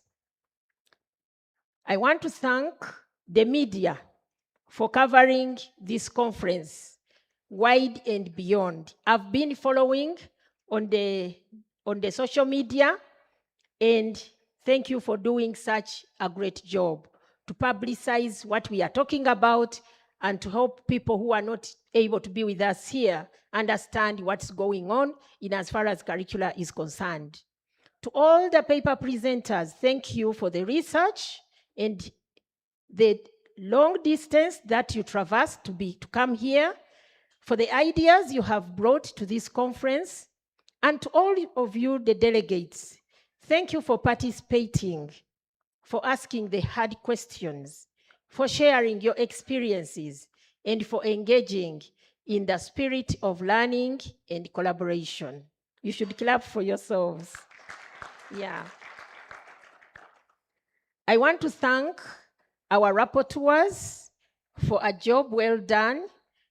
Writing and picking out ideas from all these discussions is not easy. Thank you so much, team rapporteuring. We have generated many good ideas during these 2 days.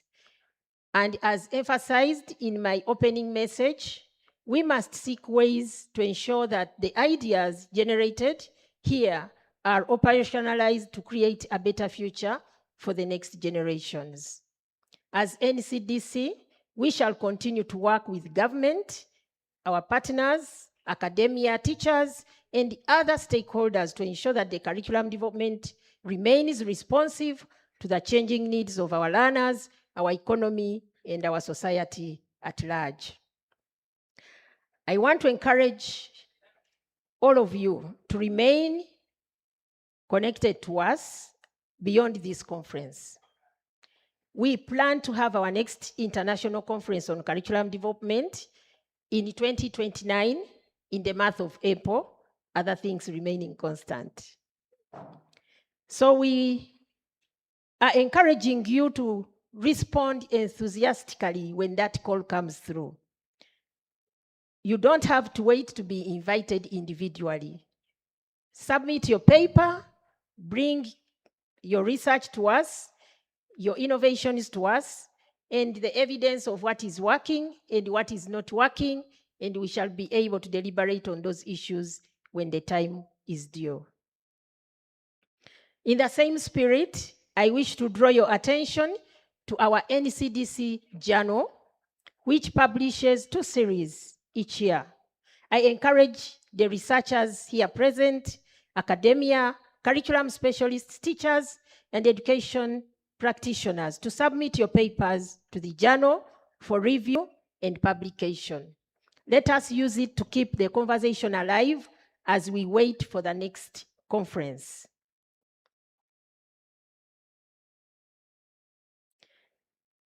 I want to appreciate the director of program and the master of ceremonies for steering well the program. I think they have done a great job. Thank you. Finally, I wish to recognize the people who worked behind the scenes to make this conference a success. My sincere appreciation goes to the chairperson of the steering committee, Dr. Richard Irumba, the members of the steering committee, the working committees, and the entire staff of NCDC. I commend you for your dedication, professionalism, and teamwork. Thanks for standing with me in making this reality become a success. And I want to request you, members, allow me to invite those people to just come to the front, just for recognition, so that the PS can appreciate the people who have worked so hard with us to make this conference a reality. The members of the steering committee, the members of the working committees, those present. Madam PS, we had a very big congregation yesterday, but I think because maybe some people have to rush and pick their kids from school, I don't know. Today seems to be a bit tricky. And they were quite many. But those who are around, kindly come through so that the PS may recognize you and appreciate you. Madam PS, those are some of the members with whom we have worked so tirelessly in the past months, trying to ensure that we put this conference to the standard that has been exhibited. Colleagues, join me to appreciate them. Thank you so much, ladies and gentlemen. You can go back and have your seats. Thank you so much. I would be unfair if I don't thank the service providers who have supported the organization and delivery of this conference. As you can see, the service provision, I think, was to point. The ICT, live streaming, the meals, the care and everything. So thank you so much, our service providers, right from the logistics and branding to media, technology, documentation, hospitality, and other services. Your contribution has been very, very invaluable. Ladies and gentlemen, the theme of this conference challenges us to think about innovative curriculum approaches for sustainable education in a globalized world. We have done the thinking, we have shared the evidence, we have debated the challenges. Let us all commit to ensuring that the learner remains at the center of everything that we do. Let us ensure that curriculum reforms translate into more meaningful learning, relevant competencies, and improved opportunities for every learner. And as I come to the end, I want to thank you all, our dear delegates, and everybody that has made this conference a success. Thank you so much. And on behalf of the National Curriculum Development Center, I want to thank you all for making the second International Conference on Curriculum Development a success. I wish you a safe journey back home and to your respective institutions. Thank you for your kind attention, for God and my country. Thank you so much. Support us in inviting the representative of UNICEF to address us.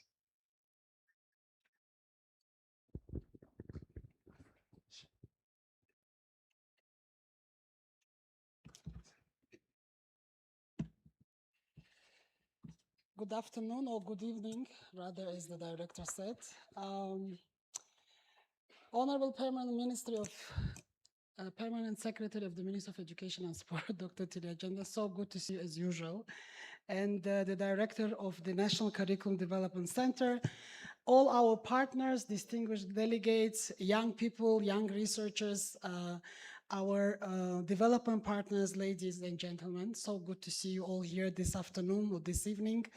I am speaking on behalf of Dr. Nanti, UNICEF representative, who unfortunately had another engagement also outside of Kampala. And my task is very easy. Unlike keynote speakers and all the presenters that had very complex discussions about curriculum development, I have one task only, and that is to thank everybody. So I have also a long list of thanks. And also have a disclaimer. Unfortunately, this morning we couldn't participate. So what I'm saying here is on behalf of my team and colleagues and some of the very dynamic group from the NCDC actually who shared some of the feedback with us, so that when I also speak, I speak from what factually happened at this conference and what summaries and what conclusions we've arrived to. So it is really a privilege to be here. And over the past 2 days, we heard a lot from researchers, policymakers, teachers, curriculum specialists, and practitioners all over Uganda, but also from abroad. We had so many distinguished international speakers that actually helped us to understand one thing. We all have same objectives when it comes to curriculum development. When it comes for Uganda, we are so happy to see that we didn't just discuss what children should learn, but we also went beyond to also highlight how they should learn, how that learning can be assessed and should be assessed, and how education can prepare these young children and young youth, young people of Uganda for a rapidly changing world. And we were discussing during a quick discussion with the team, I think the theme of this conference, which is innovative curriculum approaches for sustainable education in globalized world, is a very timely topic also to discuss with this broad audience of experts. So really, thank you all so much for your true engagement. It's Friday evening, 5 p.m., and we're all sitting here and discussing this issue, so that actually also shows our commitment. On behalf of UNICEF and also on behalf of education partners, I would like to highlight 3 things. First, Curriculum reform must ultimately translate into better learning. Of course, that's obvious.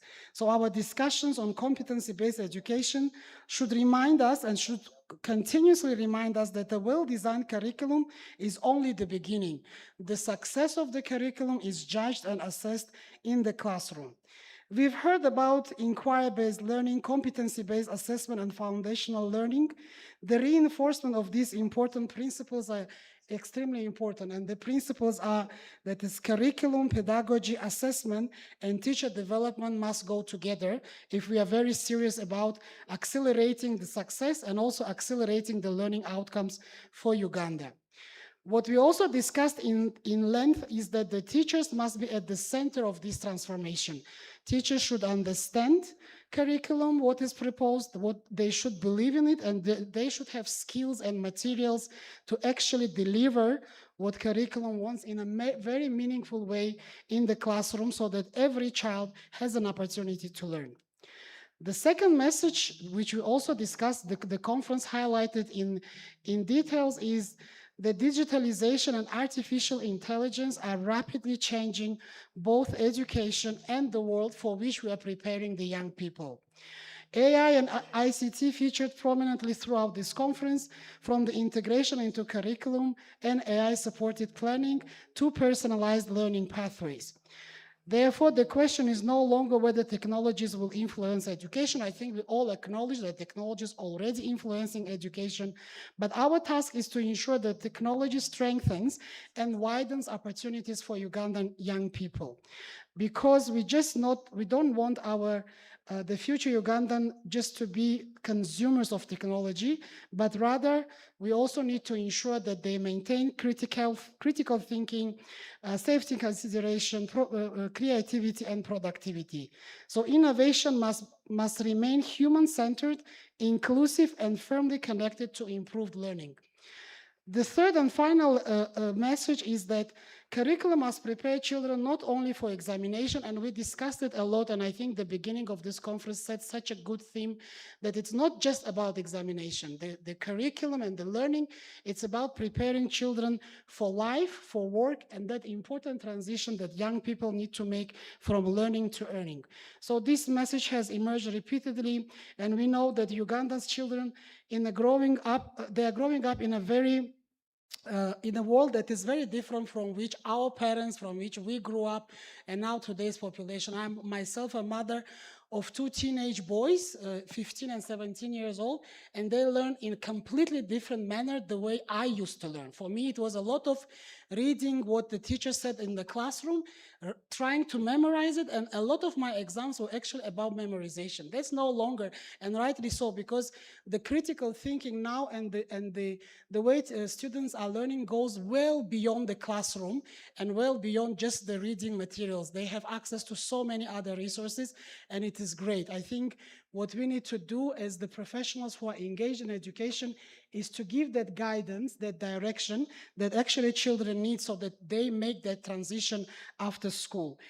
The transformation should include every child. For us, it's a non-negotiable for all partners that work in the education sector. Every change, every innovation, and every reform should cover every Ugandan children equally, including children with disabilities, including refugees, young teenage mothers, and all other children and young people who face social, economic, and geographic difficulties when it comes to access to learning. So, and finally, just on behalf, because I mentioned I'm speaking on behalf of UNICEF, but also education partners, just like our commitment that every single actions and then agreements that is reached at the end of this conference, we're here to support, and we're here to ensure that there is follow-up, because you can count on us, and in the next. And we know how closely it is important also because the human capital development and tenfold economic growth of under NDP 4, the importance of education to actually bring that skilled, educated workforce is extremely important. And Madam Director, in a very special way, I also want to thank your team in NCDC and all the working group. This conference took about several months to prepare, and they never, I mean, all the meetings, they were so engaged, so involved. Sometimes it would take several hours, and what I hear from the team, it was such a high level of dedication, which actually, in fact, made this conference a success. And for all those who participated, thank you again for your engagement and attention. For those who are visiting Uganda for the first time, I know tomorrow you have an opportunity to visit Jinja. Please do so.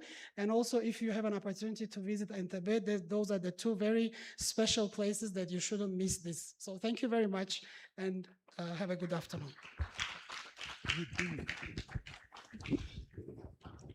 Thank you very much, our representative from UNICEF. And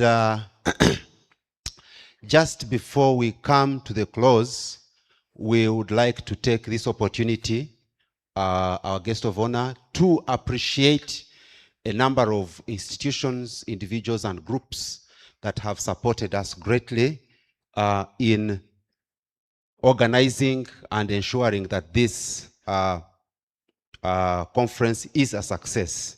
Our guest of honor, I am humbly requesting you that we recognize the following groups of people, that is, who have been our bronze sponsors of this conference.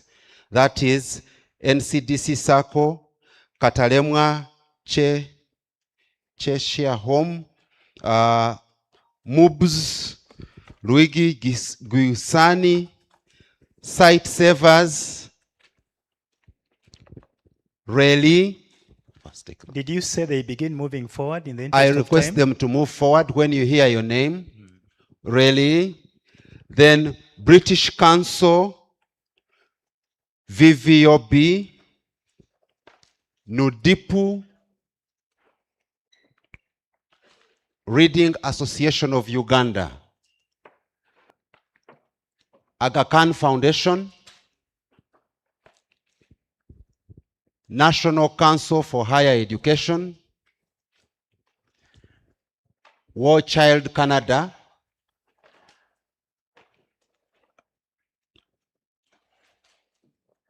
we have Vision Group, GEMIC,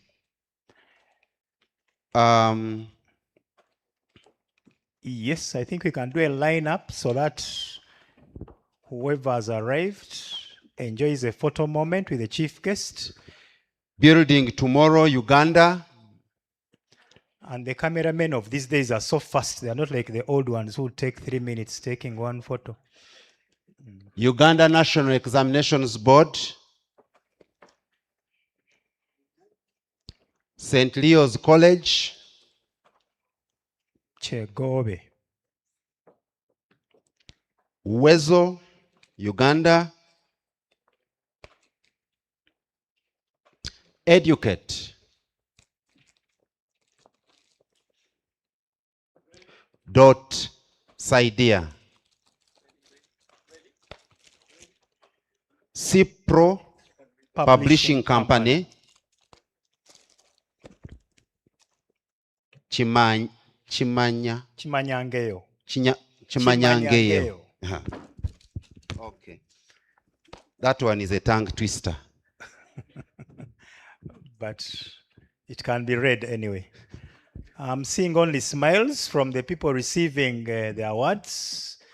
Thank you very much. Make sure that award is kept in the most strategic corner of your office so that our collaboration continues to last.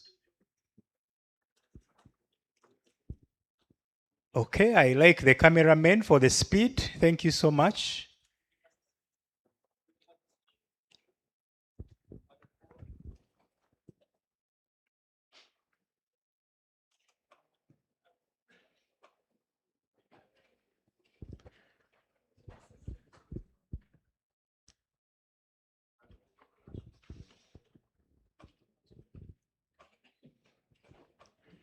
So if you can also alert category 2 now to also get ready. Category 2 are, the category 2 is the paper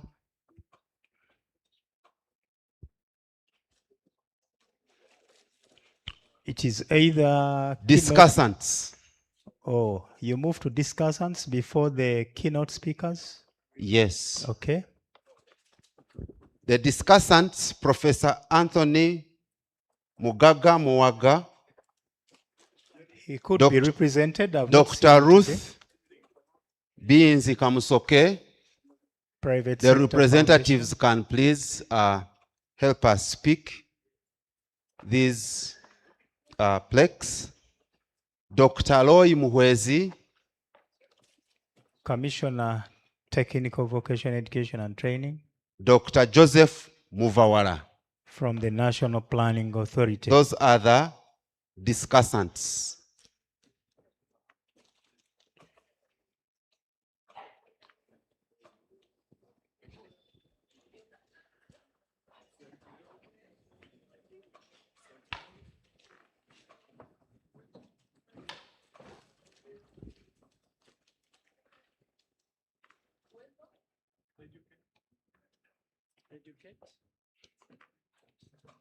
We have more discussants.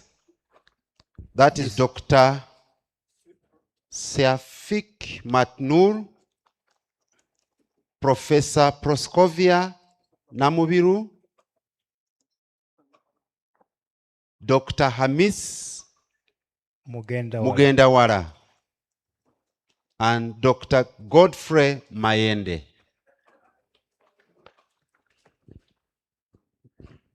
Seems like they moved early for an early weekend, but Dr. Maende is there. He's on his way.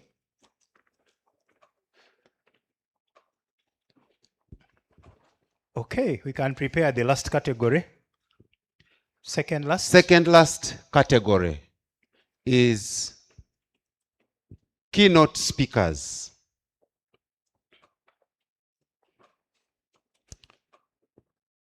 The first one goes to Dr. Anne Green. This one presented a beautiful paper on AI and ICT integration in assessment. Dr. Green. Dr. Green, I don't know who is going to represent her. Dr. Mary Goret Nakabugo. I remember that Dr. Green presented online. Yes. I'm sure he's watching this. She's watching this moment, and so the award will be delivered physically. Dr. Tony Divine. Dr. Divine is on his way. Dr. Divine, yes, is on his way. Indeed divine and so blessed, so generous with his knowledge. Thank you very much, Dr. And Divine. then Professor Benson Banda. Professor Banda, all the way from Zambia. Is he represented? Professor Banda has been around, I don't know. I think he has started enjoying the corners of Uganda already before tomorrow. Yeah, he was in Imbale just before the conference. Okay. And finally, not finally, not really finally. The second last is appreciation going to our gold sponsor for the conference. That is none other than UNICEF. UNICEF, a very loud hand UNICEF clap was for our UNICEF. gold sponsor, and they have lived up to that by also saying that UNICEF, they have another gift to the director NCDC. Okay. So, UNICEF, please. It is give and... It is give and give. Give and give. Yes. Okay. Thank So- you very much, UNICEF. Uganda will never get tired of your support in all corners. Okay, did you mention a very last one? That one was the very, very last one. I am told The that exchange. Dr. Safik Matnur is around. Please Okay. come and pick your appreciation. All the way from Leeds University, if I All the- remember. Yes, all the way Uh-huh. from Leeds University. But having moved from Malaysia? Malaysia. Uh-huh. Yes. I From remember Malaysia to Leeds, now to Kampala. Uganda, and possibly staying around longer. Depending on the program you've given him. Sorry. When you fall So- in love with the Pearl of Africa, you stay. Mr. Semakula, that marks the end of my business here. Thank you very much. Gilbert, for taking us through that moment. All along, I thought Gilbert and Henry will also line up for the awards. I was But lining ours up. will- Somehow I was. Ours will come another time. So at Mine this is on very the way. moment, Madam Director, we take the honor to invite you to help us invite the chief guest tonight to address us and close this two-day international workshop. Oh, international conference. I think those words are sometimes used interchangeably. Thank you very much, the Director of Program. Colleagues, I request you to join me in inviting our dear guest of honor, our PS, Dr. Kedres Triagenda, to come and present her remarks, but also officially close this second international conference on curriculum development.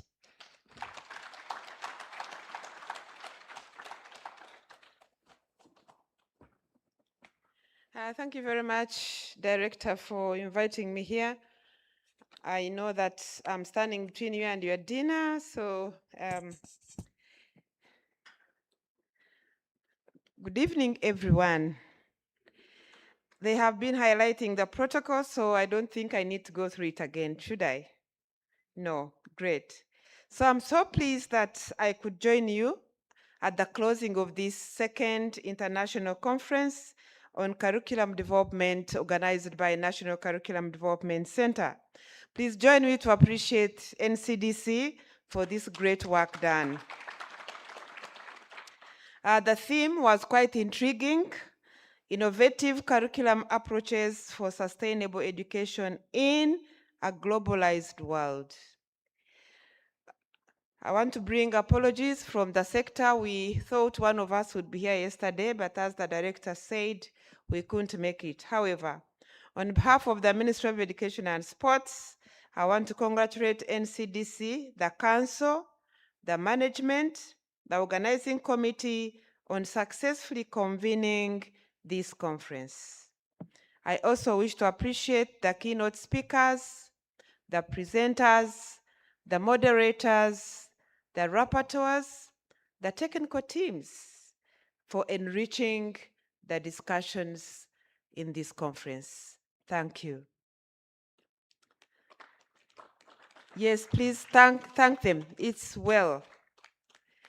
The ministry acknowledges with gratitude the participation of all the delegates, especially those who came from outside Uganda. And she has mentioned a whole line. I'm not going through it again. But I also want to appreciate our development partners, and especially UNICEF, which is now the chair of the development partners. Thank you very much for being here as UNICEF, but also for representing the whole team. And also the delegates from Uganda. Thank you very much for coming. Thank you all for sharing knowledge and experience. I sat in for a few of the presentations towards the end, but it was quite exciting to listen to the researchers, but also to listen to the questions that were coming from the participants. As I was sitting down there for those few minutes, what seemed to come out to me was that we need to ask more and more the why question. The why question. My objective number one is this: why? Why am I considering it as an objective? My methodology is this, but why? Why am I choosing this methodology and not this one and not the other one? So that when we come up with a complete research paper, we are confident that whoever reads it is convinced that what you did and what came out of it is something that they need to take quite seriously. But I want to thank you all who participated in making this happen. I know it's hard work for NCDC and the committee to read through all the papers that were given, to be able to send you comments, to refine, and finally choose the papers to be presented here. It's hard work. Just to give you a tip, that before I came to this position where I am, I used to be the director for the Directorate of Education Standards, and that caused me to be in the governance of NCDC as part of the council, but also as a member of the academic steering committee. I remember when we were preparing for the first conference, how much we had to read. So I do appreciate all those who have been able to help work through to the fine presentations that have been presented here. Distinguished delegates, the theme of this conference aligns with the changes that are shaping the education sector, but also changing the world. And of course, this includes technology advancement, it includes artificial intelligence, climate change, demographic shifts, and changing the labor market demands. When I was going through school, it was very clear. These are the professions: engineering, medical, social work. They were clear, and the work was there to be done. But as the world has changed and the terrain of everything has changed, there are many more demands and many more things that we need to respond to. And therefore, we can no longer work in a box. We can only open the world for the children and also for ourselves. So these developments require a curricula that equips learners with knowledge, with skills, with values, with attitudes and competencies for responsible living, for productive work. Responsible living, productive work. And the services to society. And so curriculum development goes beyond preparing a syllabus, suggesting textbooks and teaching guides. It goes beyond that. And I've had it since I've sat there. It involves thinking, so how will the learner benefit? How will what he or she benefits enable him to fit in the current world in which he's growing, but also in the world of tomorrow, where he or she will be, and we who are doing the curriculum, who are teaching, may not be. So that's a big task. So curriculum now defines the kind of learner and the citizen for an education system which seeks to develop and also shape the character, the competencies, the creativity, the discipline, the sense of responsibility that these learners need as they grow. I love the UNESCO definition of learning, that you learn to know, you learn to be, you learn to, there are 5. But there is also learning to learn. And I think to me that's the most critical. Learning to learn. Because learning starts at conception and ends at death. So if we are teaching children to remember what we taught them and reproduce them on a piece of paper, and then we give them certificates, that's not being fair. So Uganda has continued to embrace the reforms in its curriculum, and these reforms have been progressive. For example, I'm sure you were told that the competence-based curriculum has started with the lower secondary. Now it's transiting into primary, into ECD, but also into post-secondary. It's not a curriculum, it's a way of life. We all have curricula. Some of you who are parents, you have a curricula at home. You don't talk about it as a curricula, but it's there. How children should sit when they are eating, how they should hold the spoon or fork or whatever at different ages. And we make it age appropriate. We say, this child who can't sit by himself, let's sit him in a table and chair that has, holdings around it. That's part of a curriculum. This child grows, and when he or she becomes a parent, he or she knows now what to do. He or she gained competencies that you didn't think about, but which you provided. And so the curricula that we develop should look at the long life learning and the applications that individuals will need as they go through life. These reforms in Uganda are aspirations to build a productive population that is capable of driving the social, economic transformation, by preparing learners for the world of work, but also enabling them to create employment themselves and embrace technology, protect the environment, and respond to the needs of the community. Those of you who come from out, I'm sure you've read about us even before you came, that we are one of the youngest nations in the world. Our census 2024 made it clear that we are actually a young nation, because the findings indicated that more than 50% of our population were below the age of 18. According to our constitution, below age of 18, those are children that need to be supported, that are still dependent. So if we were 46 million at census time 2024, it means we had about 23 million children below age of 18. I've not seen the recent estimate at our population growth, but for the last more than 10 years, it has been between 3.2 to 3.4%. So if you put it at 50 million Ugandans, you can imagine what 2% is.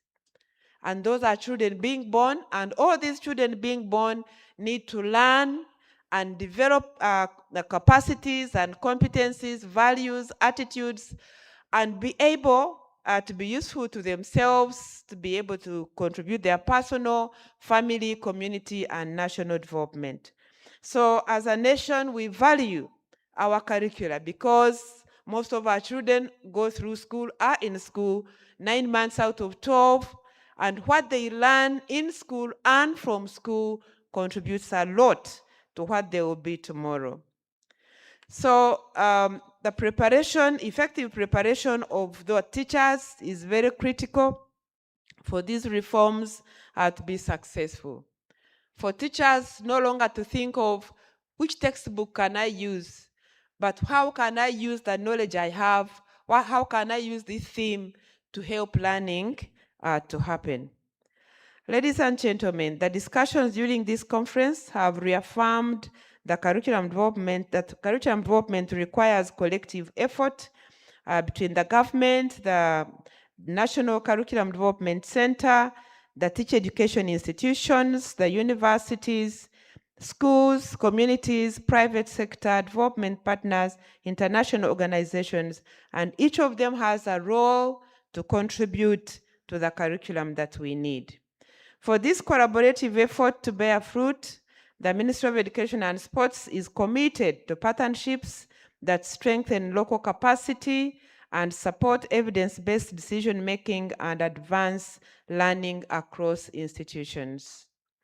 Against this, we have requested all universities to now start preparing to deliver their programs in an adjusted manner that is competence-based, but also to deliver it with a pedagogy that is competence-based. International experience also reminds us that curriculum reforms succeed when it serves every learner, and my sister Bano has just said it. When it serves every learner. In the education system in Uganda, we believe that every child matters, and that every child can achieve their maximum potential, provided this child is taught in a conducive learning environment. A conducive learning environment includes the curriculum this child is subjected to. It includes the teacher who is teaching. It includes the parents and the support they give, the psychological support and the material support. It includes the availability of children asking questions and getting genuine answers. When children are taught in that environment, they all progress and they all succeed. So we are glad that this discussion must have picked a number of these things, and we look forward to seeing them continually improving in our systems and in our communities. International experience also reminds us that curriculum reform succeeds when it serves, sorry, I've said this already, but again, I'm saying every child matters. Doesn't matter whether it's a boy or a girl, it doesn't matter whether they come from whichever form of socioeconomic status, as long as they receive good learning in a good environment, they prosper, they flourish, and they achieve their God-given destiny. Increasing the use of digital technology and artificial intelligence presents now new opportunities for teaching, learning, and assessment, but it does not remove the role of a teacher. Recently, I had a conversation which was very disheartening.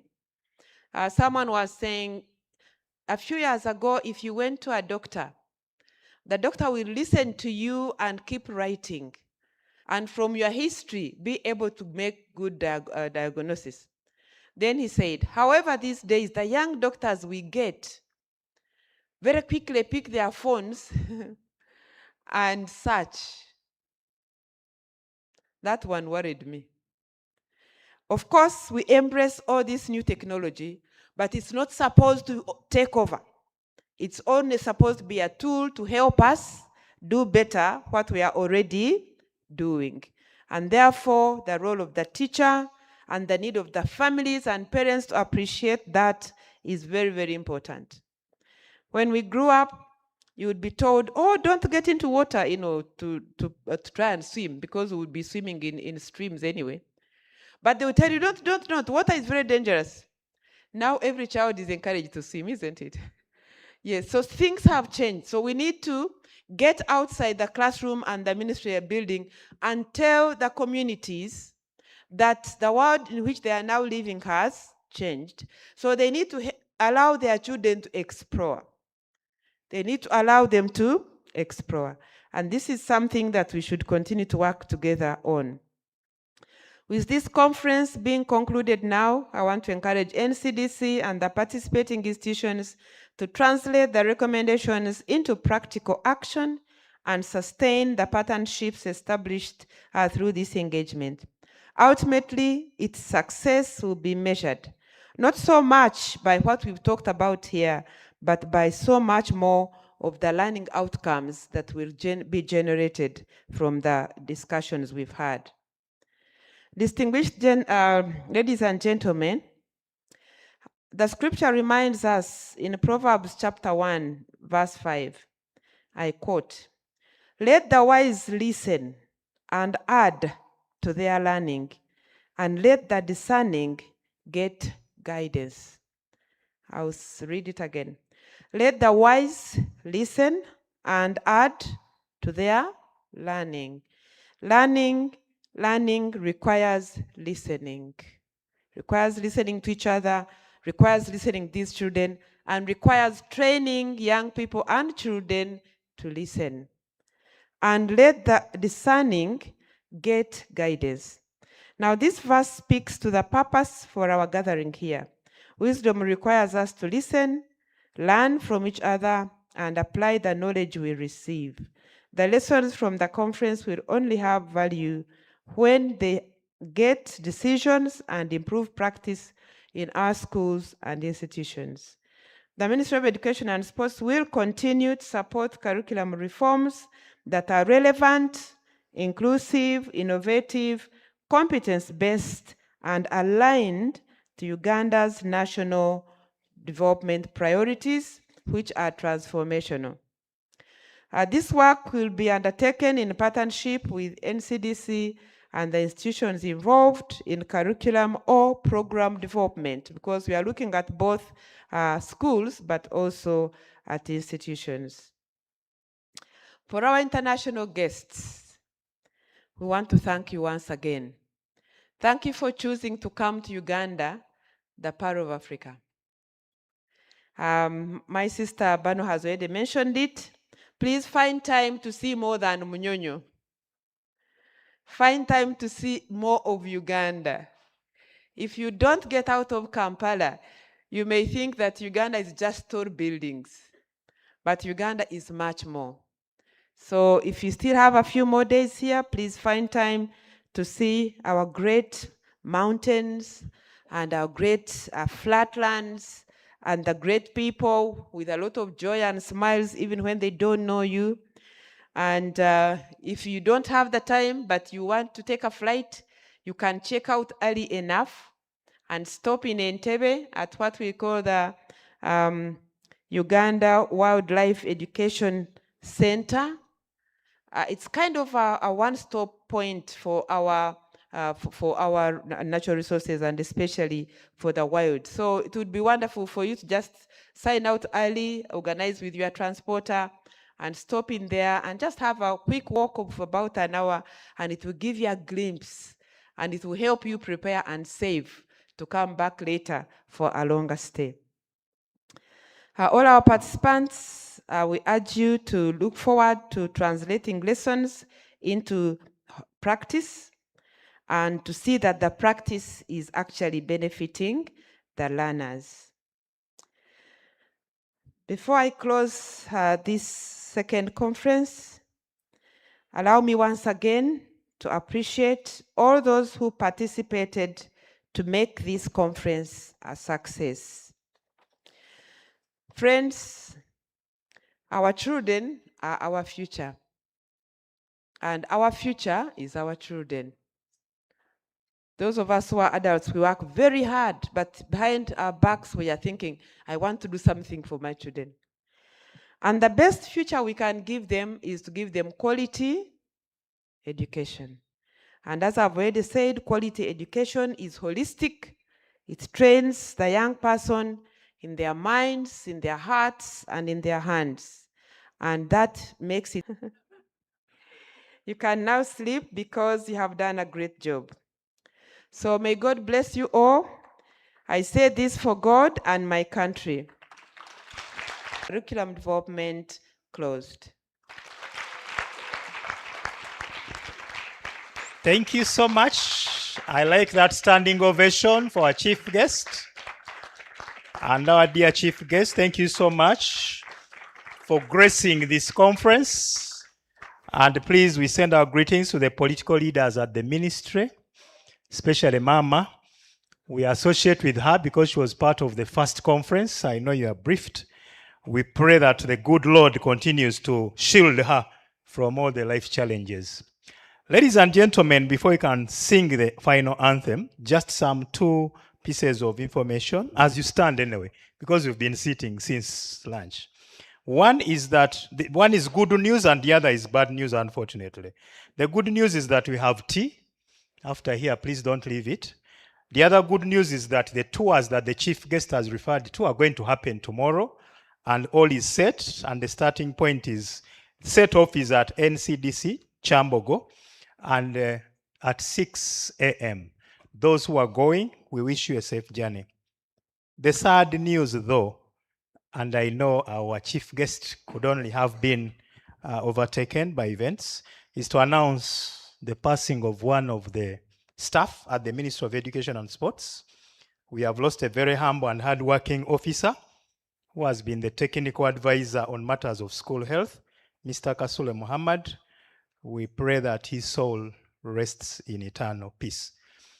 Madam PS, we commiserate with you and the entire Ministry of Education family and pray indeed that God continues to keep the rest of us safe as we continue to serve this country.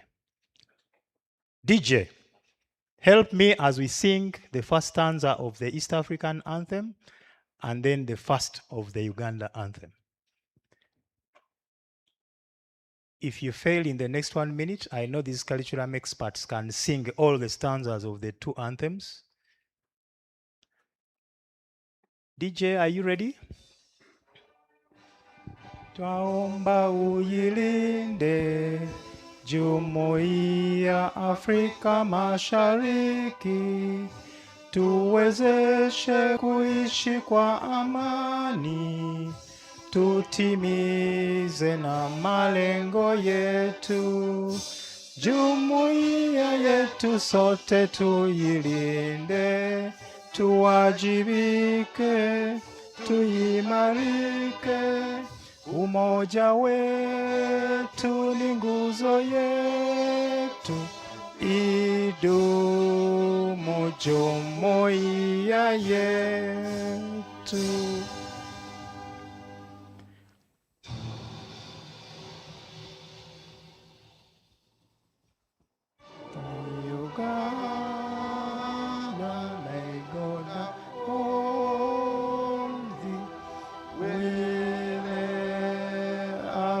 future in thy hand.